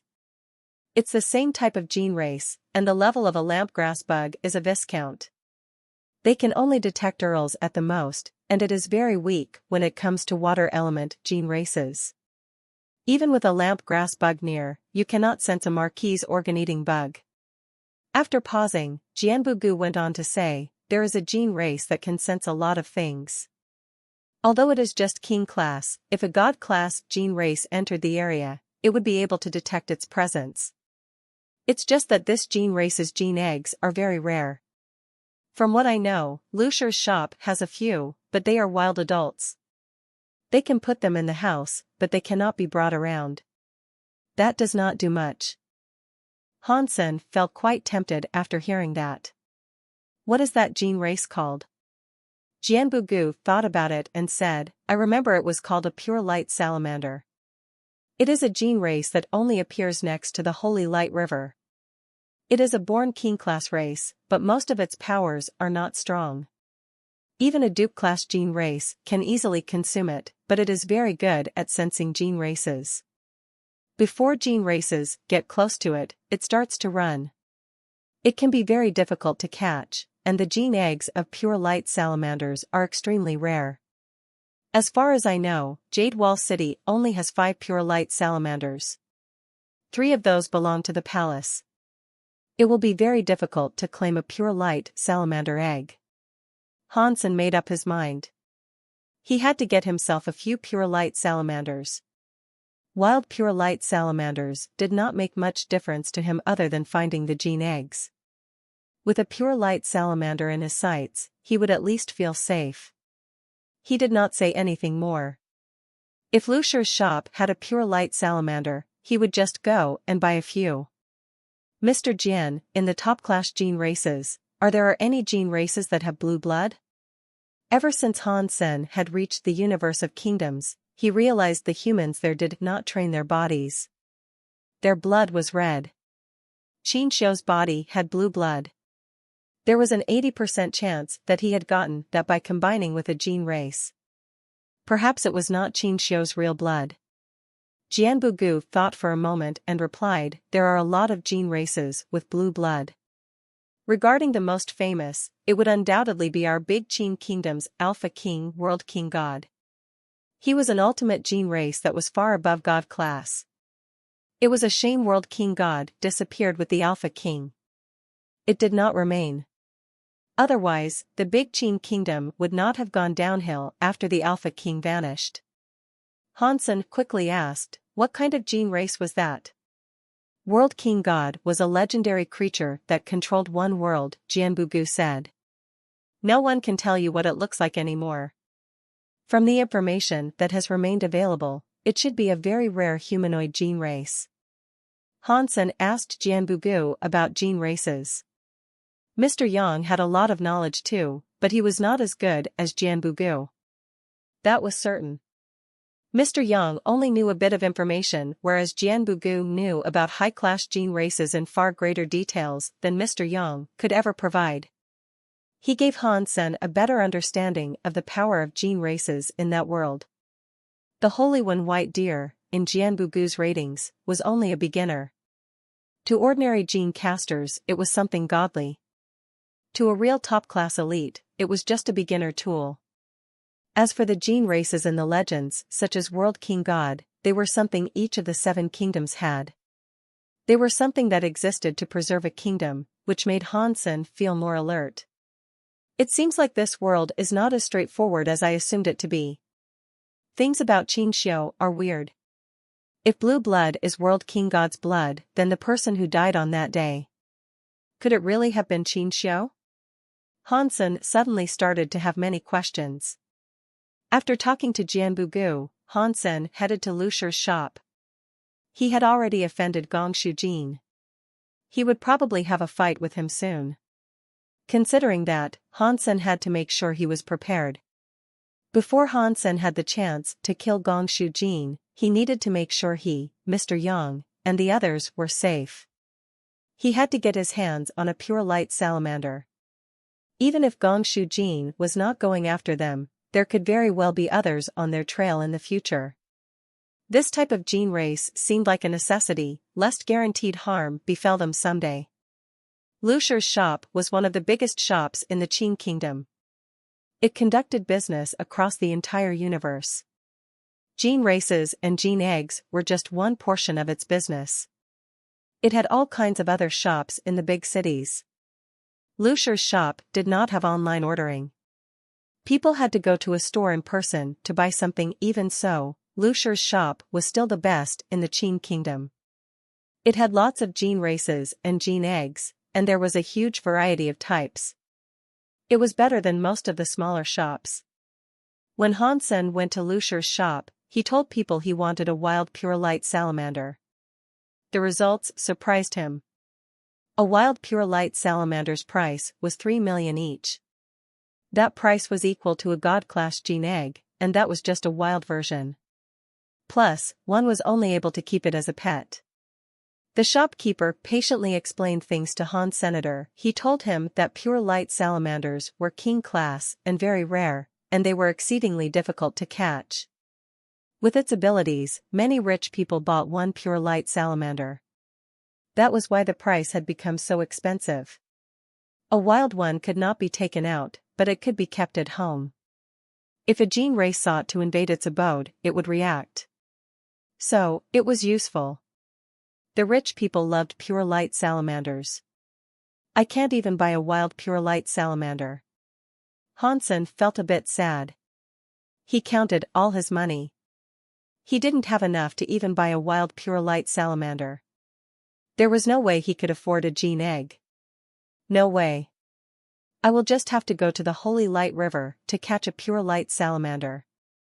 Han Sen returned to the hotel and looked up information on the Holy Light River and pure light salamanders. Catching a pure light salamander was not easy. The Holy Light River was back on planet Guya.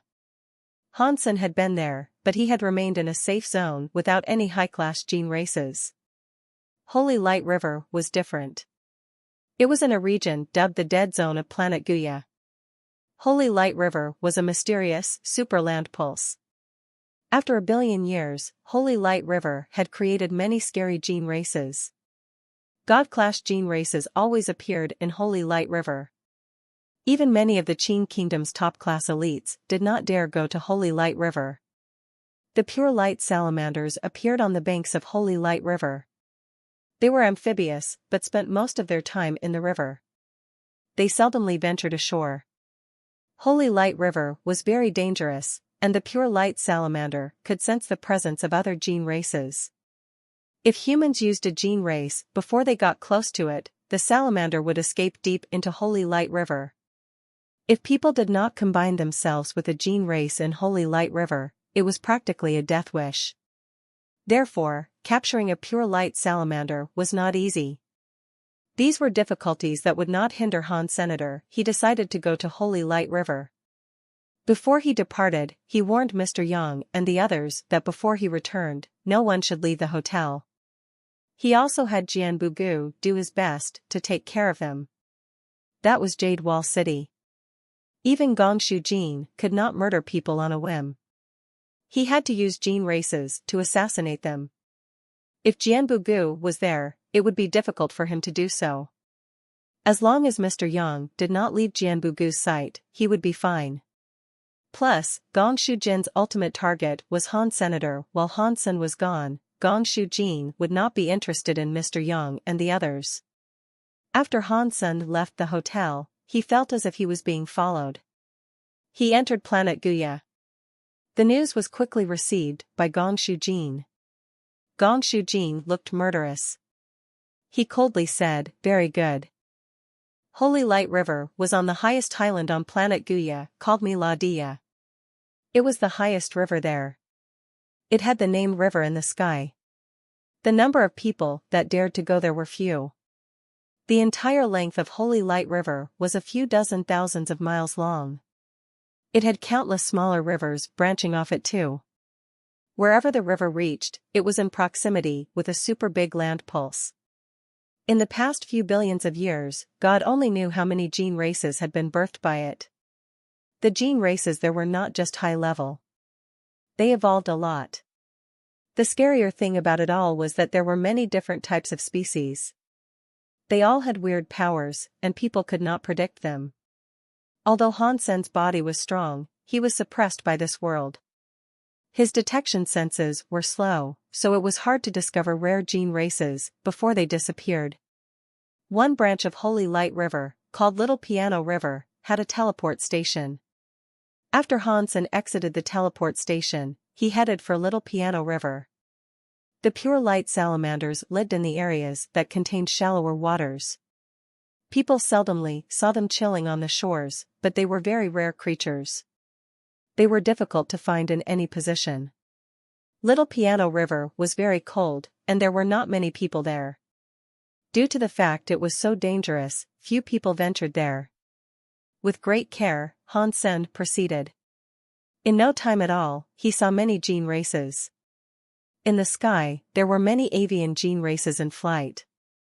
In the very clear river, Peking ducks and swan-like gene races were playing around. He also saw a gene race in the river that looked like a giraffe. On both sides of the river, he could barely see loads of weird small beasts and bug-type gene races flying. There were too many gene races there. Although most of them were low-level and not harmful, who knew if there were more dangerous types just lurking in wait? Han Sen did not know much about gene races. He did not know which were dangerous and which to look out for. Before he went there, he had bought a book about gene races. When he arrived, he noticed that the book did not help him as much as he thought it would. There were too many gene races. In only a few moments, he had seen a few dozen types of them. If he had to check them all out, it would take him an entire day. Because his body was invincible, and he had the blood ghost spirit, Han Sen could just gnash his teeth and get on with it. He headed for Little River Piano and dived in. He followed the river and checked around the bank, hoping to find one of the pure light salamanders. Han Sen did not summon a gene race because the pure light salamander was very sensitive to gene races. With gene races all around, Han Sen was unable to see the pure light salamander. Even if there was one nearby, it would have left already. Fortunately, not all gene races liked to attack humans.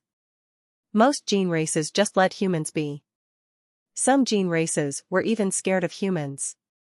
When Han Sen got close to them, they just ran away. It looks like Holy Light River is not as scary as the stories claim it to be, Han Sen thought. A group of black swans was swimming atop the river.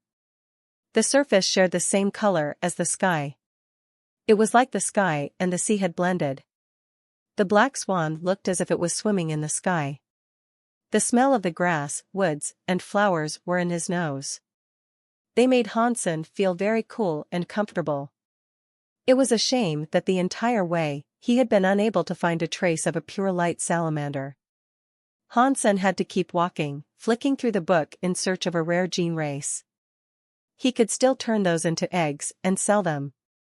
He was unable to find a pure light salamander the whole way. If he could not do that, he would have to earn a lot of money to spend a lot of money at Lucifer's Emporium. At least, he could purchase a wild pure light salamander there to turn into an egg. After half a day, he had been unsuccessful in getting anything. There were many gene races, but most of them were worthless. Han Sen could not be bothered to bring any of them home with him. While he was walking, he saw a person standing near the river. The person looked like he was in his 20s, but he also looked very strong. The most eye-catching thing about him was his lack of hair. He had a big bald head that could reflect one's face. The big baldy was standing near Little Piano River. He was looking down the river, but it was difficult to determine what exactly he was after. Did he find a rare gene race? Maybe he found a pure light salamander. Han Sen's heart jumped. He went toward the big baldy. As he walked, he asked, "Friend, what are you looking at?"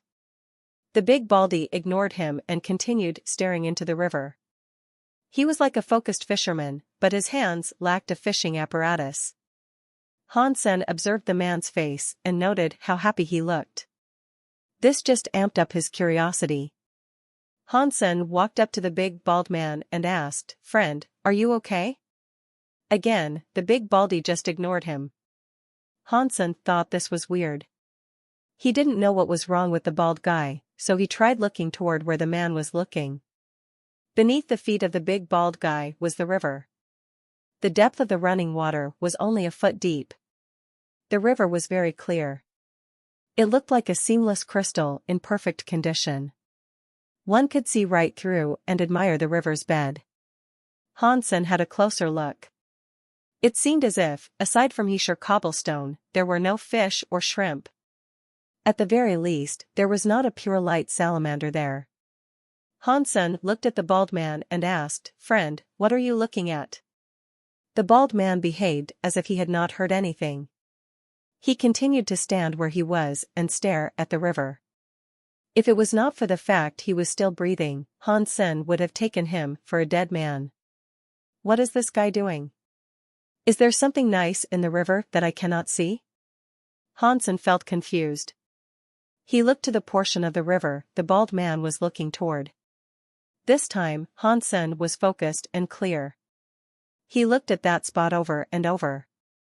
He did not miss a grain of sand, yet there was still nothing. Nope. There really wasn't anything. Down in the water was just that, very clear water.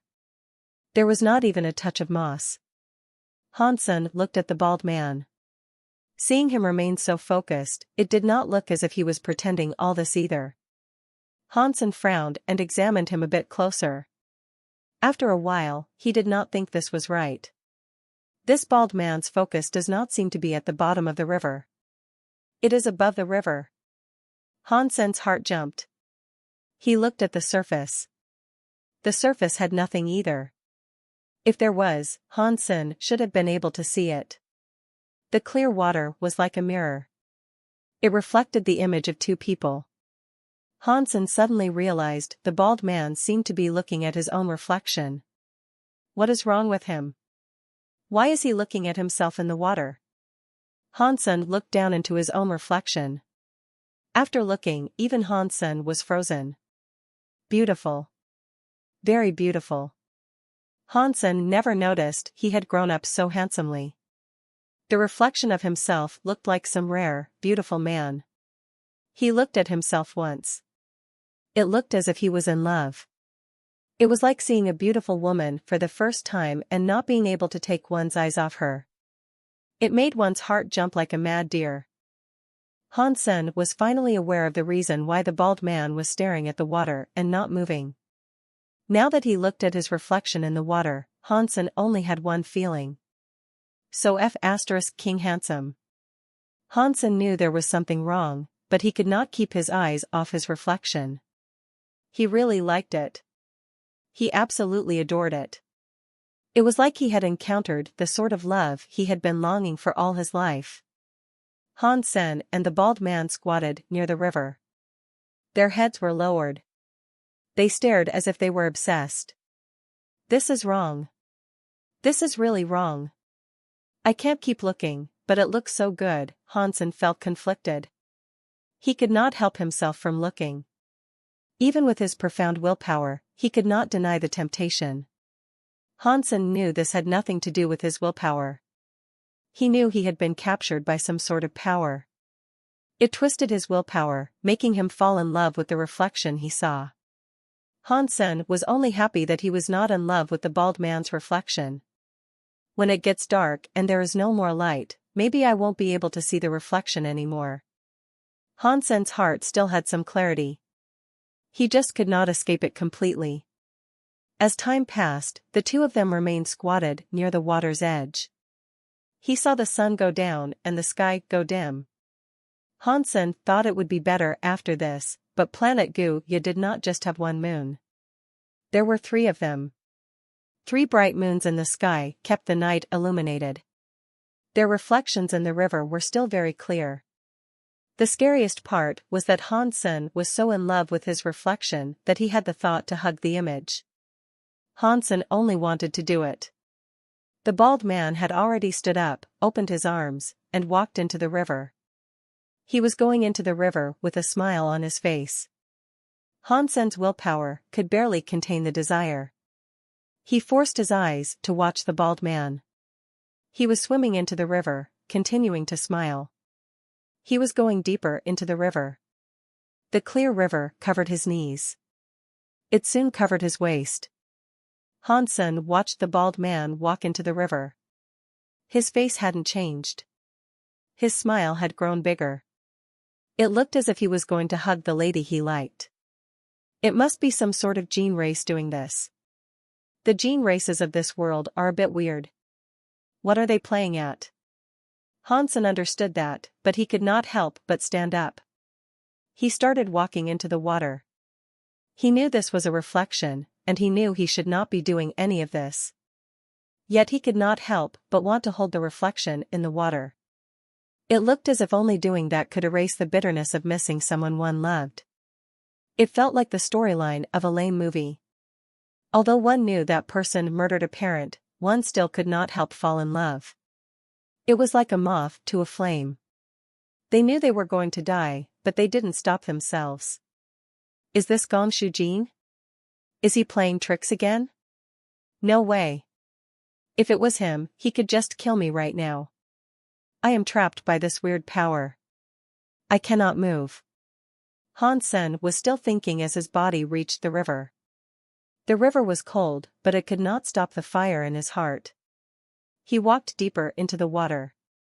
Seeing the river's water go past his legs, he could still not stop his progression. He wanted to summon a gene race, but it was futile. People who were in love could never raise a sword to their lover. It was not because he couldn't. It was because he did not want to. Although Hansen knew this kind of unwillingness was not his true will, he could not deny it. The bald man had gone in the water sooner than him, and he had walked faster than Hans Senator now. The water was going above the man's bald head. Hansen knew the man was going to die. Humans in this world did not have a strong body. Without the help of a gene race, he could not survive underwater for a long time. Hansen knew he would be fine. Even if he was tricked into the water, he could live just fine. If he was supposed to be drowned, it would be impossible for that to happen. I would like to see what other tricks you have. Hansen quickly walked farther into the river until the water went above his eyes. He could no longer see his reflection. Even though the reflection had disappeared, he was not set free. Under the water, he saw someone in the river. It was someone who looked exactly like him. He was smiling deep in the river. Hansen could not help but walk toward him. He walked deeper into the river. Hansen saw the bald guy ahead of him look terrible. His mouth kept producing bubbles. He was obviously filled with water and no longer capable of breathing. He was going to drown very soon. Even so, the bald man's face still displayed happiness, but that happiness looked extremely scary. It was like the smile of the reaper. Hansen frowned. Although he did not know that bald man, he was not an enemy.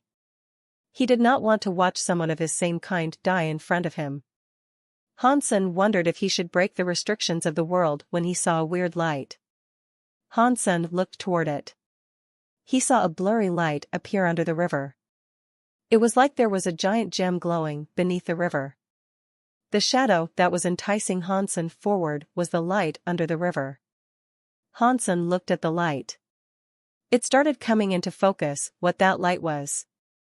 It was a giant shell. It was creamy, white, and transparent. It looked as if it was made of jade. The giant shell was open. When Hansen looked at the shell, the shadow was inside the shell. It looked like it combined with someone in the shell. It made Hansen put his love into that shadow. At last, Hansen saw what the shadow in the shell was. It was a graceful woman. Her body was inside the shell. Her hands were holding her breathtaking cheeks. She was wearing a veil that was half transparent. It waved in the water.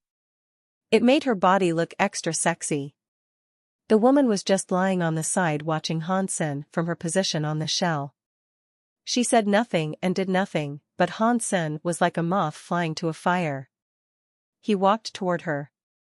It was like she was someone he had loved for 1,000 years. He wanted to hold her and tell her how much he loved her. The bald man in front had already passed out. It was unknown if he had just drowned or what. His body was floating and sinking because his stomach was bloated like a ball. Hansen was still enticed by the power. He walked to the shell woman. Her eyes looked like they could speak. It was like they were saying, "Come, my husband and lover, come to my embrace." Hansen's heart had a dangerous feeling. His love for the woman was growing. He knew that if he really walked up next to the girl, great danger would befall him. Since he found the crux of his issues, he stopped hesitating. He exploded with the Xian Yellow Sutra. He forced himself to break the rules of the world that suppressed him. His entire body was like a demon exploding with a red flame. The water in the river around him was vaporized. The feeling of being in love disappeared. Hansen forced himself to break the restraints of the world. He suffered too much pressure, so he could not keep enduring that pressure for a long time. It cost him a lot of his body's energy. He did not dare delay a thing. He swung a punch toward the woman. Vast amounts of river water were vaporized.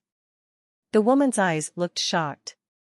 She moved her hands, and the jade-like shell closed. Pang! Hansen's punch blew up the jade shell. It turned into dust. Nothing was left.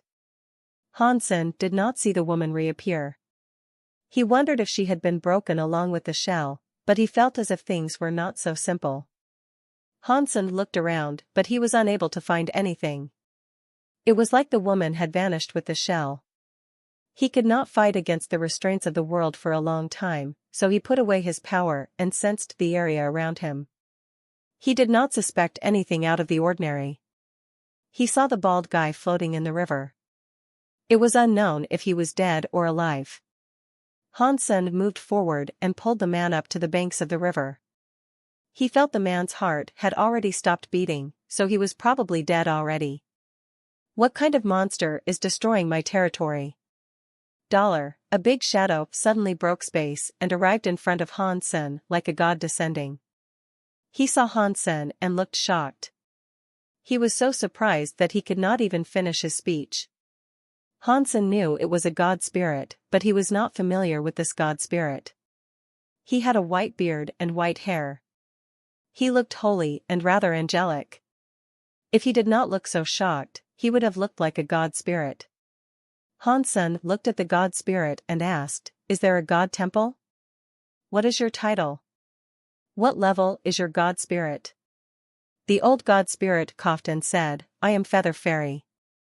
I am a destruction class god spirit." "Mr. Dollar, why are you here?" Hansen was confused by how polite the god spirit was being. He thought, "It looks like there is a problem. The way evil Lotus God treated me was fairly weird, but the way this one treats me is even stranger. I entered the other world, but the treatment Qin Xiao and I received is obviously different." Hansen looked at Feather Fairy and said, "Feather Fairy. That is a good name. Where is your god temple?"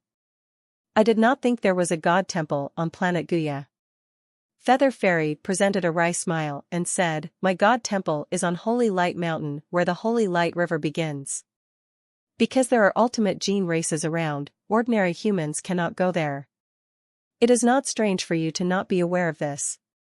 Hansen asked a few questions, but he did not receive any answers. Although Feather Fairy was polite to him, he seemed a bit evasive whenever he spoke. He did not tell Hansen any of the information he wished to learn. Hansen asked something about the Geno universe, and Feather Fairy seemed to know a thing or two. His answers pretty much mirrored what evil Lotus God had told him. That, at the very least, made him feel a bit more secure. Hansen knew that he was not going to get any answers, so he changed the subject. "Do you know where I can find a pure light salamander?" "A pure light salamander is a rare find," Feather Fairy replied. "There are not many to be found in the Holy Light River. Humans have already taken most of them. Now, there are only a few left in Autumn Leaves River. If you need them, I advise you to start your search there." Hansen looked at his map. He saw Autumn Leaves River was a branch on the other side. It was not too far from Little Piano River. "If there is nothing else, mister, I am going to go," Feather Fairy said with a bow to Hansen. Hansen stopped Feather Fairy and said with a smile, "Hang on. I am an outsider. I do not have friends here. If I want to talk to you, how can I reach your god temple?" Feather Fairy displayed a wry smile and replied, "My little temple has no more fire. It is a rugged place. I am afraid you will feel offended by going there." "It is fine," Hansen said with a wave of the hand. "Wherever god spirits are should be holy enough. As long as you are with me, the state of the house should be of no concern." Feather Fairy felt depressed, but he did not dare say anything negative. He pointed out a mysterious path to Hansen that would lead him to the temple. That way to the Feather Fairy temple was a safe one. There would not be any powerful gene races on it. Feather Fairy warned Hansen that he could not make big movements while he was traveling to the Holy Light Mountain. If he attracted the ultimate gene race there, it would be bad. Hansen let Feather Fairy go. He didn't desire to go to Feather Fairy Temple to talk with the god spirit. He simply wanted a god spirit blood pulse to help Mr. Yang. Even if Hansen found a pure light salamander's egg, it was useless if no one could use it. Hansen could not be at their beck and call 24/7. If Mr. Yang was able to use a gene egg, it would save them all a lot of trouble. After Feather Fairy left, he remembered the bald guy. He went to check out the man. The bald guy had been really lucky. He was not dead. Hansen punched his belly and put some strength into his body. The bald guy coughed up some water. His heart started to beat. He woke up. You saved me. The bald guy opened his eyes and appeared to be in shock. When it was daytime, Han Sen had called toward him. The man had been conscious. After it was dark, he had lost his will. At least, he had seen Han Sen before. I guess, Han Sen casually replied. He was going to leave after seeing that the man was fine. Don't go yet. My name is Xia Yufei. People call me Bald Guy. You can just call me Bald Guy.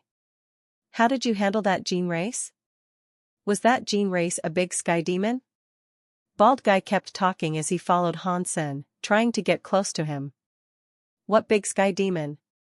Han Sen asked. The gene race that ensnared us. It was such a powerful amount of lust it used on us. It sounded like the legendary gene race Big Sky Demon. It has the power to control desires. It is one of the greatest gene races in the world. Haha. That was a very powerful and scary gene race. If it hadn't been, how would I, Bald Guy, be tricked? You did not see that gene race, so did you manage to get rid of her? Bald Guy was very big. He was quite scary and kind of like a gangster leader. He was also very annoying. He kept on talking. I did not see any big sky demon. Han Sen shook his head.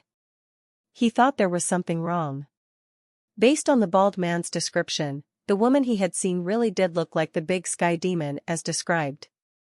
If it really was a big sky demon and Bald Guy said it was so powerful, it did not feel as if it would be so easily killed. Han Sen subconsciously looked at the water. It made his eyes smaller. In the reflection, he no longer saw himself. He saw the face of the woman smiling at him. Han Sen threw a punch into the water. The water exploded. The woman's reflection shattered with the waves. In between the shattered waves of water, he saw the woman twist her smile. When the water's surface was calm again, Han Sen had another look. The reflection in the water was his face. He was not seeing the woman again. Han Sen knew this was not over yet. He had not managed to kill the big sky demon. He did not know how to kill the big sky demon. Bald Guy looked at Han Sen and asked with confusion, "Are you okay?" "It is nothing. I was just mistaken. I thought there was a gene race in the water," Han Sen casually explained as he carried on his way. On the way, he kept having a glimpse at the reflection in the water. He only saw his face. The big sky demon was not revealing itself again. Bald Guy followed Han Sen and asked, "Brother, where are you going?" Han Sen did not answer. He frowned and asked, "Why are you following me?" Bald Guy smiled. Holy Light River is a dangerous place. It is good to have more people, so you can watch out for each other. Are you going to hunt gene races or dig up gene eggs? If you are, I can help. There is no need for any of that. Han Sen rolled his eyes and readied himself to leave. He had seen people who were shameless before, but he had never seen someone this bad before. He was the one who had just been saved, yet he was talking like that. That was a rare sort of genius. "That is fine," Bald Guy said. "What is your name? I remember all the handsome men in Jade Wall City, but I have never seen you before." He was obviously not very shy. He was happy asking Han Sen all sorts of questions.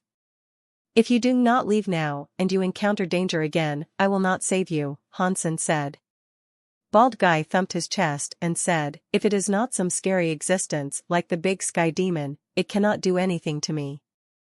I am Bald Guy. Don't worry. With me here, even if there are some scary creatures around, I can guarantee your protection." Han Sen was speechless. He could not be bothered talking to him, so he maintained his silence and kept on walking. Regarding people like Gong Shu Jin, if he wanted to murder another, he did not have to commit the deed himself. Mr. God Shu was famous. Who knew how many God pulses that had shocked the universe they had managed to dig up? They had countless high-level gene eggs, and they had many powerful gene casters as followers. There were many gene casters like Lu Jiao in Gongshai Manor. Plus, a lot of those bosses were trying to have a good relationship with Mr. Gongshu. He only had to say a word and many elites and nobles would scramble to kill for him. Having a few gene casters die was fine if they earned favor with Mr. Gongshu. The nobles thought such favor was worth the lives of a few gene casters. Lu Jiao had died in front of Gongshu Jin. That made him feel humiliated. He decided to send someone else to murder Han Senator. He wanted to see Han Sen die in front of him. It would have to be a nice and slow death. Gongshu Jin was not a reckless person. Although he hated Han Sen and wanted to murder him, he had to be very careful about it. He brought together a group of loyal gene casters and hired a gene caster who Mr. Gongshu took more seriously. His name was Hua Nongyu. Hua Nongyu was saved from a land pulse by Mr. Gongshu. To pay Mr. Gongshu back for saving him, Hua Nongyu followed Mr. Gongshu. Otherwise, with his power, he would not have been the best Mr. Hua Nongyu followed Gongshu Jin's father for 50 years, but his face still looked as if he was around 20 years old. He looked rather handsome. He had to be one of the most handsome men in Jade Wall City. At the same time, Gongshu Jin knew the trick Hua Nongyu would use. Although he was very proud, in front of Hua Nongyu, he was very polite. Gongshu Jin looked at Hua Nongyu and politely said, "Uncle Hua, we have located that kid. What do you think we should do?" Hua Nongyu was holding a fan, but he did not open it. He put it in his other hand, smiled, and said, "Judging from the trace, another person is accompanying him. We should figure out who that other person is before doing anything." "That is easy." Gongshu Jin said to one of the older men present, "Old Zhao, you can do this." "Do not worry, mister," the old man replied. He summoned a gene race that looked like an eagle. He combined with it and became an eagle-faced monster. He flapped his wings and flew into the sky. He was headed to Han Sen's location. Gongshu Jin smiled at Hua Nongyu and said, "Old Zhao has the title Hawkeye Old Zhao. He combines with the spirit Eye Eagle. It is king class, but it is very powerful.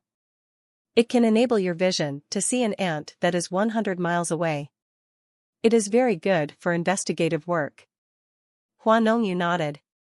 He smiled and did not say anything.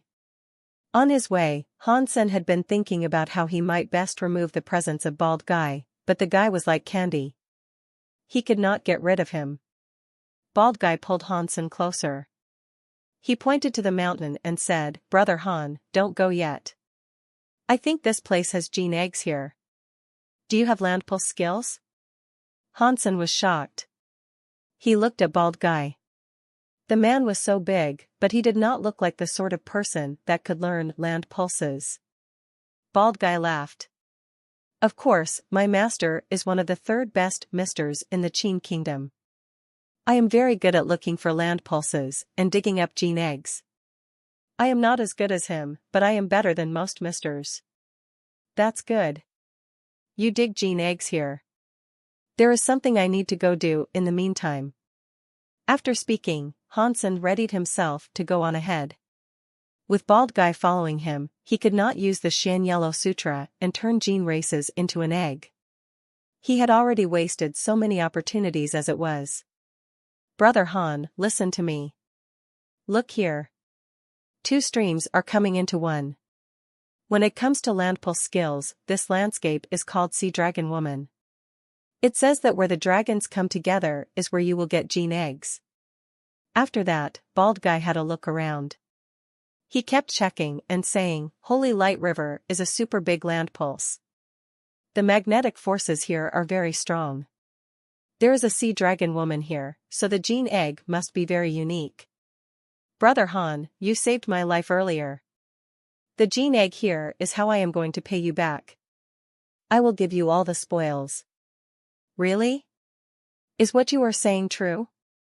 Han Sen looked at Bald Guy with a bit of distrust. He thought Bald Guy did not look like a good mister.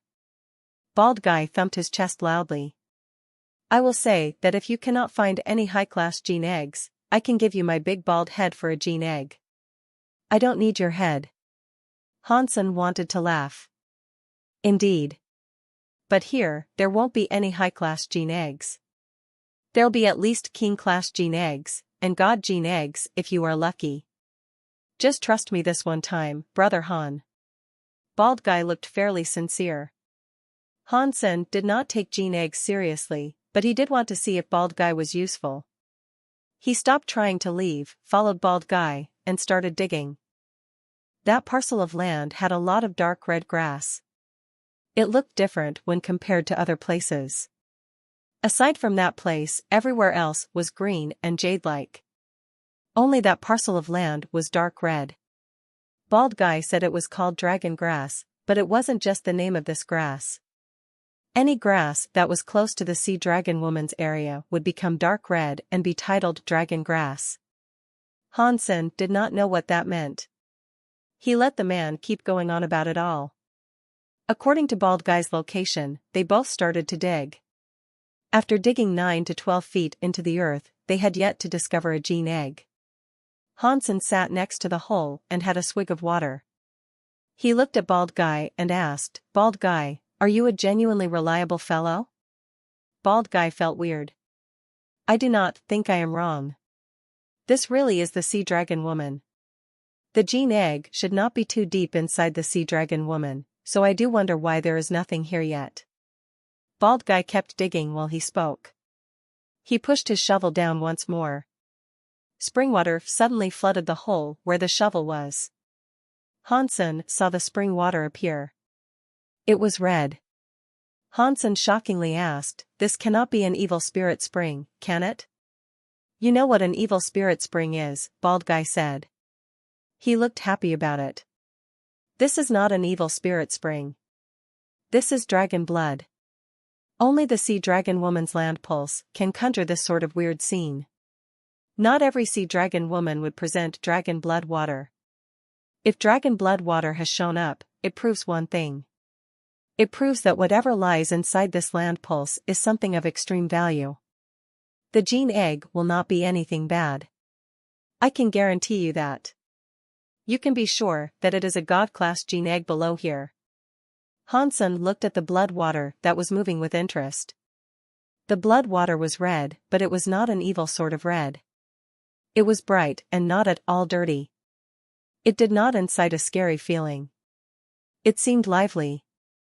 It did not smell bloody either. It had a rather pleasant fragrance.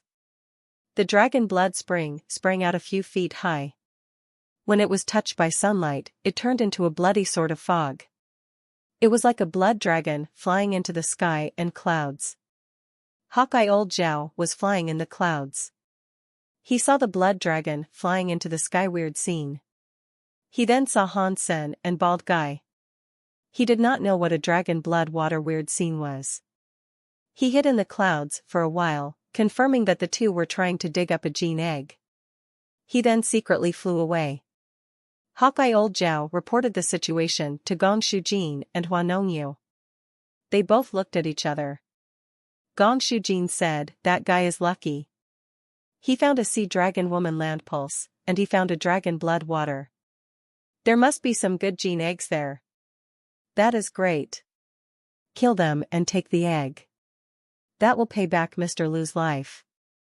Gong Shujin got ready to send someone out while Hansen and bald guy were busy digging up the gene egg. While they were occupied was the time to strike. Before any order was made, Hua Nongyu stopped him and said, "Do not be hasty, mister. Let's not alert them yet." "Uncle Hua, are you worried about the other person?" Gong Shujin asked. "You do not need to worry. I know bald guy. He is Mr. Wei's student, Xia Yufei. His nickname is Bald Guy. He is associated with a little town's leader. With his identity and resources, he does not have what it takes to be a student of Mr. Wei. It was just because when Mr. Wei was near that little town digging a gene egg, danger befell him. Xia Yufei's father saved him, and he begged Mr. Wei to accept Xia Yufei as a student. He does not have anyone in Jadewall City, and he is not very knowledgeable. If he is smart, let him live. If he is not smart, kill him. It is no big deal either way. Hua Nongyu shook his head. I know about Xiao Yufei, but it is not because of him. After pausing, Hua Nongyu looked at Hawkeye Old Zhao and asked, when you looked at the dragon blood water, did you see some blood air like a dragon flying into the clouds? Hawkeye Old Zhao thought for a moment and replied, I do not know if that was like a real dragon, but I know the spring water was like a bloody fog in the sky. It looked like a blood dragon tornado. That is correct. That must be the blood dragon flying into the sky. Weird scene. Hua Nongyu touched his fan as he spoke. Blood dragon flying into the sky? When Gong Shujin heard those words, he was shocked. He was then absolutely thrilled. Yes. Why did I not think of that? If it really is a blood dragon flying into the sky. Before Gong Shujin finished, he had Hawkeye Old Zhao describe the scene again. After hearing what was said, Gong Shujin was even happier. He bowed to Hua Nongyu. Thank you for reminding me, Uncle Hua. If you hadn't, I might have ruined this entire thing. Hua Nongyu smiled. You flatter me too much. You have the old mister's knowledge. You are much stronger than me. If you saw it, you would recognize it. It is only because I did not explain clearly that you did not know. When I followed the old mister, I saw a blood dragon flying into the sky. Weird scene with him. That is how I know about it. Uncle Hua has so much experience, Gong Shujin said. You must teach me more sometime. He bowed again, pretending to be humble. Hua Nongyu was silent a moment before saying, the blood dragon flying into the sky. Weird scene is very rare. There must be a top-class gene egg there, but that weird scene is dangerous. If it is not handled well, things might turn out terribly. I think Xiao Yufei has only seen the blood dragon water. They do not know the danger of the blood dragon flying into the sky. Weird scene. If they did, they would have stopped digging already. Gong Shujin nodded. I remember the book state that when the blood dragon flying into the sky. Weird scene appears, one will die. To get the gene egg in a blood dragon flying into the sky, one person must be sacrificed to claim the gene egg. Is that really true? Hua Nongyu nodded. Indeed. When I followed old mister to see that blood dragon flying into the sky. Weird scene, we did not discover it first. There was another very famous mister already digging the land pulse. That mister died a horrible death. That is how we were able to retrieve the gene egg without any problems. How did he die? Gong Shujin asked with curiosity. I don't know, Hua Nongyu said. He was fine the first day. On the second day, when we went there, he was dead in the land pulse. He died weirdly. His body was not damaged, but his body was blood red. He was curled up like a cooked shrimp. Gong Shujin laughed. That is good. Let Hansen and Bald Guy dig it up. When they break the blood dragon flying into the sky, that is when we take over. If Hansen dies like that, he had it coming. Hansen and Xiao Yufei waited for the dragon blood to run dry. They waited for half an hour. Finally, the dragon blood in the hole was gone. Xiao Yufei was dying to keep searching. Hansen wanted to jump in too, but he felt hesitant. He did not think it was safe.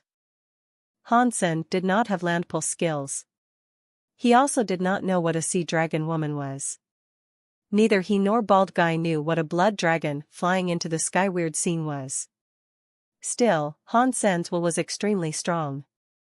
Although he was suppressed by the rules of the world, if something very bad was going to happen to him, he still felt a sense of worry. If something made Hansen tremble, it meant something extremely bad was going to happen. Otherwise, nothing would have touched his heart.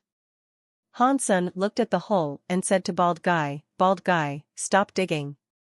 Bald Guy put down his shovel with confusion. He looked at Hansen and asked, what is it? There is something wrong. Hansen looked serious as he asked, are you sure this is the sea dragon woman and dragon blood water? After hearing him, Bald Guy felt strange. He looked around and said, this is right. This is a sea dragon woman. I cannot be wrong.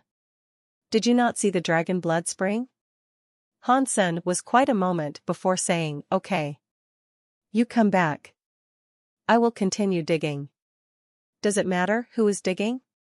I think we are on the cusp of getting it now anyway. Bald guy laughed. Stop talking crap. You come here now and let me dig. Otherwise, I am leaving. Hansen was not in the mood to joke around. Bald guy looked at Han Senator, sensing that he was not joking around. Bald guy emerged from the hole with the shovel. He glanced around and asked, what is it? Did you find anything? Hansen did not explain anything to him. He could not explain it to him either.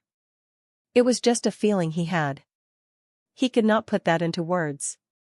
He took the shovel out of Bald Guy's hands, jumped into the hole, and carried on digging. He said, you wait out there. Do not come down. Call me if something happens. Bald Guy was weirded out. He was not quite sure what Hansen was trying to say, but he still listened to him. He just watched from outside the hole and did not go down. Hansen used the shovel to slowly dig. He did not use too much strength. He kept digging, continuing to look at the soil down below. He had dug 3 feet when he suddenly felt as if his shovel touched something. Those frightening fears that made him tremble were amplified even further. He did not even think. Hansen summoned the blood ghost spirit and combined with it. His eyes turned red, and his back produced a monkey's tail. Bald Guy was excited from his position above the hole. He enthusiastically asked, did you find a gene egg? Hansen did not answer him. He put the shovel down and used his hands to brush away the soil.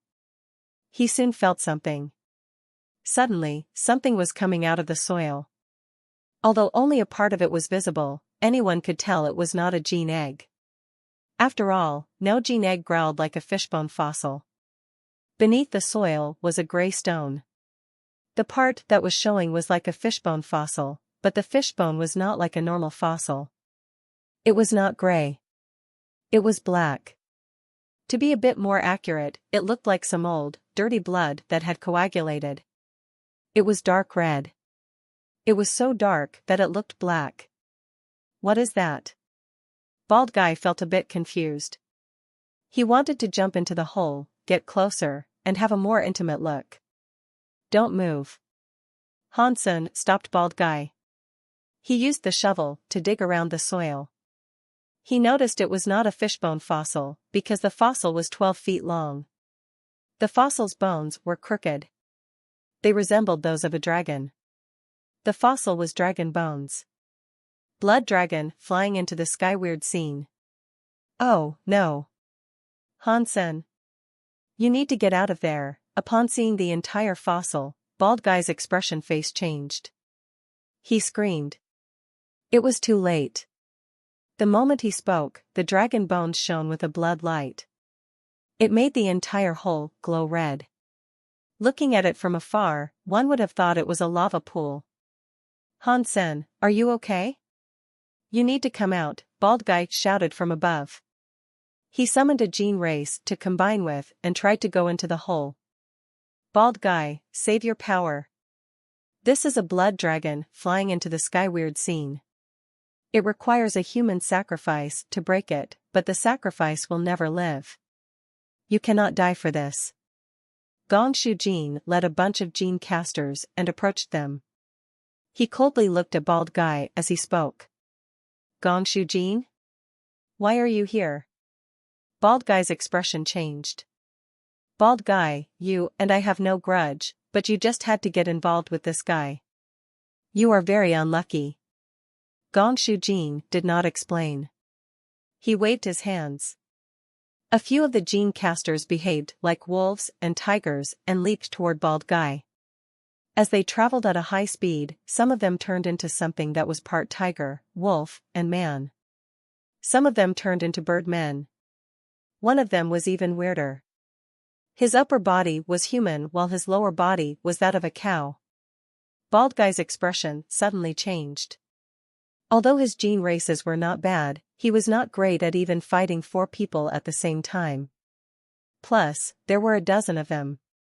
The gene casters had combined with powerful gene races.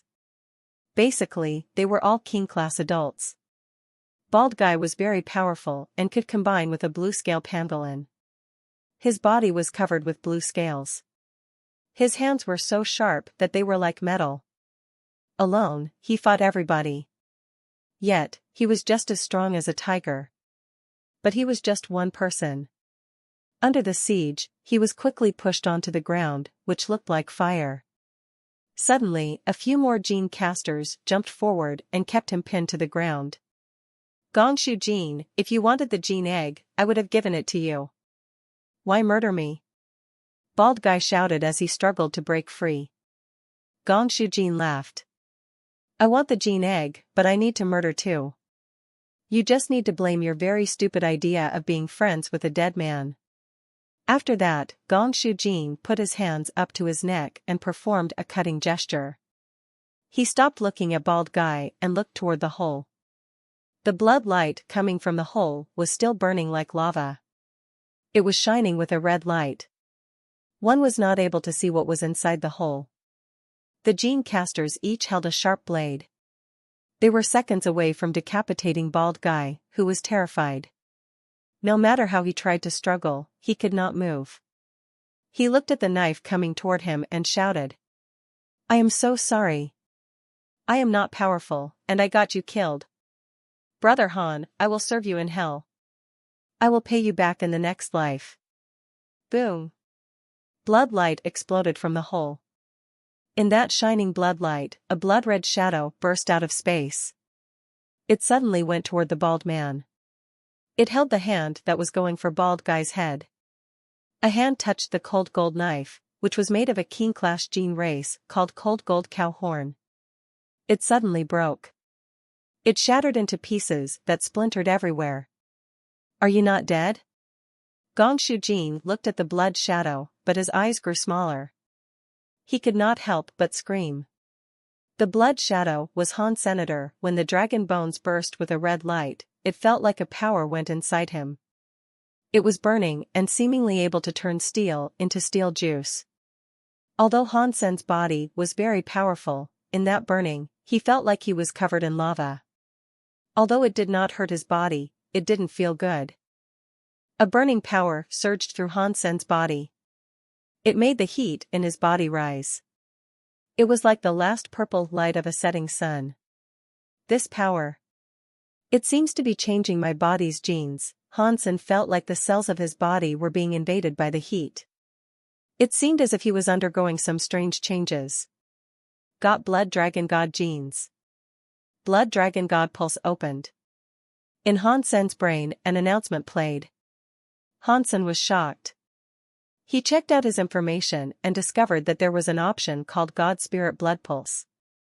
Blood Dragon God, destroyed class God Spirit Blood Pulse. Is this a God Spirit gene? Han Sen thought it was unbelievable. While he was in the Geno universe, although he had killed God spirits and earned God Spirit genes, they were God personalities.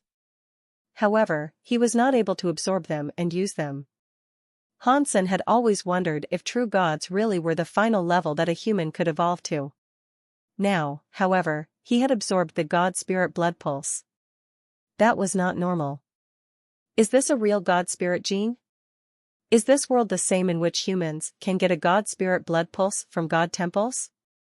Are they just the God Spirit Blood Pulses? Han Sen looked at the dragon fossil amidst his confusion. The stone was still there, but the dragon bones were gone. He heard Bald Guy shouting somewhere outside. Han Sen abandoned his thoughts and emerged to save Bald Guy's life. Bald Guy was a little annoying, but he was not a bad person. Han Sen did not want him to die right in front of him. Most importantly, he did not want Gongshu Jin to get what he wanted. Han Sen crushed the cold gold blade. He coldly looked at Gongshu Jin and said, "It looks like you didn't learn your lesson after Lu Jiao." When Gongshu Jin heard Han Sen talk about Lu Jiao, he looked murderous. His expression didn't change. He coldly said, "Kill them all, but do not let them die too fast. A dozen gene casters agreed on the move. All kinds of powers were directed at Han Sen and Bald Guy. Suddenly, lots of thunder, wind, and fire were everywhere. All kinds of light came striking down. Han Sen's expression had yet to change. He just stepped forward, but it was extremely weird. It made people unable to see where he was stepping. At the same time, his fist was striking out. Roar! Han Sen's fist had purple dragon air striking out with an overbearing presence. It was like it was destroying everything. It punched a dozen gene casters and sent them flying. Some gene casters had their skulls cracked. Some gene casters had their chests caved in. Some gene casters simply exploded. A dozen gene casters were killed in the blink of an eye. Out of a dozen gene casters, only 3 survived. Their arms were broken and cracked. They rolled on the ground crying out in agony. Han Sen did not expect the Blood Dragon God Spirit Blood Pulse power to be so overbearing. Seeing the purple dragon air rise, he was shocked. His punching power was very strong. It was like a destroyed class God Spirit. It was not just him now having a God Spirit Blood Pulse. Bald Guy's mouth opened wide as he watched the purple air rise. Han Sen was like a God Spirit descending from the sky. Bald Guy's mouth seemed like it would never close.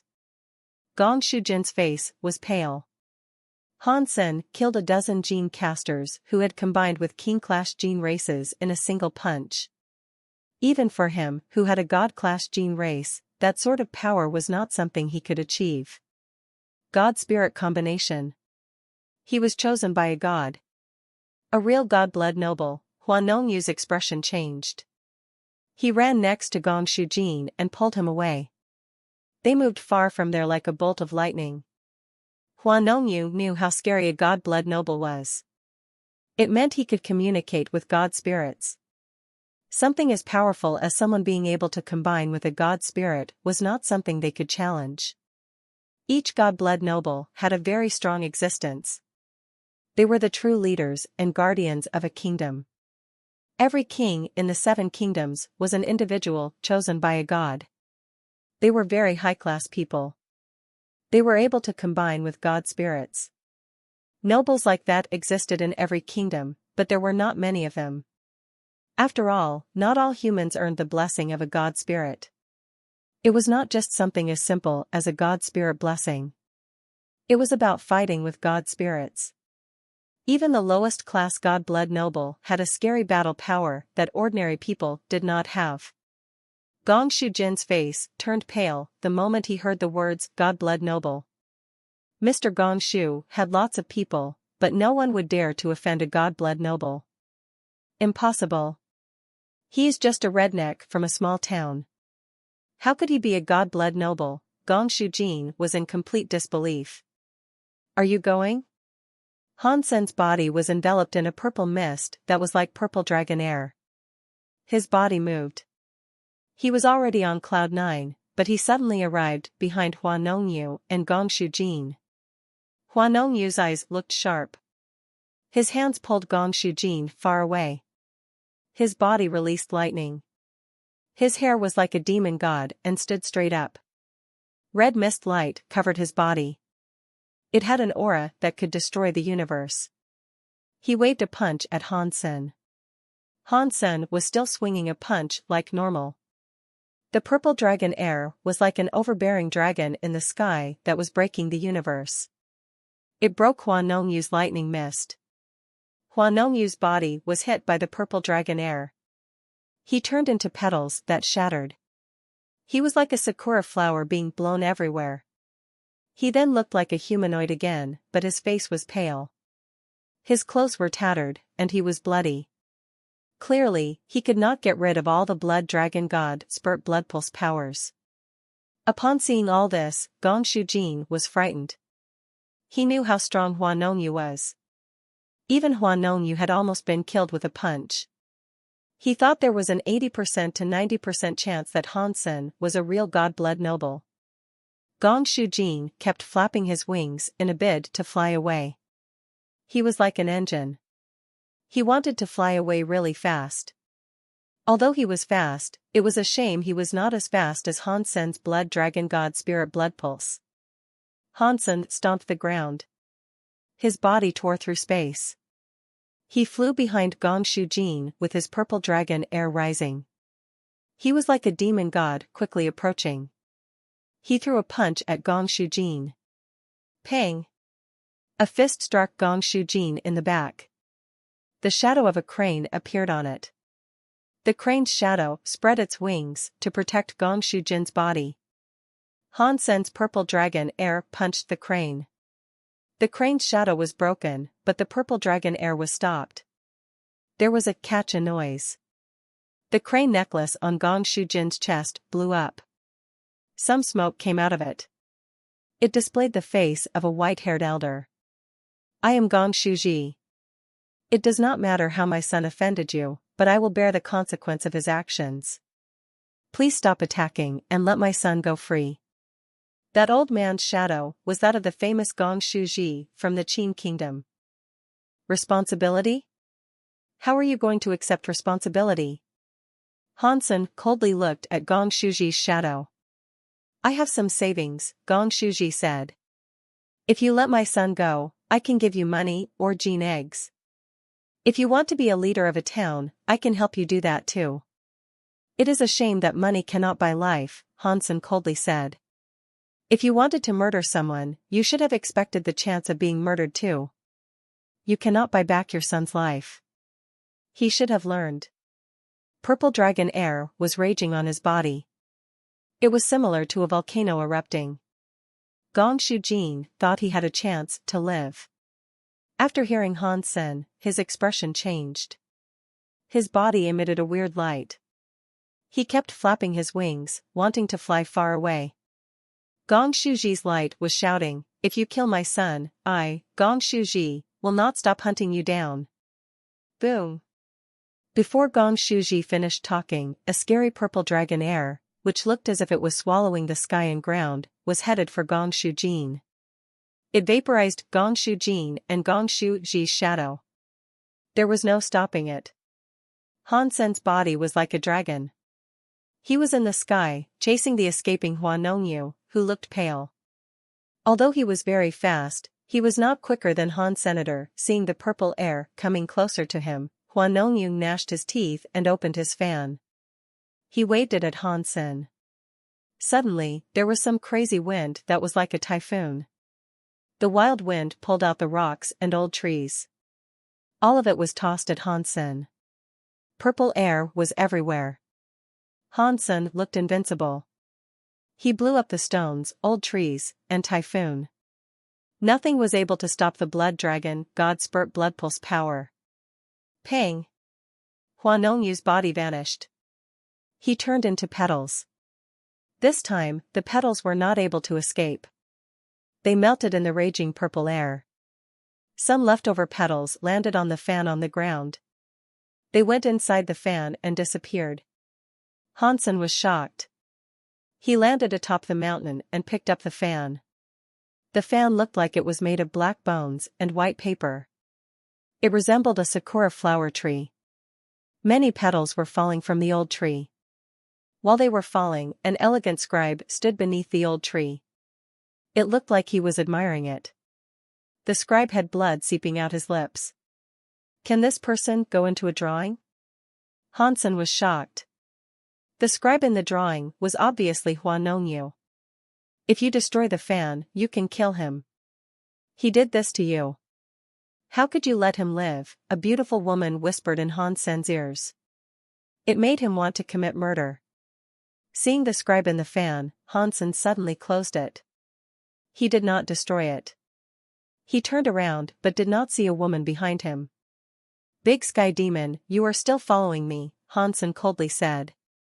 Earlier, he felt a strong desire to kill. It was obvious that someone was influencing him. Otherwise, with his personality, he only did things by following his heart. He would not have wanted to commit murder so simply. The body of the Big Sky Demon was holding Hansen from behind. She used a girly voice to whisper into Hansen's ear. Ha! Ha! You are not dead, and I am not dead. How could we be separated? Winter has thunder, and it snows in summer. We are in love with each other. Nothing can ever tear us apart. Hansen felt the big sky demon use her tongue to lick his ears. When he turned around, he did not see the big sky demon anywhere around him. You can combine with a god pulse, the big sky demon said as her body appeared next to Han Senator. Her voice sounded as flirty as a flower.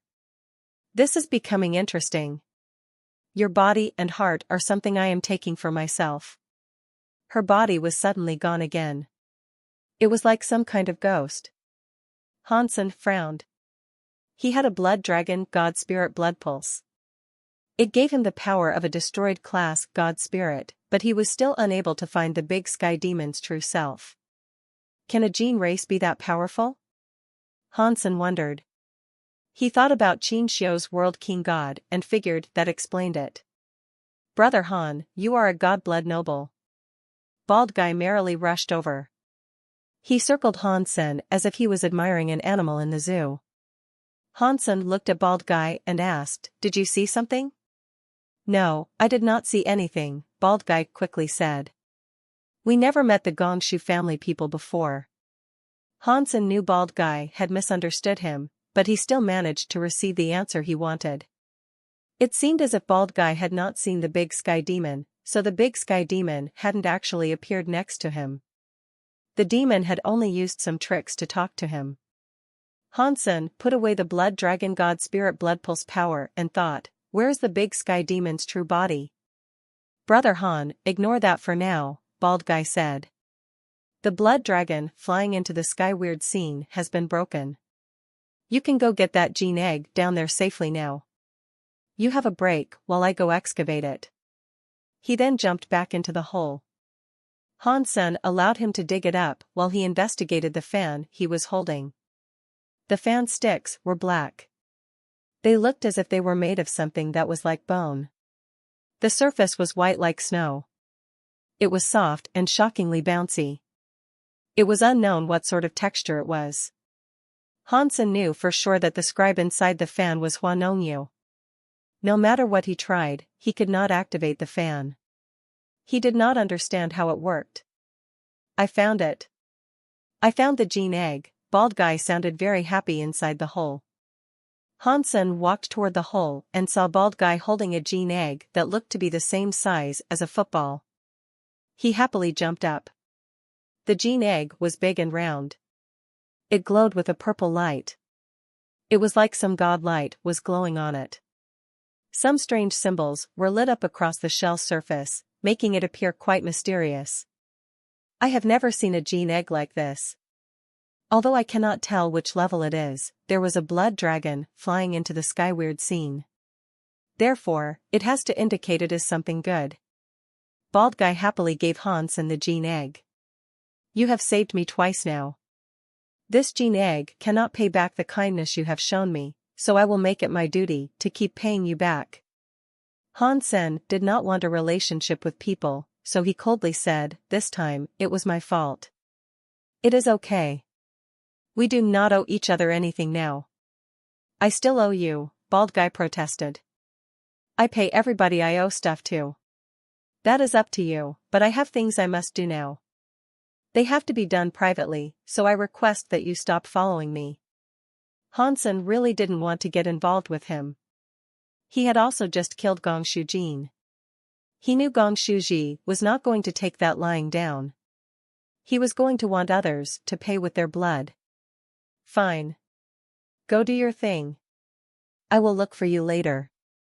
Bald guy was quite quick this time. He turned around and left. Hansen was a little bit surprised that the man was so fast this time. He watched Bald guy leave. He then looked at the gene egg in his hands. The purple gene egg was godly. With the way it glowed, it looked like something abnormal. Hansen was just holding the gene egg, but the blood dragon god spirit blood pulse was already reacting to it. It was wandering around it. That is not normal. This is a gene egg that was born from a blood dragon flying into the sky weird scene. It would be normal for it to be affected by a blood dragon god spirit blood pulse. Hansen's heart jumped. Blood dragon god spirit blood pulse air started to spill. It flowed into the gene egg. This time, Hansen did not have to draw his own blood for the gene egg to hatch. Surrounded by a shiny, glowing, purple light, the gene egg's shell started to melt. It quickly disappeared. It revealed the gene race inside the gene egg. It was a small snake with purple scales. It was the size of a chopstick. It was that small. The scales of its body were extremely beautiful. It was like they were formed with purple crystals. The eyes of the creature were like purple gems. They glistened with purple light. The blood dragon god spirit blood pulse was bursting. The small snake was sucked into the sea of soul. Got mutant god class gene race blood dragon. Blood dragon, mutant god class gene race, juvenile blood god dragon exclusive gene race. Hansen was shocked. He was wondering, what is an exclusive gene race? He summoned the blood god dragon and tried it a few times. Hansen finally knew what an exclusive gene race meant. He also better understood the god spirit blood pulse. When Hansen used the blood dragon god spirit blood pulse and another gene race, it did not make much difference when compared to him using a gene race normally. His gene combined skill was not any stronger. If it was used under the blood dragon god spirit blood pulse mode, and he used the blood god dragon, it made the blood dragon god spirit blood pulse increase. From what Hansen understood, the god spirit blood pulse provided the most basic powers. As to how he could use the god spirit blood pulse power, it required a gene race to finish. When Hansen used the blood dragon god spirit blood pulse, it only increased power. If it combined with a blood god dragon, it turned that power into blood god dragon gene combined skills. It made the gene combined skill limitlessly increase in power. A newborn blood god dragon did not have much power when used with a gene combined skill. When it had the blood dragon god spirit blood pulse buff, the gene combined skill power was better than an adult blood god dragon. Of course, to receive that buff, the blood dragon god spirit blood pulse exclusive gene race was required. Non-exclusive gene races did not receive the advantages. The blood god dragon's gene combined skill was a blood dragon flying into the skyward scene. It was a very overbearing attack skill. When it had the god spirit blood pulse buff, it was really overbearing even if it was still a juvenile. If the blood god dragon reached its ultimate body, at that time, the power would be unimaginable. I got the blood god dragon and blood dragon god spirit blood pulse. That is very good, but I did make an enemy out of Gong Shuji. That guy is a masterclass mister. His subordinates will be powerful, and he will have lots of scary gene eggs. I am not afraid of him, but Mr. Yang and the others will have to be. I have to go get a pure light salamander soon. Hansen stopped hesitating. He followed the stream, going as fast as he could to reach Autumn Leaves River. Hansen was in a hurry to get there. On his way, he was not in the mood to hunt other gene eggs. He was going as fast as he could to reach Autumn Leaves River. He was hiding near the shore, looking for a pure light salamander. Autumn Leaves River was just a branching river, but it was still 1,000 miles long. He did not know where the pure light salamanders were. When Hansen arrived at the river, he looked into the water of the river and realized his reflection had become the big sky demon again. She smiled at him. Hansen could not figure out a way to deal with her.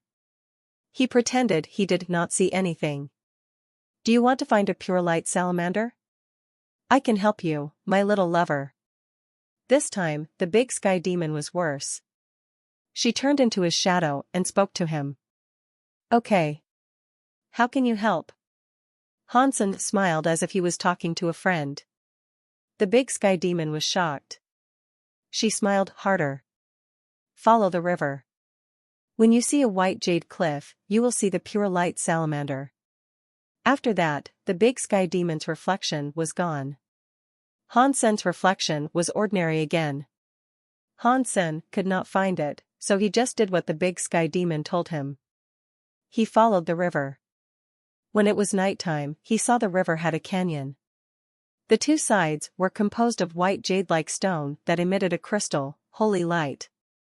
It looked very weird. Hansen carefully snuck to one side of the wall. He looked into the water. He saw 3 1-foot-long creatures that looked like Chinese giant salamanders. The pure light salamanders, however, were cuter. They were playing around in the water. The holy light salamanders looked like white jade. Their eyes looked like black gems and were very cute. Hansen hid inside the mountain for a while. He saw the 3 pure light salamanders swimming around. Their bodies were releasing a holy light. Their skin was like transparent jade. I am so sorry. Hansen's body was like a hawk as he jumped up. He sprinted toward the water while casting the Shan Yellow Sutra. He suddenly broke the river water and attacked the 3 pure light salamanders. Hansen did not use a gene race. The 3 pure light salamanders were unable to sense him beforehand. By the time they realized danger was near, it was already too late. One punch took out a salamander. One by one, Hansen turned them into agate-like eggs. In Gongshu manner, Gongshuji's eyes were red. His old tears continued to pour. Gongshuji was very famous. He had many wives, but Gongshu was his only son. Now, his son had been murdered. How could he not be sad and angry? Master, I found out the man is called Han Senator. He did not have any relations with Mr. Jin, but Mr. Jin was courting the singer Feng Fei Fei. He encountered this person in Night Cry Valley. A person who looked like an old servant was reporting to Gong Shuji. No matter what my son did wrong, he should not have killed him. I will avenge my son's death. Gong Shuji looked frozen, but his eyes glimmered with evilness. Mr. Jin only investigated Hansen once, but he managed to find out he was from a town called Ancient God City, the old servant said. I think the investigation must have come to an incorrect conclusion. Should I start over? Gong Shuji shook his head. There is no need to. It does not matter where he is from. This place is Big Qin capital. I just need to know he is not some high-level person from the capital. No matter who he is, he will pay the price of blood for what he did to my son. Speaking of that, Gong Shuji looked murderous. He coldly asked, as for Feng Fei Fei, did my son not like her? Let her be with my son in case he gets lonely down there. The old servant worriedly said, Master, that is not a good thing. Feng Fei Fei is one of the 3 most popular singers. She is like the singer queen. She has many powerful people supporting her. Even the real big nobles admire her. I am afraid. I have my ways, and they will all have to die with my son. Gong Shuji's eyes looked very angry. The Holy Light River was very dangerous. There were a few places not even Hansen dared to go. He was not afraid of dying. He was just afraid of being trapped and not being able to get out. Fortunately, he received guidance from Feather Fairy. He knew a lot about the region. Through the advice he had been given, Hansen was able to avoid many of the pitfalls and perils. He was able to find the pure light salamanders he sought and safely make it back to the teleporter. On his way back, he also managed to obtain another dozen Viscount class and Earl class gene eggs. He planned to use them to keep the shop running. After returning to the hotel, he was relieved to find Mr. Yang and the others were still safe. Everyone, gather around. I have something to tell you all. Hansen summoned them all and explained to them that he had murdered Gong Shu on planet Guya. By doing that, he told them he had offended Gong Shuji. He did not go into the specifics. Mr. Yang and the others had their mouths wide open, but they were unable to say anything. Mister, the Gong Shuji you are talking about. Is it the Gong Shuji that is a very famous mister in the Qin kingdom? Master Yang asked. He had a hard time believing this tale was true. Yes, it is him, Hansen said. So, what comes next might be perilous. He could very well come at us, seeking vengeance. That means you, my friends, will be caught up in all this. Following me is too dangerous. If you people have someplace else to go, take money from the shop and leave. Start a life elsewhere, free from the strife that comes with me. Mr. Yang immediately said, I have already chosen to follow you. I am not going to run just because I am afraid of danger. Besides, this is the capital of the Qin kingdom. Not even Gong Shuji can do something too obvious. Li Bingyu coldly thought, why would Han Sen suddenly kill Gong Shujin? Is there some ulterior motive to all this? Did Crown Prince Bai Qin request him to do this? Is it something else entirely? When she saw Han Sen looking at her, she immediately looked cold and said, I still owe you. I am not going to leave your side. It is good that Gong Shuji is coming after you. It will give me the chance to protect and pay you back. Jian Bugu merely smiled. He did not plan on leaving either. Jianshi clutched you, not willing to leave. If you guys are stalwart and unwilling to leave, and something dangerous happens and that results in death, don't take it out on me. After pausing, Han Sen said to Mr. Yang, Old Yang, you go and prepare. Rest up tonight. Tomorrow, you are coming to planet Guya with me. You need to help me locate a land pulse. Han Sen was planning to take Mr. Yang with him to see Feather Fairy and get the God Spirit blood pulse for him. That way, he could use gene eggs. Right now, the situation is very dangerous, Li Bingyu said. There will be a danger on the road. Shouldn't I be accompanying you guys? Han Sen casually replied, there is no need. You stay here and take care of Mr. Jian and you. He took out a gene egg and handed it to Mr. Yang. Mr. Yang accepted the gene egg. He felt strange. He had heard Planet Guya had many land pulses, but Han Sen was only out there for 2 days and had received many gene eggs. That was a bit too shocking. Han Sen returned to his room and rested. Everyone did their own things. Li Bingyu returned to her room. She had been thinking about this whole thing. Her thoughts were too complicated. She thought this could be a grand, political conspiracy. Otherwise, no one would have gone and murdered a son who was so famous. She thought about it for a long time, but she could not come up with a solid lead. She went to the bathroom and took a hot shower. She wrapped a towel around her and came out. She went before the mirror, ready to tidy up in front of it. When she saw the mirror in front of her, she was shocked. In the mirror, her face was very beautiful and white. She had a small waist and a big bum. Her face structure was very defined. She was like the ultimate pretty woman. It made her think she was really pretty. Oh, no. Li Bingyu realized something, but it was too late. She was unable to avert her gaze from the mirror. Her eyes looked very loving. It looked as if she was in love. Li Bingyu's will was quite strong.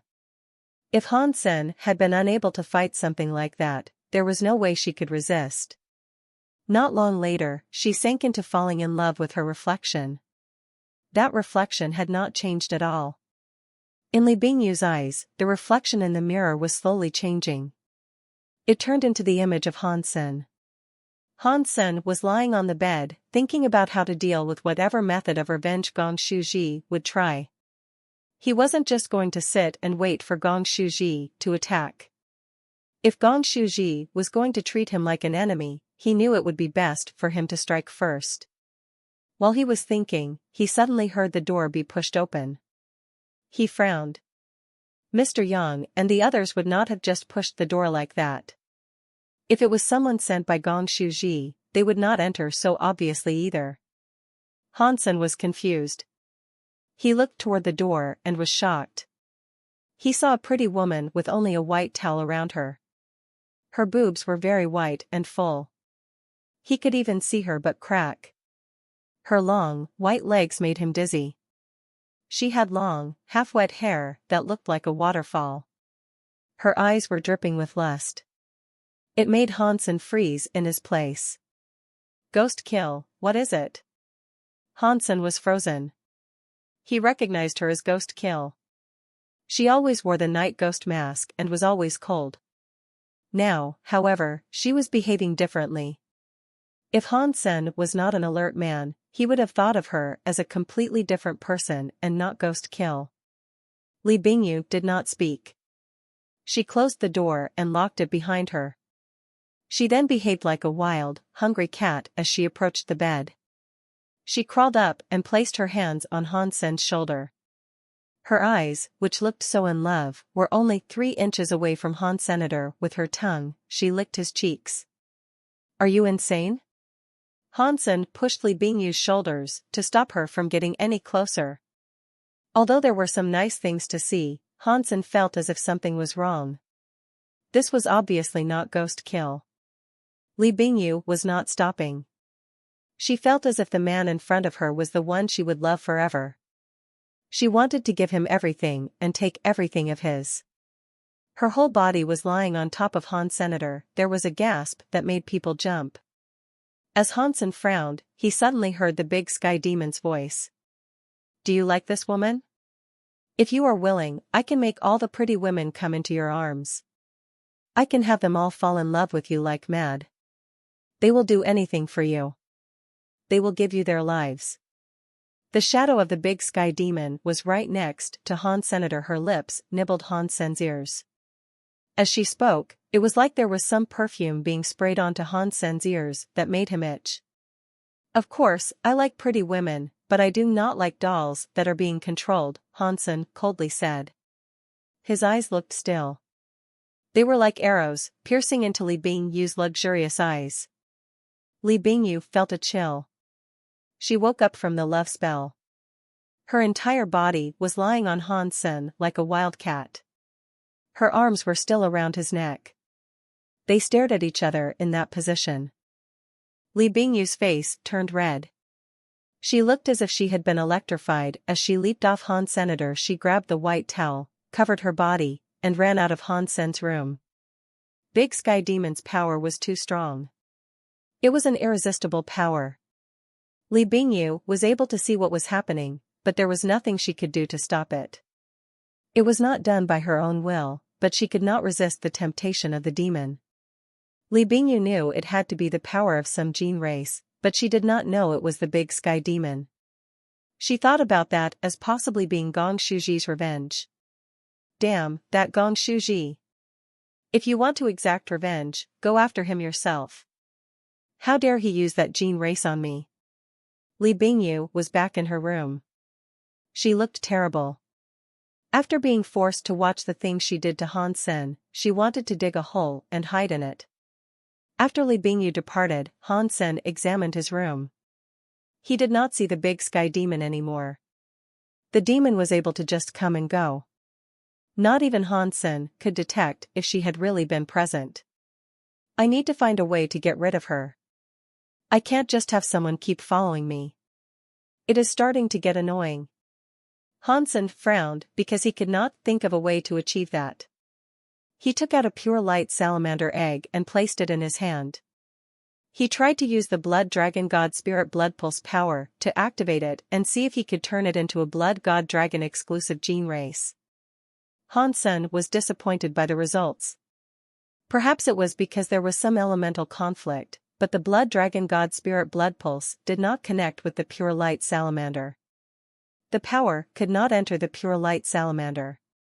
There was no way, so Han Sen had to drop his blood onto the pure light salamander's egg. The pure light salamander soon hatched. The pure light salamander that hatched was a big, jade-white tadpole. Its body and claws were small.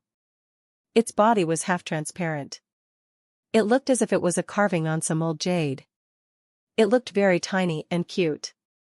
Got King Clash Gene Race Pure Light Salamander. The announcement played.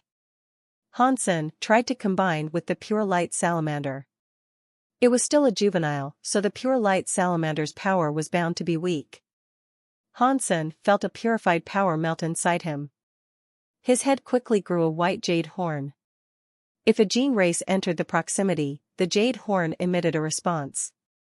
According to the gene race element, the horn changed color to reflect what it was. Although the horn was not ugly, it looked sort of ridiculous. Hansen had no desire to accept it. He immediately disconnected from the pure light salamander and allowed the pure light salamander to maintain its shape. He put it in his pocket. Although they had not combined, the pure light salamander still detected gene races. Hansen tried to summon the blood ghost spirit. Upon that happening, the horn of the pure light salamander turned red. Because it was a baby, the pure light salamander was unable to detect the presence of gene races at a long distance. At best, it only sensed if there was a gene race within 30 feet. For Hansen, that was enough. This was the Qin Kingdom's capital. They were not in the wild. He only needed it to halt any potential assassination attempts. I wonder if the pure light salamander can detect the big sky demon. Hansen checked out the pure light salamander, but he did not notice a reaction. Perhaps the big sky demon was not nearby, or the salamander could simply not detect the big sky demon. With the pure light salamander around, things will be much safer. I need to help Mr. Yang get a god spirit blood pulse first. Hansen decided to take Mr. Yang to Feather Fairy's god temple. In Gongshu Manor, an old servant stopped in front of Gongshu Ji. Master, the hotel said they were unable to find a shred of skin or hair of Hansen, the old man worriedly said. How were they not able to? Did they not perform their tasks properly? Gongshu Ji's face looked troubled. The servant said, it is not because they did not do it right. I disguised myself as a cleaner when entering Hansen's room, but I was unable to find hide nor hair from him. There was not even a speck of dandruff. I think he is well prepared. If things are really like that, then he must be an elite. Gongshu Ji frowned and asked, what is going on with Yer?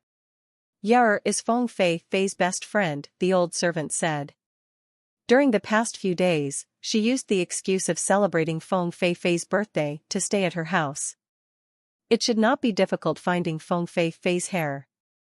It should be here soon. I see. In that case, let's allow Feng Fei, that little b****, to join my son. Gongshu Ji looked cold. Master, if we cannot get Hansen's skin or hair, the Ming demon race cannot be used, the old servant worriedly said.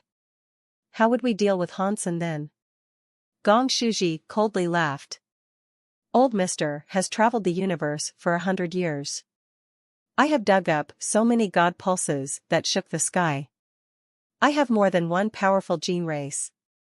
I have more than just the Ming demon race. It will not be hard for me to kill someone. Get rid of that Feng Fei, that little b****, and then deal with him. The next morning, Hansen took Mr. Yang with him to planet Guya. After only walking for a little while, Mr. Yang pointed at a mountain and said, Mister, there is a formation like a tiger cave ahead of us. There should be a land pulse there. It is no wonder this is the capital. There are a lot more land pulses than there are in ancient God Mountain. Hansen shook his head and smiled. This time I did not come for a land pulse. Mr. Yang was shocked. You did not come here for a land pulse? Is there something we need to talk about? Is that why you brought me here? Hansen casually said. It is nothing big. I found a god temple in the mountains that does not have a leader, and there are god spirits. So I am taking you there to see if I can get you a god spirit blood pulse. Mr. Yang presented a wry smile. Thank you, Mr. For the past few decades, I have been to many god temples, but I have been unable to get a god spirit blood pulse. An elite checked me out, but my body's genes are just too bad. I cannot get a god spirit's blessing. I have already given up. There was no need for you to put effort into me. Since we are here, we might as well still check it out. Hansen smiled. Seeing Hansen like this, Mr. Yang did not say anything. He still had no hope for this trip. When he was young, he was like that. He had visited many god temples. If it was not 100, then it was 80. In the end, he was hopeless. No god spirit imparted their blood to him. Hansen used the secret path Feather Fairy had told him about. He went to Holy Light Mountain. No danger was encountered on their way.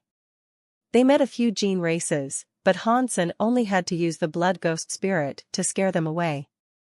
Quickly, the two of them were in front of a mountain, which was shrouded in holy light. The mountain was glowing. It was like where the sun rose. It looked very sunny and bright. Feather Fairy had said that there were scared gene races close to Holy Light Mountain, so Hansen was worried. He did not want any more trouble just yet. With Mr. Young in tow, he sneakily climbed the mountain. Ever since he had encountered the big sky demon, Hansen knew this world was a weird place. He was unable to get through everything alone. He needed to keep a low profile and try not to draw too much attention to himself. "Mister, is this the legendary Holy Light River's Holy Light Mountain?" Mr. Young was shocked. He looked up across the mysterious mountain with trembling legs. "I think it is just its name." Hansen did not care. He continued hiking up the slopes of the mountain with Mr. Young. Mr. Yang's heart was truly rattled. "Mister, I have heard that Holy Light Mountain is home to a scary, ultimate gene race. It has loads of mysterious things about it. Even if top-class elites visit that area, they are sure to die. It's fine. I know a secret path that can safely lead us to the God Temple." Hansen walked as he talked. A mysterious mist was draped over the mountain. One was not able to see anything. At about 15 feet away, all visibility was lost to the mist. It was still frightening to keep hearing beasts roar and thunder echo. Mr. Young was in shock. He followed Hansen, not daring to take one step away. The scene was very scary, but as Feather Fairy had said, they did not have a personal encounter with any of the dangers during their climb. Mr. Yang's body was old. He had not climbed for long before he was gasping. His forehead was like a rain cloud. He was profusely sweating. He could not climb for much longer. Hansen had to hold his body and hike. It was unknown how high the mountain was. Even with Hansen's speed, it took half a day to arrive at the peak. It was different from the land below. The peak was very warm and gentle. It was like a cloud and clearly visible. There was no wind, thunder, or dust to mar the area. It was a peaceful place. Atop the peak, there was an old temple.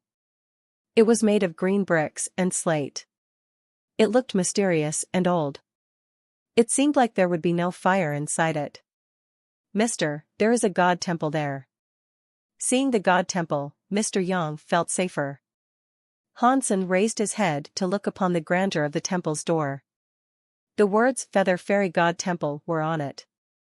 The words looked like they had dust and belonged to a fairy. "Go in. After you get a god spirit blood pulse, we can return." After speaking, Hansen went into the god temple. Mr. Young did not dare slow down. He ran toward the god temple and said, "Mister, I am going to beg now. I am afraid I am too useless. I do not want to waste your nice gesture." After that, Mr. Young walked into the god temple. He went in front of the god's altar. According to the gestures required, he hastily kneeled and prayed. He then dropped a speck of his blood onto the stove. He knew the outcome. He didn't think he'd get a god spirit blood pulse. He just wanted to get it over with and return home. He did not want to waste any more of Hansen's time. The blood entered the stove, but there was no reaction. He knew that would happen, but he was still disappointed. Hansen stood in front of the god temple. Mr. Young stood up and presented him with a wry smile. "Mister, it looks like I wasted your nice intent of bringing me here." Hansen frowned. He was there, but Feather Fairy wasn't treating him nicely. He felt a bit angry about that. "It is fine. You stand here." Hansen just wanted Mr. Young to get a god spirit blood pulse. It was best he did not have to do anything, but he now had to walk up to the god altar. Pat. Hansen slammed the god's altar. The stone on the altar was delivered the mark of a hand. The entire temple shook violently. Mr. Yang was scared. He waved his hands and yelled, "Don't do that, mister. Don't do that." People in the universe of kingdoms were taught that God's spirits were superior to everyone and had created the universe. Being alive meant the God spirits enabled a human to exist and live. They had the highest authority.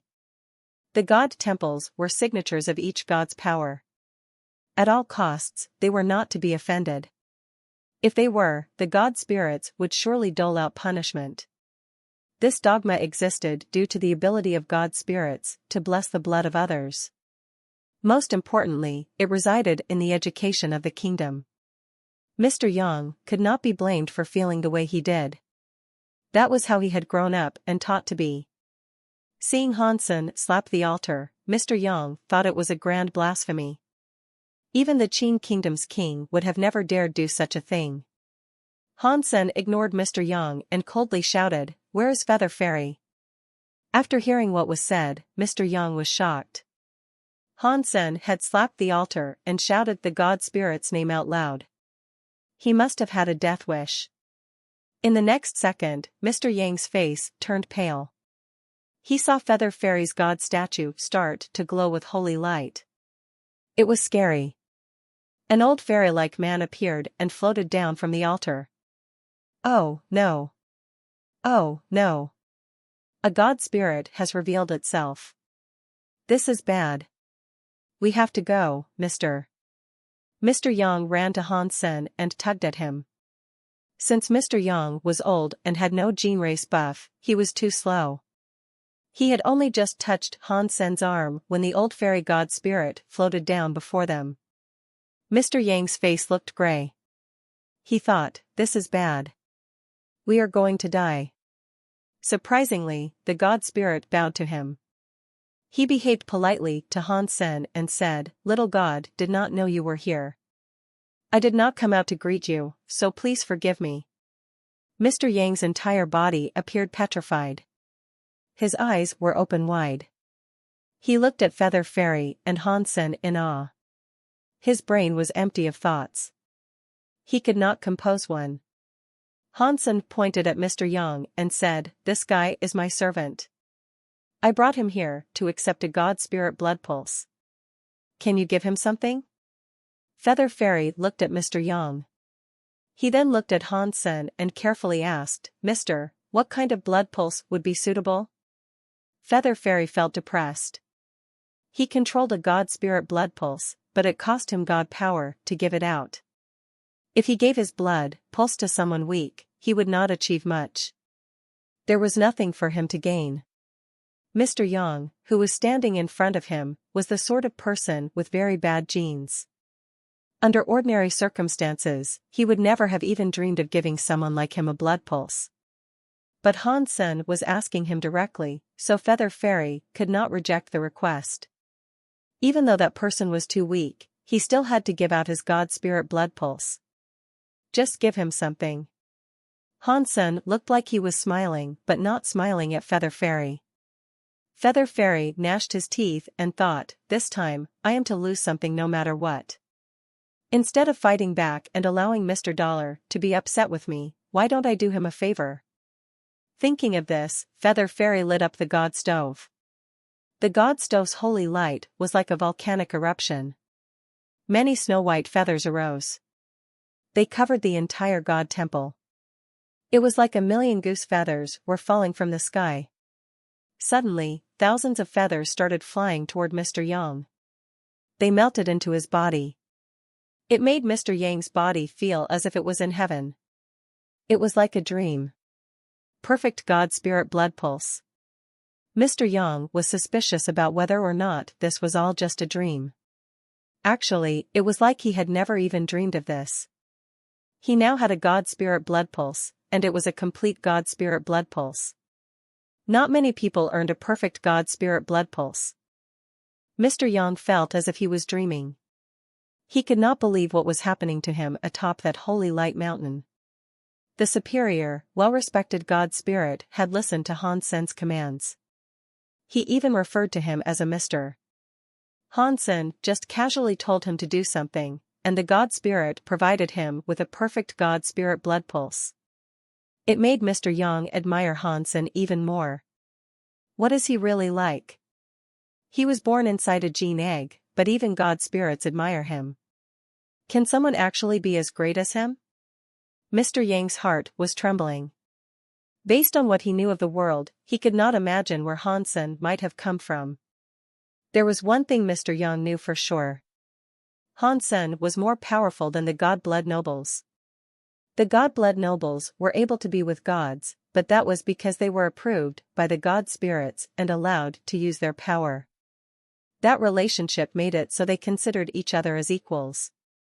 He had never heard of a God Spirit being afraid of a God-blood noble. It was unimaginable. Mister, I am at this old age, yet now I have received a God Spirit blood pulse. The greatest wish of my life has been fulfilled. There is nothing else I desire in this world. My life belongs to you in its entirety. Mr. Young bowed. He meant every word he said. Although Mr. Young was very talented when it came to land pulse skills, and he was a hard worker, he did not have a God Spirit blood pulse before this. Thus, he was never able to become a real mister. It resulted in people often being mean to him. He thought there was no more hope for him. Now, he had suddenly received a God Spirit blood pulse, and it was a perfect blood pulse. One was easily able to imagine how grateful he was. Hansen smiled, but he did not say anything. Some things could only be done and not be spoken of. How Mr. Young performed still depended on his power. It did not matter how many things he said. Here is a gene egg for you. You should hatch it. Carry it around with you. It is sure to prove very valuable to you. Hansen put the pure light salamander gene egg in Mr. Yang's hand. Mr. Yang had a good amount of knowledge. Although he had never seen a pure light salamander egg in real life, he had seen it online. Now that he was seeing it for real, he was truly shocked. He could not believe it, so he had to ask Hansen, Mr. Is this a pure light salamander egg? I got lucky, Hansen casually said. I managed to get a few not too long ago. A few, Mr. Young was speechless. The pure light salamander was a King Clash gene egg that was very rare. One of them could be sold for a very high price, and Hansen had randomly managed to collect a few. He thought it was unbelievable. Right. With your identity, even God Spirits are polite to you. Getting a few pure light salamander gene eggs probably wasn't difficult to someone like you. Mr. Young did not believe he had been this lucky. Jianbugu had only mentioned the pure light salamanders a few days ago. Now, Hansen had managed to get a few. Even a true god descending from the sky would not have such luck. Hansen summoned the Holy One White Deer. He took Mr. Young back to the teleport station. Although Jianbugu was at the hotel, Jianbugu had made a promise. He was not going to fight, even if his pacifism resulted in his death. Therefore, Hansen was worried something might have happened. Fortunately, nothing happened in the hotel during his absence. There was, however, a bald guy waiting in the living room. He was talking at an obnoxious volume. Bald guy, why are you here? Hansen frowned. He had never told Bald Guy where he lived. Bald Guy laughed. Brother Han, this is the capital. If I wanted to find you, there is no way you could actually hide. Why have you come looking for me? Hansen did not want a connection with other people. To him, he was a foreigner of that world. He was different from Qin Xiu, who wanted to break the rules and bring Qin Wanner back to life. Hansen had no such desire. He just wanted to go back to where he came from and do that alone. Therefore, there was no point in investing in something that didn't mean much to him. He didn't need to connect with various people. Of course, and that is a good thing, Bald Guy said. He took out a sheet of paper. The way he waved it in front of Hansen was like he was showing off. Do you know what this is? No, I don't. Hansen shook his head. Have a guess. Bald Guy looked excited. I am not guessing. If there is nothing important about your visit, you can leave. I am tired and require rest. Hansen really wanted to get rid of him. Whatever. Let me tell you. Bald Guy pretended not to hear anything. With a cocky look, he waved the paper and said, "This is an invitation. It is an invitation to Feng Feifei's birthday party. You know Feng Feifei. She is one of the 3 most popular singers. She is very talented. She will be the queen singer one day. She is quite beautiful. One smile is enough to drive men wild. Even the superior people of the Qin kingdom aren't getting many invitations." After saying that, Bald Guy went next to Han Sen's ear and whispered, "I am a good friend of Feng Feifei. Therefore, I was able to receive this invitation. You are my brother, so I am taking you to meet this pretty woman." "I am not interested." Han Sen rejected him quickly. He had seen many pretty women in his life. To be fair, no human could be as pretty as Gu Qingqing. Feng Feifei was pretty, but she was not pretty enough to shock Han Senator, plus, he had seen Feng Feifei before, and she was nothing special. "No way," Bald Guy said. "How are you not interested in Feng Feifei? Are you?" He stared at Han Sen with a look of confusion. Han Sen's forehead developed black lines. "What are you thinking?" "I just don't want to waste my time on a woman." "What woman?" "Feng Feifei is a woman that populates every man's dreams. Everyone knows that." Bald Guy laughed and went on to say, "Plus, this time, many powerful people are going to be there. I have heard many god-blood nobles will be going too. Even if you are not interested in meeting Feng Feifei, you should go and meet these people." Hansen thought Bald Guy was right.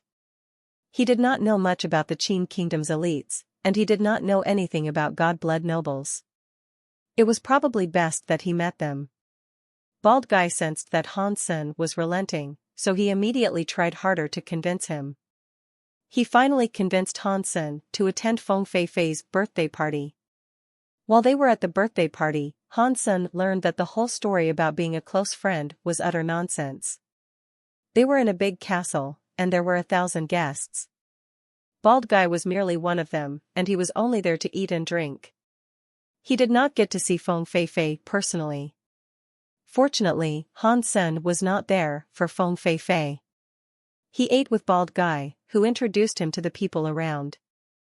"Do you see that guy who is acting all cocky?" Bald Guy asked as he looked in the man's direction.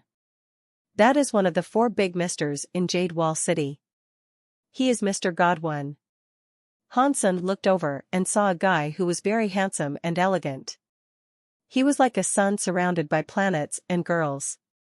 Seeing his attitude, one assumed he was very polite. He caught the attention of many people. There was no doubt he was frequently the center of attention. It was clear that he was not an ordinary person. "Mr. Godwin? Why is that name so weird?" Hansen asked with confusion. Godwin is his title. His real name is Gongjin Jun. He has been quite famous since he was a child. He has always exceeded in all of his endeavors, and he has never been anything but first place. That is why his name is Godwin. With a look of disdain, Bald Guy said, "Godwin thinks he is quite handsome. In reality, he is just a pussy. Only the women who don't know much about him ever take him seriously." "In that case, I am sorry." Han Sen and Bald Guy were whispering when someone sat down next to them. It was Mr. Godwin. It was unknown when he had arrived next to them. "I think this must be Mr. Han Sr., Mr. Godwin waved at Hansen. "How do you know my identity?" Hansen was confused. Mr. Godwin mysteriously laughed. "Jade Wall City's inner circle is very small. It is hard to hide something as big as you. The true demon Mr. Gong Shu Jin was murdered. It is nearly impossible to not know that. It is quite the headline. I can only suppose it was your handiwork." "Mr. Godwin, what are you implying?" Hansen coldly asked. His expression did not change. Mr. Godwin laughed. Mr. Han, do not misunderstand my intent. I mean you no harm. Although it is merely just a rumor, the Gongshu family has not revealed how Gongshu Jin died. Besides, I see the fan that you are holding. I have seen Hua Nongyu before. Now, Hua Nongyu is missing too. That is why I made a funny implication. Bald Guy's expression changed, but Hansen kept his cool. He looked at Mr. Godwin and replied, so what? Are you going to try and avenge Gongshu Jin? Mr. Godwin shook his head. Mr. Han, you misunderstand me. Although Gongshu Jin was one of the 4 misters like me, I had little connection to him. I do not care whether he is alive or dead. I merely approached you to confirm my guess. I also wanted to get to know the elite who was capable of killing Gongshu Jin. One of the 4 misters wants to meet me, Hansen lackadaisically said. Wow, I am so flattered. Mr. Godwin sighed. What 4 misters? Perhaps commoners think that title is cool, but to real nobles, the name Mr. is just like a singer. It is for people's entertainment, and that's it. The pleasure is all mine to be able to meet Mr. Han. It is merely a shame we met so late. This is not the place to talk. We should talk some other time. Mr. Godwin bowed and hastily left. Why is that guy so baffling? Bald Guy was confused. He did not know why Mr. Godwin had come over and said something so confusing and then just left. Hansen wanted to say something, but the focus of his attention turned to Feng Feifei. She had just arrived. She looked vastly different from how she did when Hansen had seen her in Night Cry Valley. Feng Feifei now looked very radiant. She looked as if she had a holy light surrounding her. Her black hair was wavy, and it shone with a holy light. If one looked into her holy eyes, it made them feel shy. It was like it was blasphemous to merely lay one's eyes on her. People with a weak will would have done all they could to avoid her gaze. Feng Feifei was surrounded by many nobles. She was like a sun with planets orbiting around her. Although she was a born noble, it did not mask how impressive she was. She was a truly outstanding character. Bald Guy looked at her with drool almost dripping out of his mouth. He said he was Feng Feifei's very good friend, but he could not even get close to her. There was no chance of him getting close to Feng Feifei. Bald Guy excitedly said, "It is starting. It is finally starting." What is starting? Hansen asked with confusion. At her birthday party every year, Feng Feifei performs a song to thank her guests for coming. Bald Guy looked at Feng Feifei, who was on the stage, with extreme excitement. His eyes nearly shifted into the shape of a heart. Hansen asked, "Can't you see Feng Feifei's songs and videos on the internet? What is so surprising?" Bald Head disagreed and replied, "How can that be the same? There is a big difference between live and video performance. This time, it is live. If she combined her God-class gene race, Sonic Phoenix, you would not be able to hear it on the internet."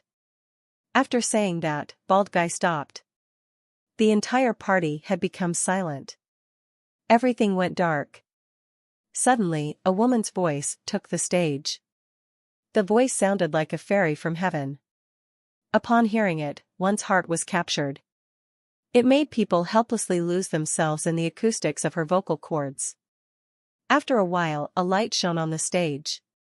As it slowly came into focus, it was in the shape of Feng Feifei. She looked like a real fairy. Her entire body seemed to glow with holy light. Her red lips opened. Her voice blared through the arena. It went into people's hearts. They helplessly followed the beat, which kept changing up and down. When the song reached the middle, the place was so quiet that not even the chirp of a bird was heard. Everyone was entranced. They looked at the fairy-like Feng Feifei with tears welling up in their eyes. Some of the sensitive women were bawling their eyes out. Is singing a song like this necessary on her birthday? Hansen was speechless. Feng Feifei's voice was not bad.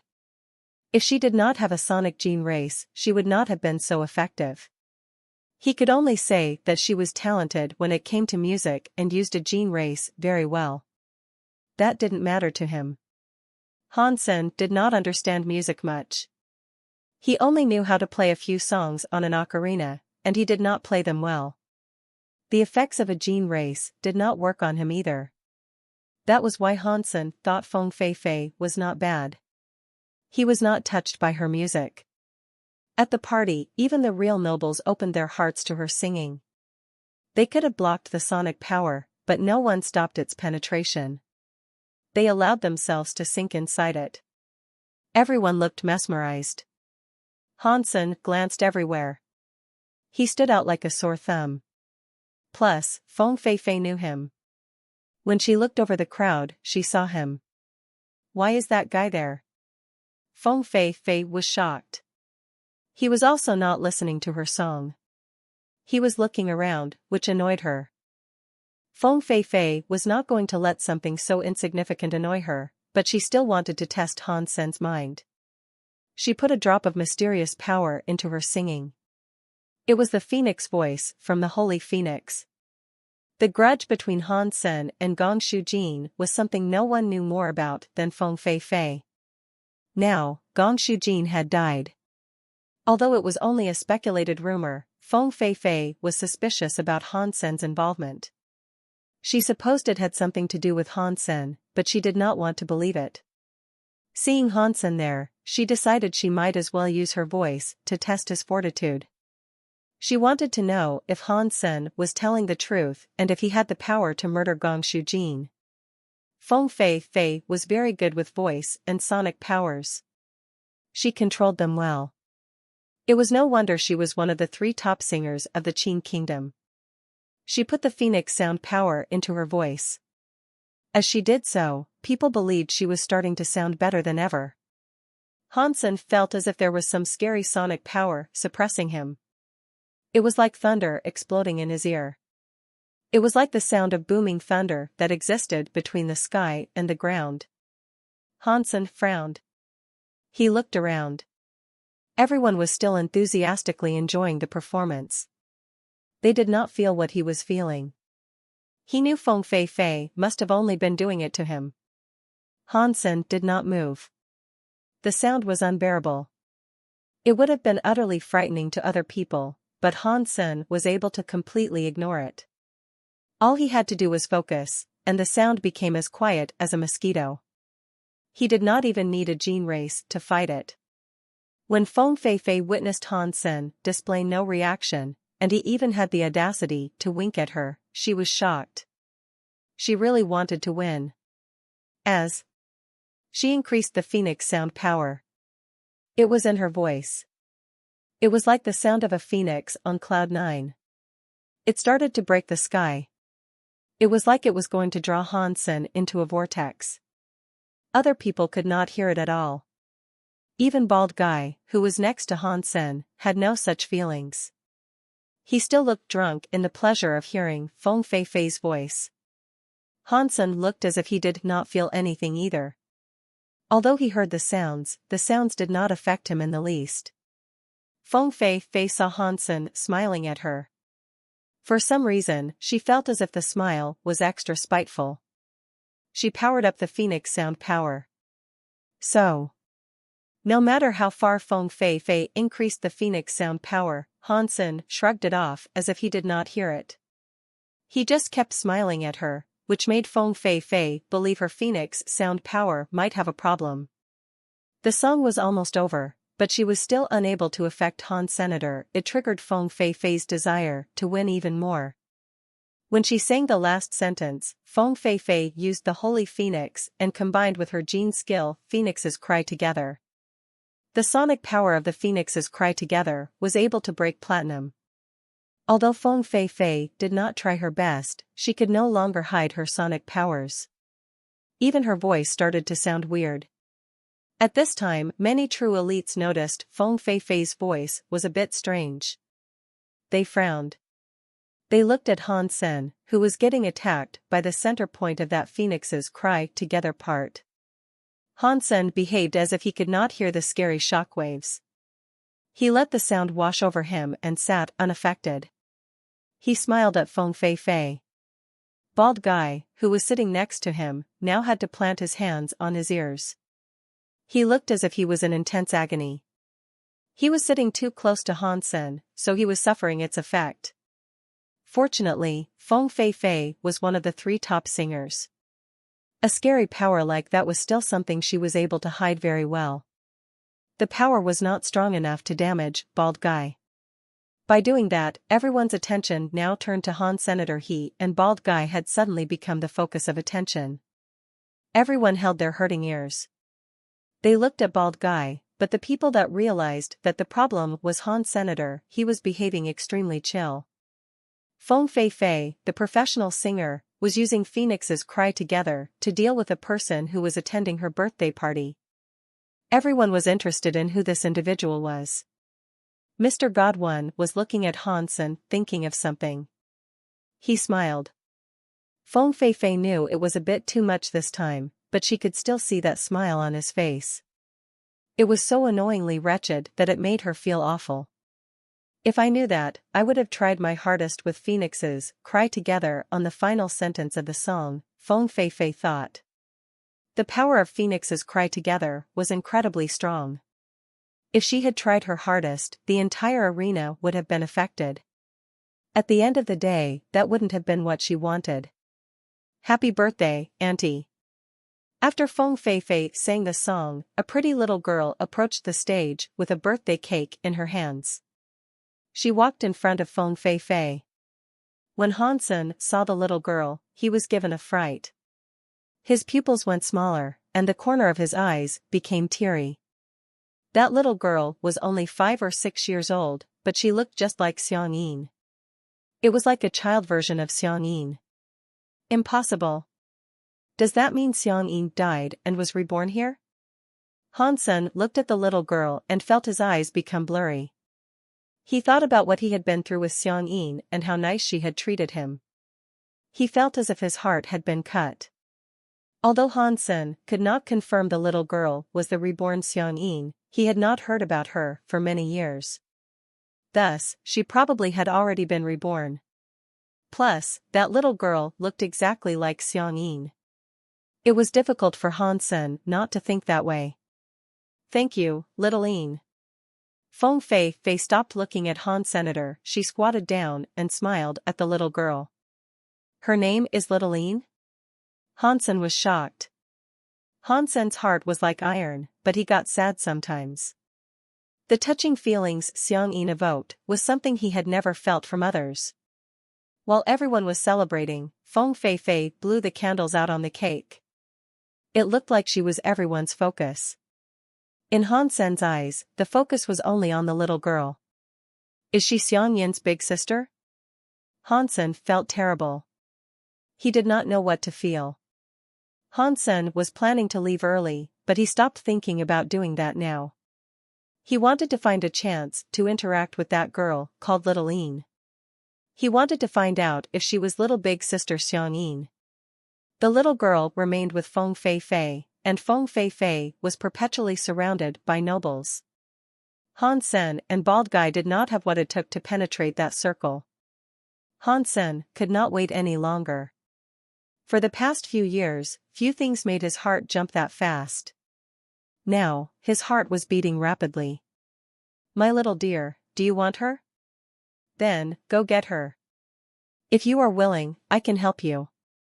Do not be afraid. The shadow of the big sky demon appeared next to Han Senator. It was like she was holding him from afar, whispering into his ears. Hansen ignored the big sky demon. Although he was very tempted by her offer, if the big sky demon wanted to encourage him to murder, it was not so easy. It seemed as if she could feel the object of Hansen's gaze. The little girl, standing next to Feng Fei, looked his way. She looked at Hansen, and the two shared a stare.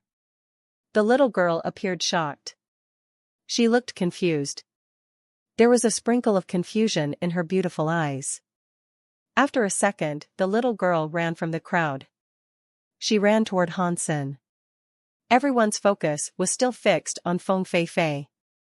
No one noticed the behavior of the little girl. She quickly raced over to Han Sen and checked him out. With confusion, she asked, "Big brother, have we met?" Han Sen's eyes turned very blurry. He was sure the little girl was Xiang Yin reborn. Xiang Yin was one of ancient devil's 8 generals. Han Sen saw her fly in the sanctuaries, and he made a promise that they would meet again. When Han Sen ascended to the next sanctuary, he was unable to find her. He did not expect she had been reborn instead. Han Sen looked at the little girl and replied, "No. My name is Han Senator, what is your name?" "Feng Feifei is my auntie. My name is Feng Yining. You can call me Little Yin." Feng Yining saw Han Sen and somehow thought he was very nice. She felt as if she wanted to get closer to him. "You can call me Sanmu," Han Sen said. "Sanmu? Come over here. Let me show you something good." Han Sen was no stranger to Feng Yin's voice. She pulled Han Sen by the hand and took him to a castle. Han Sen did not decline. Bald Guy was shocked by this. He did not expect Feng Feifei's niece would get along with Han Sen so well. He stood up too. Everyone was focusing on Feng Feifei. No one else noticed them leave. Feng Yining took Han Sen and Bald Guy through a hallway. They quickly reached a garden. There was an old tree in the garden. The tree had many bells on it. They were like flowers, and they were like fruit. There were no leaves. When the wind blew, the tree sounded like a ringtone with rhythm. It was not too loud. It made people feel happy to hear it. Bald Guy was shocked. He pointed at the gently glowing old tree and asked, "Is that the legendary old bell god tree? Is it the legendary top-class sonic gene race?" Feng Yining laughed and nodded. "Yes, it is the old bell god tree, but it is an adult. It cannot be tamed. We moved it here to shower it with the old bell god sounds. That way, we can get sonic powers." After that, Feng Yining pulled Han Sen to sit on the grass beneath the tree. She closed her eyes. "My auntie really loves this tree. She won't let anyone get close, but she loves me more than anything. Only I am allowed to come here, so please don't tell anyone that you came near here." "Of course." Han Sen patted his chest. "By the way, Sanmu, where do you live? How can I find you?" Feng Yining asked Han Sen. "I have not been in the capital long. I have not yet found a stable place to live. This is my phone number. If you want to find me, you should call this number." Han Sen gave Feng Yining his phone number. "In that case, you can stay in my house," Feng Yining happily said. If someone else had said that, Han Sen would have rejected without thinking. But this was Feng Yining, so it was hard for him to refuse. In fact, he very much wanted to talk to Feng Yining more. Looking at her was more than enough. Bald Guy looked at Han Sen weirdly and thought, "Is this guy secretly a pedophile?" A purple-clothed woman sneakily walked out of the party. She went to a corner of the castle where no one was nearby. She sat alone in the dark. "The things you guys wanted are here," the purple-clothed woman said. She was like a thief, handing something over to someone. "What took you so long?" The person in the dark accepted the item. The purple-clothed woman said, "Feng Feifei is being careful. If it wasn't a bit messy in the celebration, I would not have been able to get it. Where is my stuff?" In the dark, the man gave the purple-clothed woman a box. He then stood up and left. The purple-clothed woman saw the box and closed it. She carefully put it away. She felt excited and said, "With this God-class Sky Voice 100 Spirit Bird Egg, I, see, Tuya, will be better than Feng Feifei. With Feng Feifei's death, there will be a slot for a new singer." After the man in the dark left the castle, he went back to Gongshu Manor. The man was Gong Shuji's old servant. "Master, I have Feng Feifei's hair." The old servant took out a strand of hair. It was contained in a glass bottle. He carefully placed it down in front of Gong Shuji. Very good. I have finally got it. Gong Shuji picked up the hair. He looked murderous. The god spirit blood pulse mark was flickering on Gong Shuji's forehead. A black shadow appeared in front of him. It was a bronze statue that was around the same height as the average human. It had hair and limbs, but it did not have a face. It looked vintage and weird. With this hair, I can activate the Si Ming demon race's power. She loves her birthday parties, so I want this little B*TCH to die in front of everyone. Gong Shuji gnashed his teeth. He put the hair on the bronze statue's empty face. The bronze statue suddenly flickered with a weird, green light. It absorbed the hair. At the same time, the bronze statue changed. It started to display a face. If one looked closely, one would realize the face looked like Feng Feifei's. It was not just her face. Even the body of the bronze statue started to change. Not long later, it turned into Feng Feifei. Good. Si Tuye did not lie to us. She got us Feng Feifei's hair. Gong Shuji looked very excited. He stared at the Si Ming demon race, which looked just like Feng Feifei. His voice squeezed out from between clenched teeth. My son, you hold on for a bit longer. The woman you liked will be keeping your company very soon. When Gong Shuji spoke, the eyes of the bronze statue turned red. It was so spooky and weird. It was like a demon. Feng Feifei noticed Feng Yining was gone, so she looked for her. It was her birthday, but it was Feng Yinyan's birthday the next day. After midnight, it would be Feng Yinyan's birthday. So, she spent every birthday with Feng Yining. After 12, she would give Feng Yining her gift. It was already almost midnight, and Feng Yining was gone. Feng Feifei sent people to find her, but they were unable to locate her. So, she went looking for her herself. Feng Yining was in the backyard. Aside from here, there were another 2 people. One of them was Han Sen, who Feng Feifei really despised. Little Yin, why are you here? Feng Feifei walked in front of Feng Yining. She looked happy as she spoke. She had always loved Feng Yining. Now, it was Feng Yinyan's birthday. She would not tell her off. Although Feng Yining had brought Han Sen and the other man with her, she did not show how upset she was. Feng Yining was going to answer, but Feng Feifei suddenly shocked her. She said, Little auntie, your nose is bleeding. Feng Feifei was surprised by that. She took out a cloth to wipe her nose. There was some blood smeared across the white towel. Maybe my nose is too dry? Feng Feifei did not think it was anything too strange. She wiped away the blood and took Feng Yining by the hand. Little Yin, let's go into the lobby. Your birthday starts very soon. I have a very special gift for you. After that, she looked at Han Sen and Bald Guy and said, You two, come to the lobby. Help yourselves to the food and drinks. Little Yin, it is your birthday today. Han Sen only knew it was Feng Feifei's birthday. He did not know Feng Yining had a birthday celebration as well. After midnight, it is my birthday. Sanmu, go and celebrate my birthday.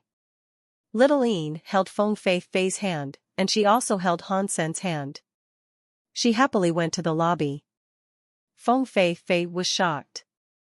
She did not know why Feng Yining was being so nice to Han Senator. The way she looked at Han Sen was like she was looking at a bad guy that kidnapped underage girls. Han Sen ignored Feng Feifei's mean gaze.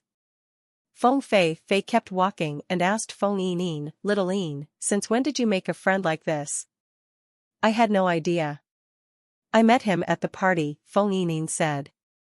I have not introduced you yet, but that is fine. You guys can get to know each other later. Let's go to the lobby. I really want to know what kind of special gift you got me. She pulled the 2 of them into the hall. Feng Feifei had been missing, so many people had gone out in search of her. Feng Yining was holding the hands of 2 people. When she pulled Feng Fei and Hansen into the lobby, many people frowned. Si Tuya came forward. She smiled at Feng Fei and Feng Yining as she asked, Fei, little Yin, where did you guys go? Nowhere. We were just preparing gifts for little Yin, Feng Fei said. Si Tuya saw Feng Yining holding Hansen, so she asked, this is? In the high-class circles of the capital, she had never seen him before. She recognized the bald fellow though. She knew him as Xia Yufei. While Xia Yufei was a student of Mr. Wei, his talents were decidedly average. He did not have much renown. It was not enough for him to be considered one of the upper echelons. This is San Mu, my friend, Feng Yining said. She pulled Hansen to the main table. At a party like that, wherever people sat was already predetermined. To sit at the main table was something only very prestigious characters of the capital did. Now, Feng Yining had pulled Hansen over to sit at the main table. He occupied a space right next to her. He sat beside Feng Fei too. Many people thought it was really weird. Si Tuya looked at Feng Fei with confusion. Feng Fei performed a shrugging gesture and said, Mr. Han is little Yin's friend. Little Yin wanted him to celebrate with her. After hearing that, everybody knew Hansen sitting there wasn't something that had been arranged by Feng Fei. It was because Feng Yining did not know her manners and had brought a friend from the outside. They now understood the situation. Si Tuya looked at Han Senator, she smiled and said, to be little Yin's friend, you must be a very excellent person. I wonder, which family do you hail from? I was born on ancient Big God Mountain, Hansen truthfully answered. That was where he had come from, in this universe at least. That counted as his birthplace. After hearing that, the expressions on the nobles' faces looked weird. Many people mockingly looked at him. For the people born into a higher class, it was known where their blood came from. If it was good, they would earn a town.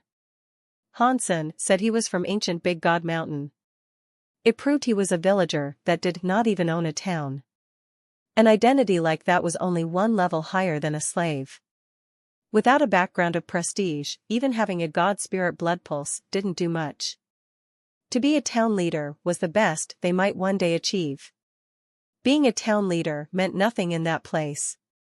Whoever went there owned numerous towns. Si Tuya said, I did not know Mr. Han came from someplace so far away. You must have big business in Jade Wall City. She looked at Hansen as if she was smiling, but she was not smiling. She was not picking on Han Senator, he had said Feng Yining pulled him there, but he was Feng Fei's guest. If she could embarrass him, it would embarrass Feng Fei too. Si Tuya and Feng Fei were singers. They were best friends. At least, people thought they were best friends. Si Tuya was secretly very jealous of Feng Fei.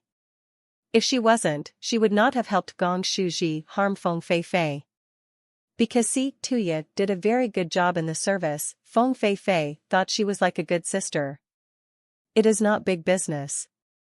I have an online shop in which I sell gene eggs, Hansen honestly confessed. After saying that, Si Tuya and the other nobles looked at him with disdain. An online gene egg shop could be successful, but no matter how good it was nothing mainstream and thought highly of. It was even like that for the Lusher shop. The real gene egg shops that sold high-class stuff did not exist solely in cyberspace. Mr. Han is the same as us, a young man said with a smile. He waved his fan as he spoke aloud. I am not very good. The gene shop I opened is called Sky. I wonder what your shop is called, and what sort of gene eggs you sell. The way he spoke with Hansen was not in cheer. It was like he was making fun of a dog or a cat. My online shop is called Shop, Hansen replied. It has not been open for long. It sells Viscount class and Earl class gene eggs. When everyone heard that, they laughed. The young man laughed very hard. It really is a small shop. You are not going to use a gene egg from your shop as a gift for Feng Yining, are you? That is what I was planning to do, yes. No one thought Han Sen had the guts to pull out a cheap gift to present Feng Fei, but he did. I am really looking forward to seeing your gift, Si Tuya said in jest. She realized the joke might have made her look bad, so she said nothing more. When everyone sat down, the people at the main table carried on with their discussions and ignored Han Senator. Only Feng Yining spoke to Han Sen. They did not all ignore Han Sen on purpose though. It was just because Han Sen was a villager that owned an online shop. Their circles couldn't really mesh well, so the well of conversations people from different circles could have was a bit dry. Therefore, no one spoke to Han Sen. After Han Sen told them his shop name, Feng Fei thought it sounded familiar. But she paid in no true mind and did not make the connection. Everyone was talking and laughing. The shadow of the big sky demon suddenly appeared next to Han Senator. She came from behind and held Han Sen's chest. She whispered into his ear, "My little lover, that pretty singer has been doomed by a gene race. She is dying. Do you want to let her die?" "Which one?" Han Sen whispered back at a volume only he could hear. He looked at the pure light salamander in his pocket. While the pure light salamander did react, it was to other gene races. It did not detect the big sky demon. Of course, it is Feng Fei.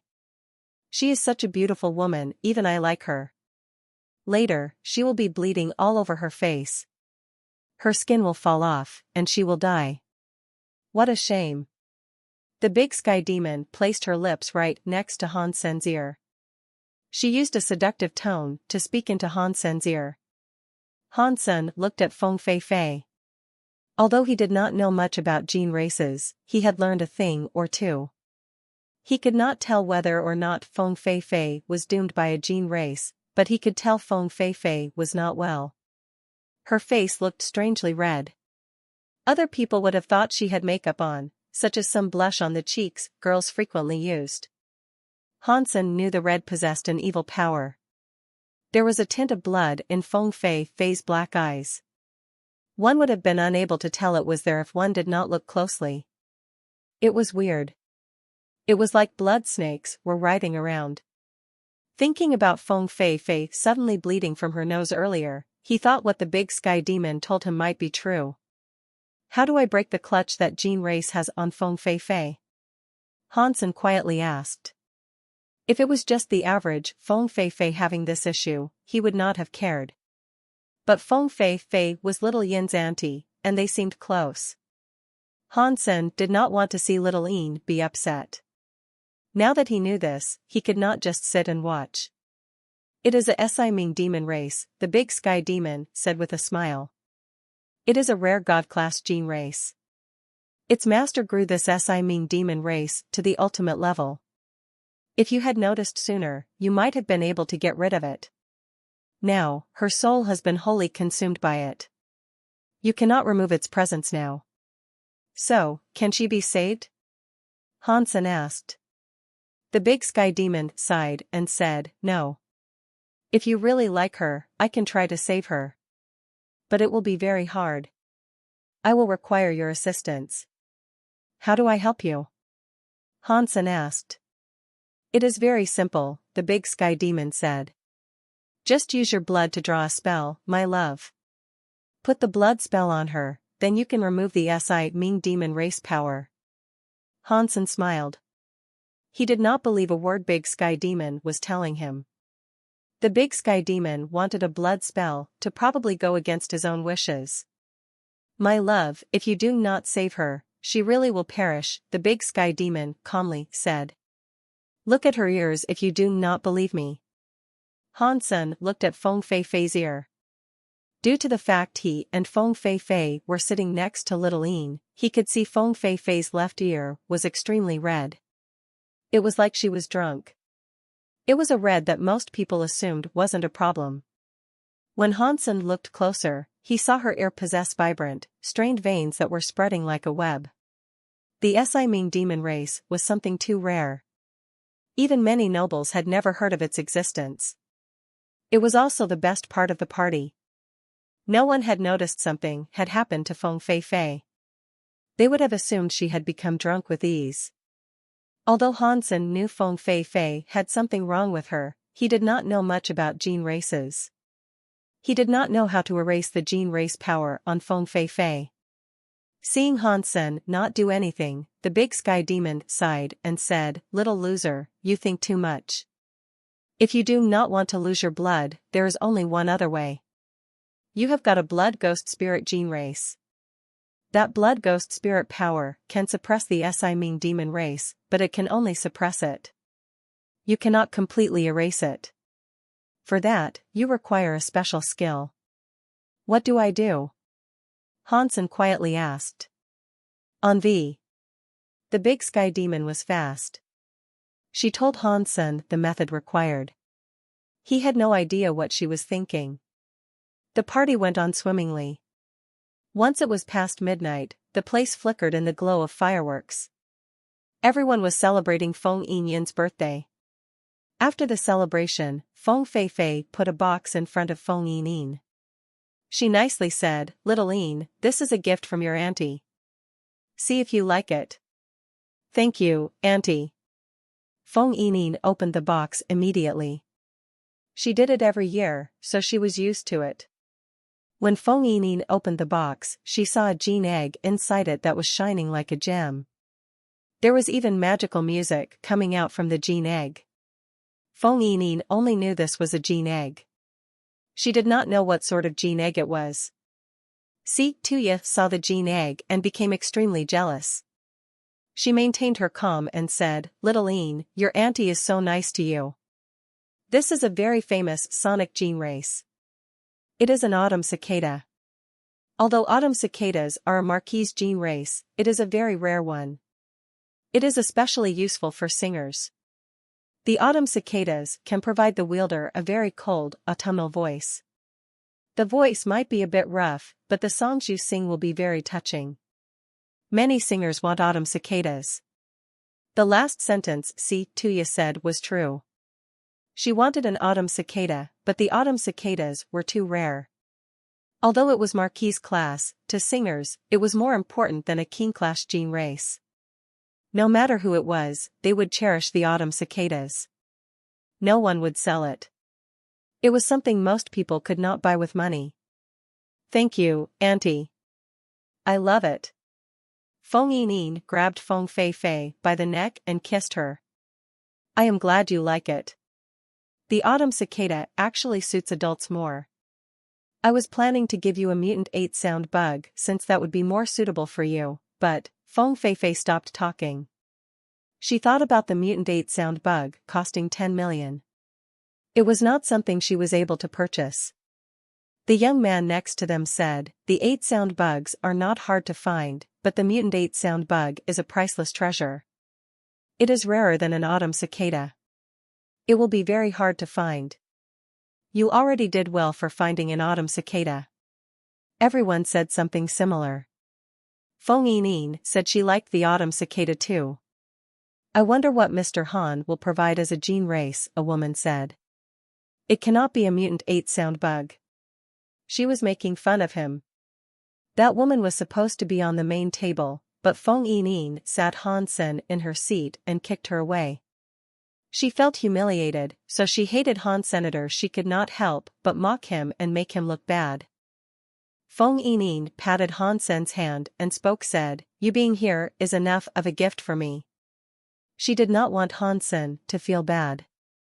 Hansen looked at Feng Yin apologetically. "Sorry. I did not know it was your birthday today." When everyone heard Hansen say that, they thought the situation was even more hilarious. The woman laughed and asked, "Who doesn't know Feng Fei celebrates her birthday alongside Feng Yin?" Hansen ignored her. He pulled out a gene egg and presented it to Feng Yin. "It means I did not have the time to get a gift box. So, I will give it to you like this. I like it." Feng Yin did not know it was a mutant 8-sound bug egg. She just didn't want Hansen to feel bad, so she smiled at Hansen and accepted it. That mutant 8-sound bug, Feng Fei, who was next to them, was shocked. She had seen it many times online. She wanted to buy it for Feng Yining. She knew about the mutant 8 sound bug. When she saw Feng Yining holding it, she immediately recognized what it was. Really? That is a mutant 8 sound bug egg? Everyone looked at Feng Yining's gene egg with a look of disbelief. They had not thought something like this would happen. After talking about the mutant 8 sound bug egg, Han Sen had handed one out immediately after. Fei Fei, have you made a mistake in identifying it? See, too, you did not know what a mutant 8 sound bug egg looked like. She looked at Feng Fei Fei with suspicion. Feng Fei Fei looked at Feng Yining's gene egg. Suddenly, she seemed to notice something and asked Han Sen, Mr. Han, did you say your online shop is called Shop? Yes, Han Sen said with a nod. After receiving the confirmation, Feng Fei Fei started to look weird. Are you the owner of Shop? Does that mean it was your shop selling the mutant 8 sound bug egg? Yes, Han Sen said with a nod again. The singer, who was next to the table, said with shock, I remember now. It was Shop. No wonder it sounded so familiar. I saw it online too. It was a mutant 8 sound bug egg. It was being sold for 999,999,999 and not a cent less. I had a friend that I offered 3 million to, but I was declined. The owner is you, Mr. Han? After hearing her say that, everyone knew that this was the mutant 8 sound bug egg. Everyone started looking at Han Sen a bit weirdly. Si Tuya was a bit jealous now. She did not want to believe this was possible. She smiled at Feng Yining and said, such a rare gene race. Why doesn't Feng Yining hatch it now, to let us all see it? Feng Yining looked at Han Senator, he nodded. Feng Yining agreed to do it. She activated her God Spirit blood pulse and hatched the mutant 8 sound bug egg. A beautiful, silver 8 sound bug appeared in Feng Yining's hand. It was like a butterfly flying.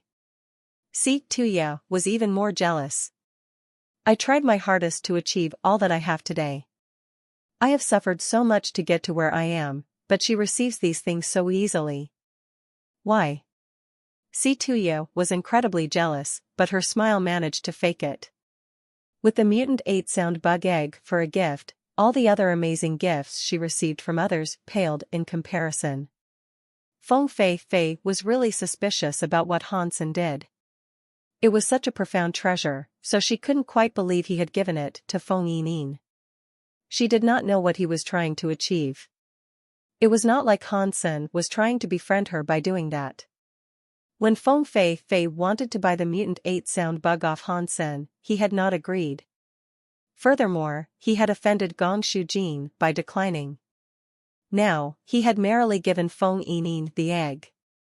He obviously wasn't doing it for Feng Fei Fei. How did Yining even become his friend? Feng Fei Fei wanted to ask that, but she did not want to ask it at the party. Now, many people were interested in Han Sen's shop. They asked what sort of rare gene eggs he sold. In the universe of kingdoms, humans relied on gene races too much. Everyone wanted a friend who could gather rare gene eggs. Han Sen's answers disappointed them. He said he only owned a small shop that sold low-class gene eggs. The mutant 8 sound bug egg was the best he had in the shop. There were no other gene eggs up for purchase. The nobles did not believe him. If he was able to hand out a mutant 8 sound bug egg for free, there was no chance his shop had nothing else of prestige. Everyone made sure to remember the name of the shop. They were going to check it out sometime. Auntie, why would you? At the party, Feng Yining suddenly pointed at Feng Fei Fei and screamed. Everyone looked at Feng Fei Fei. After they saw her, they were shocked. Blood was coming out from her eyes. The bloody tears rolled down her cheeks. Feng Fei Fei's pretty face looked weird and scary. What happened to me? Feng Fei Fei looked confused. She did not feel anything. She took a mirror out of her purse and looked. When she saw the blood, she was given a fright. Without hesitation, Feng Fei Fei summoned the Holy Sound Phoenix and combined with it. The Holy Sound surrounded her. She had phoenix wings and glowed with a god light. Feng Feifei knew she must have had a gene race power afflicting her, but she did not know what sort of gene race might be endangering her life. She used the holy sound phoenix power to protect herself. She hoped that might stop her from getting any worse. Feng Fei quickly realized that it was futile. Her adult god-class holy sound phoenix could not achieve anything now. She did not just have bloody tears. Her mouth, nose, and ears were bleeding. She was like a ghost. Although the holy sound phoenix heir was nearby and she was pretty, she looked very scary. Feng Feifei, do not worry. Allow me to help. A handsome young man at the main table looked overbearing. He combined with a giant spirit. He was soon glowing with holy light. He fired holy light at Feng Feifei to stop the weird power from damaging her further. His efforts did nothing either. Feng Feifei's eyes were blood red, and her god mark displayed a problem. She screamed at the sky. With the holy sound phoenix still with her, frightening acoustic shockwaves were generated. The entire lobby was destroyed. Many nobles reacted quickly. They combined with a gene race to block the shockwave, but many people were still shocked by the scream and bled. Hansen pulled Feng Yining behind him. He used blood fire to stop the scary sound. The very beautiful lobby had suddenly become something more akin to a landfill. Feng Feifei was one of the 3 top singers. She was very powerful. All of the party guests were high-class people, but many people were injured by her sonic blast. People were using their gene-class powers to try and help her, but all attempts were futile. Her body was like a sonic tide. She had a phoenix's body to protect her, but that meant no other powers could come close. That was how powerful she was. Now, that power was able to kill people. The scary power made many elites unable to get close. So, she was not afraid of anything. Feng Feifei did not attack anyone. After she screamed, she put out a hand imbued with holy light. She threw it at her face. If she stabbed herself, it would not be just her eyes ruined. Her entire face would be. No, Auntie! Feng Yining shouted. In tears, she started running toward Feng Feifei. Hansen sighed. His body flashed behind Feng Feifei. His arms were very strong. They were like a chain around her body. He pulled her arms so she could not bring harm to herself. Their bodies flashed. Hansen took Feng Feifei to a room at the side of the hall and slammed the door closed behind him. He shouted at Feng Yining, who was still out there, "Little Yin, guard the door. Do not let anyone come inside." For some reason, Feng Yining trusted Hansen a lot. She adhered to his command and guarded the door, not allowing the other elites access to the room. Feng Feifei's family members soon arrived. After Feng Yining stopped them, they helped guard the door as well. Inside the room, Hansen put Feng Feifei down on a table. He used one hand to pin her down. He used the other hand to take off her clothes and reveal the red skin. There was a green shadow near her heart. It looked like a lotus flower and was releasing scary air. It was like a flower of death coming to bloom beneath her skin. Hansen's hand had blood air. He pressed the shadow. His nails broke her skin. He put the blood ghost spirit's power inside of her. When the blood ghost spirit power went into her blood, there were some sort of bronze wires visible within the shadow. They were like hairs. The bronze wires came out of the skin carrying blood. The pain that drilled into her heart made her scream aloud. "Little Yin, this Hansen guy is mysterious. How can he be in a room with your auntie all alone? Let us in." Si Tuya was in a hurry. She was not worried about Feng Feifei's safety. She was afraid Feng Feifei might live. If Hansen stopped Gong Shuji's conspiracy, it might bode badly for her. She was in a rush to go inside. She wanted to destroy Hansen's plans. She did not want any accidents. Feng Feifei had to die, no matter what. HF Han Sen did not want anyone to go inside, perhaps the process of recovery could not be interrupted. If she went in, perhaps she could interrupt Feng Fei Fei from being saved. No. You guys can't go inside. San Mu is saving little auntie. Feng Yining stood in front of the door. She opened her arms, blocking the frame of the door. She did not allow anyone else to get close. Little Yin, you do not know how evil people can be. Hansen came out of nowhere. Perhaps he is the one doing damage to your aunt. We should go and take a look. Otherwise, if he hurts your aunt, it will be too late. Si Tuya saw Feng Yining was unbudging in her resolve, so she said, if he is really saving someone, why can't he save her in front of us? There is something fishy going on here. We just want to take a look. If he is saving Fei Fei, we won't do anything to stop him. Everyone thought that made sense. They did their best to convince Feng Yining, but she did not listen. She guarded the front of the door and did not allow anyone else to enter. Arg! As this occurred, Feng Fei Fei screamed. That scream sounded weird, and it went on and on. Feng Fei Fei was still merged with the Holy Sound Phoenix. Her voice was soft, but now she was screaming. It did not sound like a horrible scream. It was a moan of suffering. In the middle of all those endless screams, people on the outside displayed weird expressions. People with a dirty mind thought of all kinds of naughty scenes. They did not know there were some bronze wires inside her skin. They were like hair coming out of her skin. It made Feng Fei Fei feel pure agony. She felt itchy and numb all over. What she shouted wasn't something purely placed in pain. That was why her cries sounded so weird. Oh, no. That asshole must be harassing Fei Fei. Let us in. Si Tuya knew was not happening, but she still said it on purpose. Among the guests, many young nobles had a crush on Feng Fei Fei. After hearing that, they could not hold themselves back, no matter how much Feng Yining barred their entry. After Si Tuya said what she did, the expressions on many men's faces changed. They heard the itch-like moans, which made them think of strange things. Miss Yining, please let us in, a man said as he walked close to Feng Yining. If that person is doing evil deeds with Miss Feng Fei Fei, you are harming your aunt. The man was very high class. When Si Tuya heard him say that, she was delighted. Sanmu won't hurt auntie, Feng Yining said with certainty. She was innocent, and she trusted Han Senator, she would never doubt him. Little Yin does not know anything. We cannot just sit and wait while Feng Fei Fei is brought harm. We should just rush in.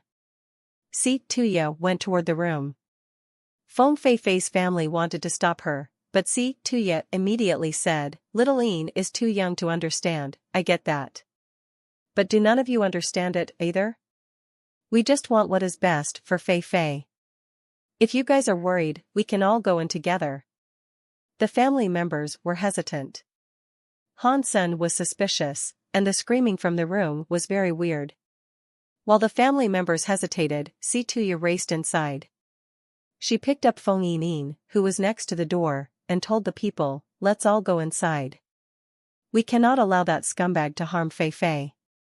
The nobleman echoed her desire, chanting, let's go in. We cannot allow Feng Fei Fei to be brought harm. If he is saving Feng Fei Fei, perhaps we can be of aid.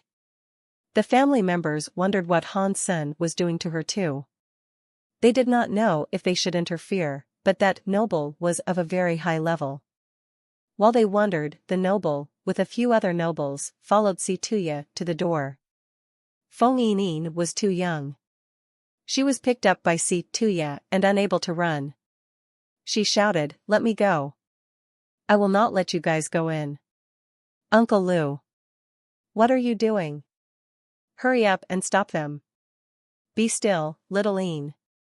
We just want to be nice to your aunt. Si Tuya put on a face, suggesting it was good for her. Her hands pushed the door. She pushed on the door, but it would not budge. It was locked. Si Tuya coldly asked, if he did not have evil deeds in mind, why would he lock the door? After that, Si Tuya gathered up power and tried to break the door down. This time, she used all her power to try and get inside. Pang! The room's door was blown open by Si Tuya, but no one was able to see what was inside. All they saw was a strong, holy white shadow blocking the door. Pang! Pang! Si Tuya could not see what that white shadow was. She felt darkness approach her. Suddenly, the shadow of 2 legs appeared and kicked her in the face. She went flying away. The white shadow also took Feng Yining from Si Tuya's arms. Si Tuya's face had 2 red very distinct footprints. Her cheekbones had been caved in. Her nose was broken as she fell before the people. A noble in the back held her and stopped her. As he clutched her, her face was full of blood. Everyone knew it was a holy one white deer that had kicked Si Tuya. The head of the creature had antlers with holy light. It was as if it was the light from the sun. The white deer put Feng Yining on its back. It blocked the open door and stared at the people. It was quiet and calm. It looked like a white jade statue. Adult holy one white deer, someone yelled with shock. God-class gene races were very rare to see, and this one was very unique. Its rank was not particularly high, but it was not something often seen. Growing a God-class gene race into an adult was not easy. It took a lot of monetary investment. Little Mr. Hansen really does have the heart of a wolf. You must save Fei Fei. Si Tuya was in shock. She bled from her mouth as she still tried to play innocent and have others do her bidding. She knew she had sold out Feng Fei Fei. If Feng Fei Fei lived, people would know it was her. Given how popular Feng Fei Fei was with the people, it would only lead to her death. The little Mr. Si Tuya was referring to was the high-class nobleman next to her. He had purple hair that looked like it was glowing. His eyes were like the moon in the sky. His entire body had a mysterious and noble feeling. He looked like some god straight out of a fairy tale. There were a lot of humans on Feng Fei Fei's guest list, but there was only one real nobleman. Si Tuya was severely injured, but she still insisted on trying to trick this man. She believed he was the only one that could stop all this. His name was Do Tianyu. He was the son of a general. He was a real god-blood noble. He had the protection of a god spirit. He was certainly stronger than the average human. Han Sen, even if you are saving people, you must let us see what has happened to Feng Fei Fei. Do that and assure us of her safety. Do Tianyu let Si Tuya go. He went toward the holy one white deer. It was not certain what gene race he had combined with, but his body developed a mysterious aura that swirled around him. It almost looked solid. It turned into a holy light that flickered around him. His body grew bigger with every step he took. It made the power and holy one white deer look small before him. People knew this was just an illusion. Do Tianyu wasn't actually bigger. It was just because he was so strong that people made the mistake of thinking that. They felt jealous of him.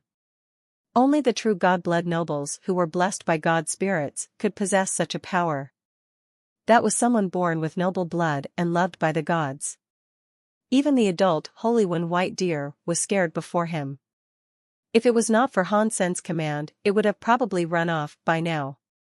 Every step Do Tianyu took, he shouted, "Go away." The way he said it was not very harsh, but it seemed powerful.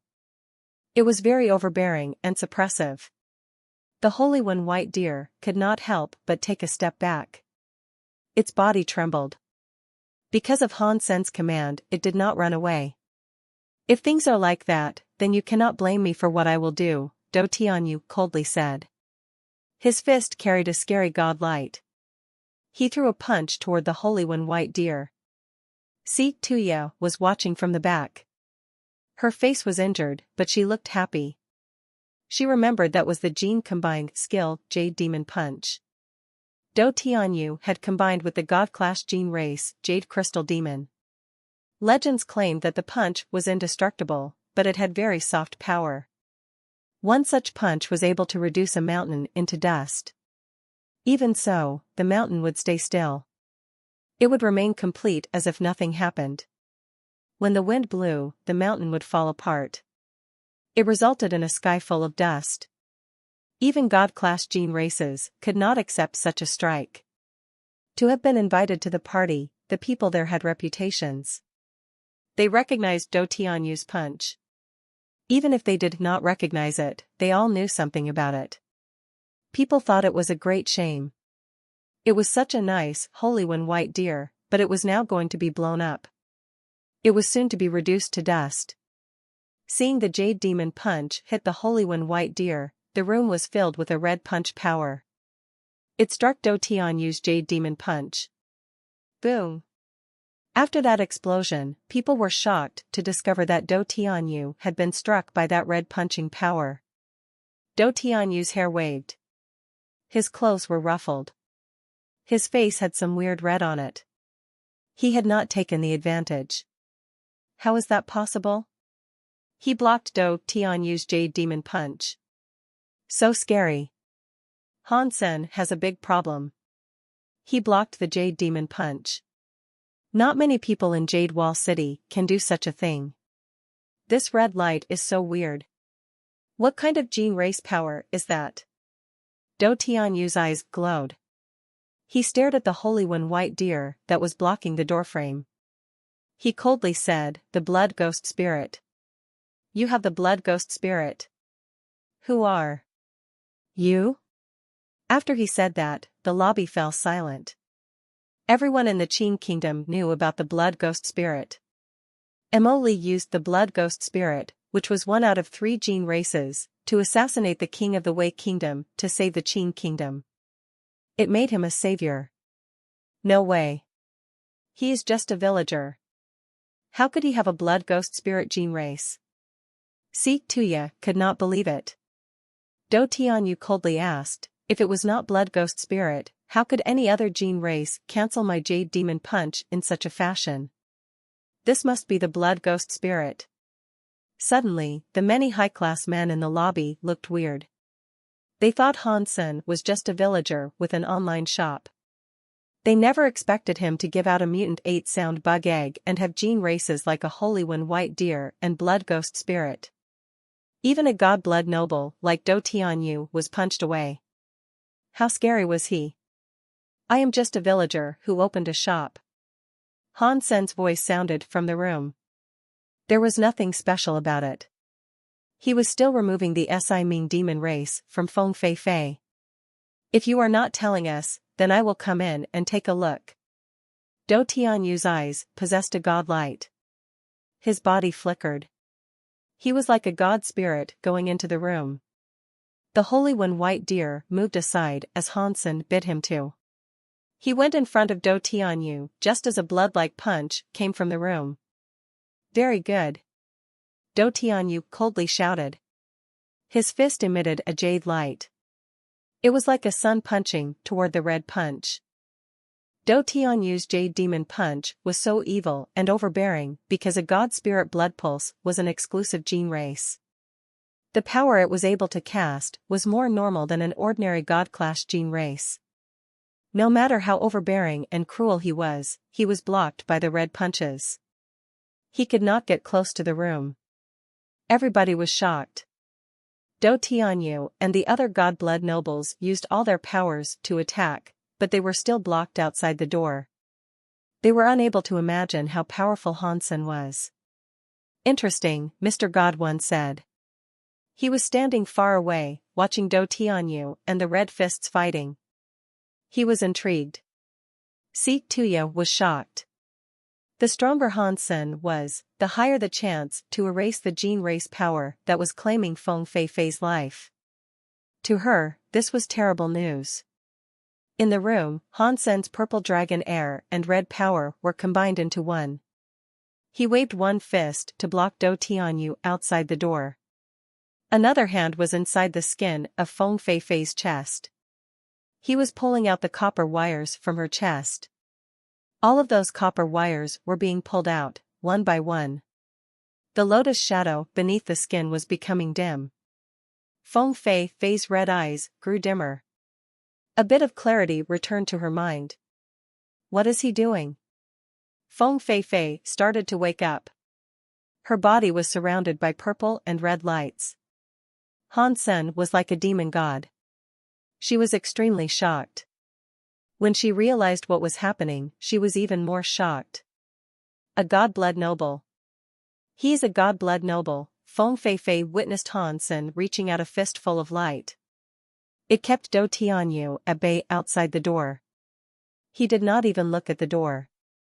His eyes were observing her chest the entire time. Chest. When Feng Fei thought of that, she blushed. She saw the bronze wires in front of her chest and knew he was trying to save her life. She felt shy and even more amazed. Han Sen used one hand to keep an elite like Dou Tianyu at bay and outside the door. On top of that, he still had the power to fix the scary and weird power that was trying to claim her life. Despite all that, he was doing totally fine. He probably had even more power. That was scary and hard to imagine. Who is he? How did he become Little Yin's friend? Feng Fei felt very conflicted. Her pretty eyes looked weird. Outside the door, Dou Tianyu summoned a god-spirit combination. He put his god-spirit blood pulse to operate at max capacity. It made his entire body look like a reborn god-spirit. He glowed with powerful god light. Every punch seemed as if it carried a power that could destroy the sky and earth. Even so, he was unable to enter the room. It shocked everyone. All they could do was stand back and watch. What is Han Sen? Who is he? How is he able to fight a god-blood noble? Is he a god-blood noble too? No way. I never heard of a god-blood noble named Han before. If he is not a god-blood noble, how else is he able to challenge Dou Tianyu, who is combined with a god spirit? Whatever happened today has been way too weird. Han Sen is too mysterious. Feng Fei's voice came from the room. Little mister, please stop. Han Sen is helping me with the wound. He means no harm. Please, everyone, wait outside. Wait until I am mostly healed, and I will thank everyone again. After hearing her voice, Feng Yin was very happy. Auntie, are you better? Little Yin, do not worry. Han Sen is healing me. I should be fine soon. Feng Fei's voice came out from the room again. After she said that, everyone was even more shocked. Han Sen was fighting the Dou Tianyu and healing Feng Fei at the same time. That was unbelievable. After hearing all of that, Dou Tianyu frowned. His eyes burned with a god light, but he did not strike again. Mr. Han, you are very good. Today is not a good day to fight. Let's fight another day. Dou Tianyu looked at the door, turned around, and departed. This fight made Han Sen's name become famous across Jade Wall City. It was not too far-reaching, but it did have many superior people feel slightly worried. Of course, that was because not many people witnessed all of this with their own two eyes. Whoever heard about this thought the rumors had been blown out of proportion and most of it had been made up. Even with a blood ghost spirit, he could not have healed Feng Fei and keep the god-blood noble Dou Tianyu at bay. But Han Sen had also given away a mutant 8-sound bug egg. He had a holy one white deer and a blood ghost spirit. People were very curious about the identity of that individual, and they made sure to peruse the stock in his store. They wanted to see what other gene races Han Sen's shop sold. The results disappointed them.